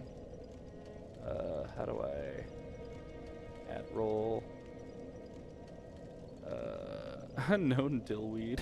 I have so many different things in here. Super member, and that should give you access to the gaming channels, the private gaming channels. Not these ones though. Those ones are mine. I think the dillweed channel was for one of my friends. I don't remember which one of them I gave it to. I think it's this one. Yeah. He has that one, so that's his specific voice channel. And there's Timeout Corner. I'm Loaf, by the way. Did you just go off? There's Loaf. There you are. That was the other one I was looking for. Ooh, that's pretty nice. And then Super Member. Just so you guys have that. May I friend you? Absolutely. And I'll even beat you to it. I'll do the same for you too, Loaf, if you want. Yeah, that was funny. I saw Loaf. Hold on, I actually want to look at Mayo's thing. That is so cool. That's the Discord Prime thing, isn't it? That does that. I don't think I have any roles in here, do I?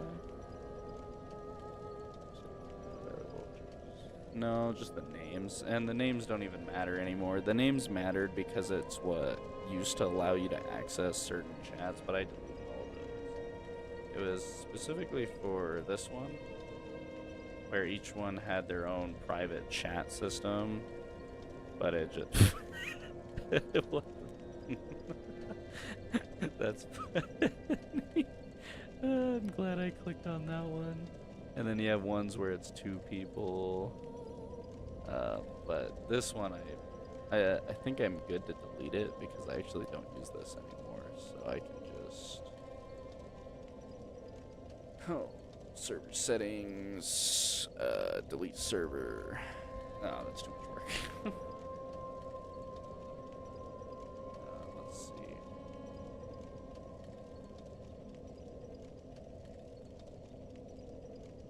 Ooh. Yo.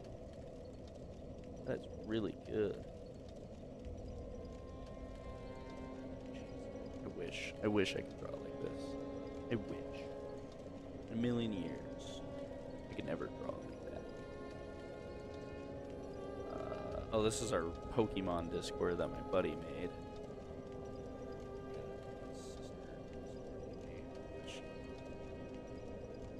Streams are pretty entertaining, not gonna lie. Beats talking to Mike. 100%.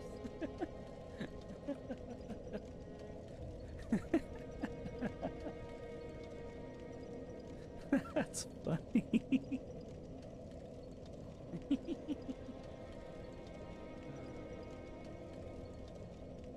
That's good, that's good, that's good. Drawn some art, but not much. Don't really do art anymore. Sure. That was a picture. picture I took in Japan. Nice. Nice. Where's it at? Where's it at? Hold up. Oh, it's like the picture that you do. That you did. That you do, that you did, that you did, that you do. What happened to that card? The Rave Defiler. When a Rave Defiler comes into play, top 4 cards of your library into your hand, the rest on the bottom of your library. Generate Rave Defiler. That's funny. It took way too long to make. Hey man, the art that I did took forever. Well, I can't draw, but let me see if I can find my art book. I think I know exactly where it's at. Hold on.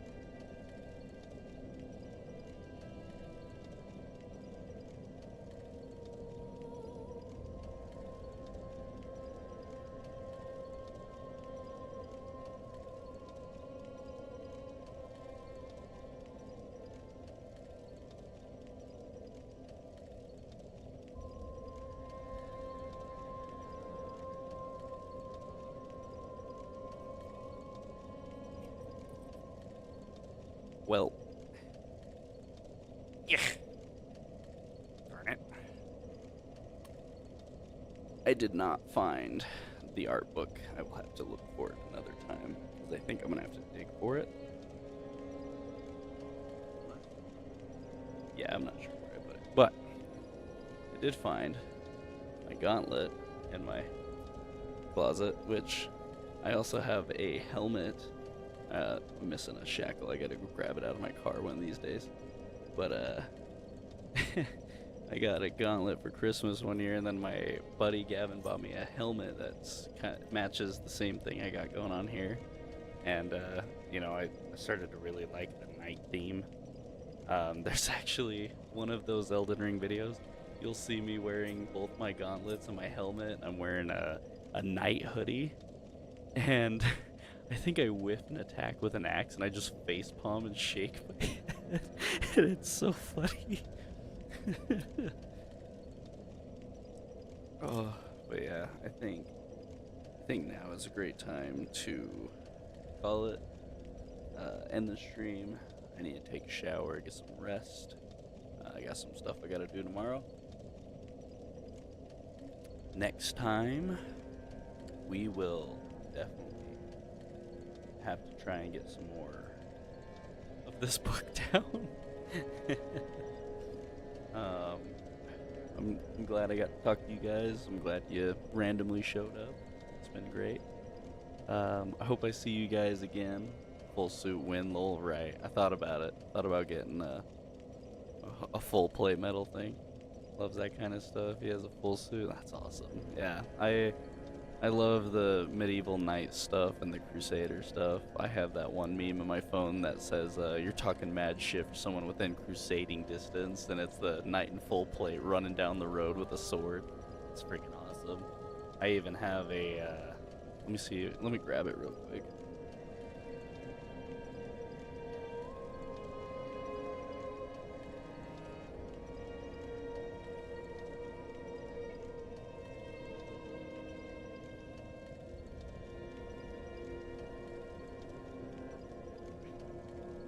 I actively polish this blade because I love it so much. And this is what the thing looks like here. You can actually see how shiny it is because you can see the reflection of the ceiling and the camera and everything. It's just, I actively polish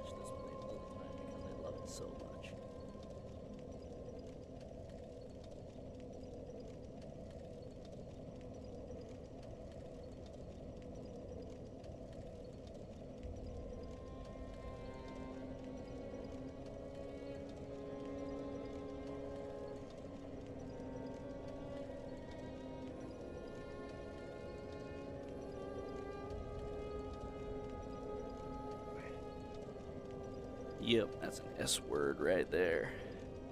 I have 2 other swords, but they're katanas. I have a one that's just display, but it is kind of sharp. It started rusting a little bit because I don't know what happened. I think I just touched the blade and then put it away. I never ended up cleaning it because it sits in its sheath, whereas the longsword sits on the wall, so I actually see when it's smudged. And I have another one that's a black steel katana, which is just, stainless steel blade, but it's black, painted on it probably. I'm not sure. It's got a rounded edge on it. That one's just purely to cosplay with because it can't actually do any damage. Yeah, it's it's a shiny blade. I have a picture where I have my TV and then I have the sword like this at the TV, and I took a picture of it, and my friends were like, "Did you Photoshop that? What am I looking at?" I was like, "You want to know what I'm looking at?" And I had another picture where I was where you could see me holding the sword up to the TV, and they're like, "No way!" I was like, "Yeah, I polished that thing. I love that sword."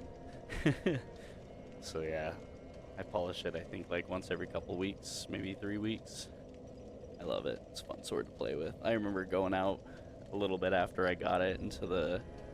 It was like in the middle of the night. I went out into the park near my house and I just started swinging it around like they do in For Honor. This is when I was like in high school, I think. I was just being a kid. But it was pretty funny. I enjoyed it. Anyways, I think this is definitely a great point to leave off. I hope to see you guys Sunday, and I'm gonna get in the shower and go to bed. I can hear Andrea calling for me, my girlfriend. So I hope you guys enjoyed. I definitely enjoyed talking to you guys. I have a family order sword. You can smell how old it is. Jeez, that's interesting. But I hope to see you guys again. One day I really do hope to, even if it's like 5 regularly people, I hope to have a small group that I can play games and talk to and hang out with. So, and we'll definitely have to try D&D sometime and see how that goes. I could probably call off one of my sessions and do like a one shot with a big group for Dark Souls, and that'll be really interesting. But not suspicious at all. I just wanted a real sword. I mean, I could sharpen that one with a whetstone. I have a whetstone. I could sharpen it, and it would be a real sword, but those do cost a lot more money because that thing's mainly display, so it could break in combat. Have a hero match. Anyways, I'm going to leave the stream up for just a little bit longer while you guys talk, and then I'm going to end it here soon. I enjoyed your guys' company very much, and I hope all of you have a great night.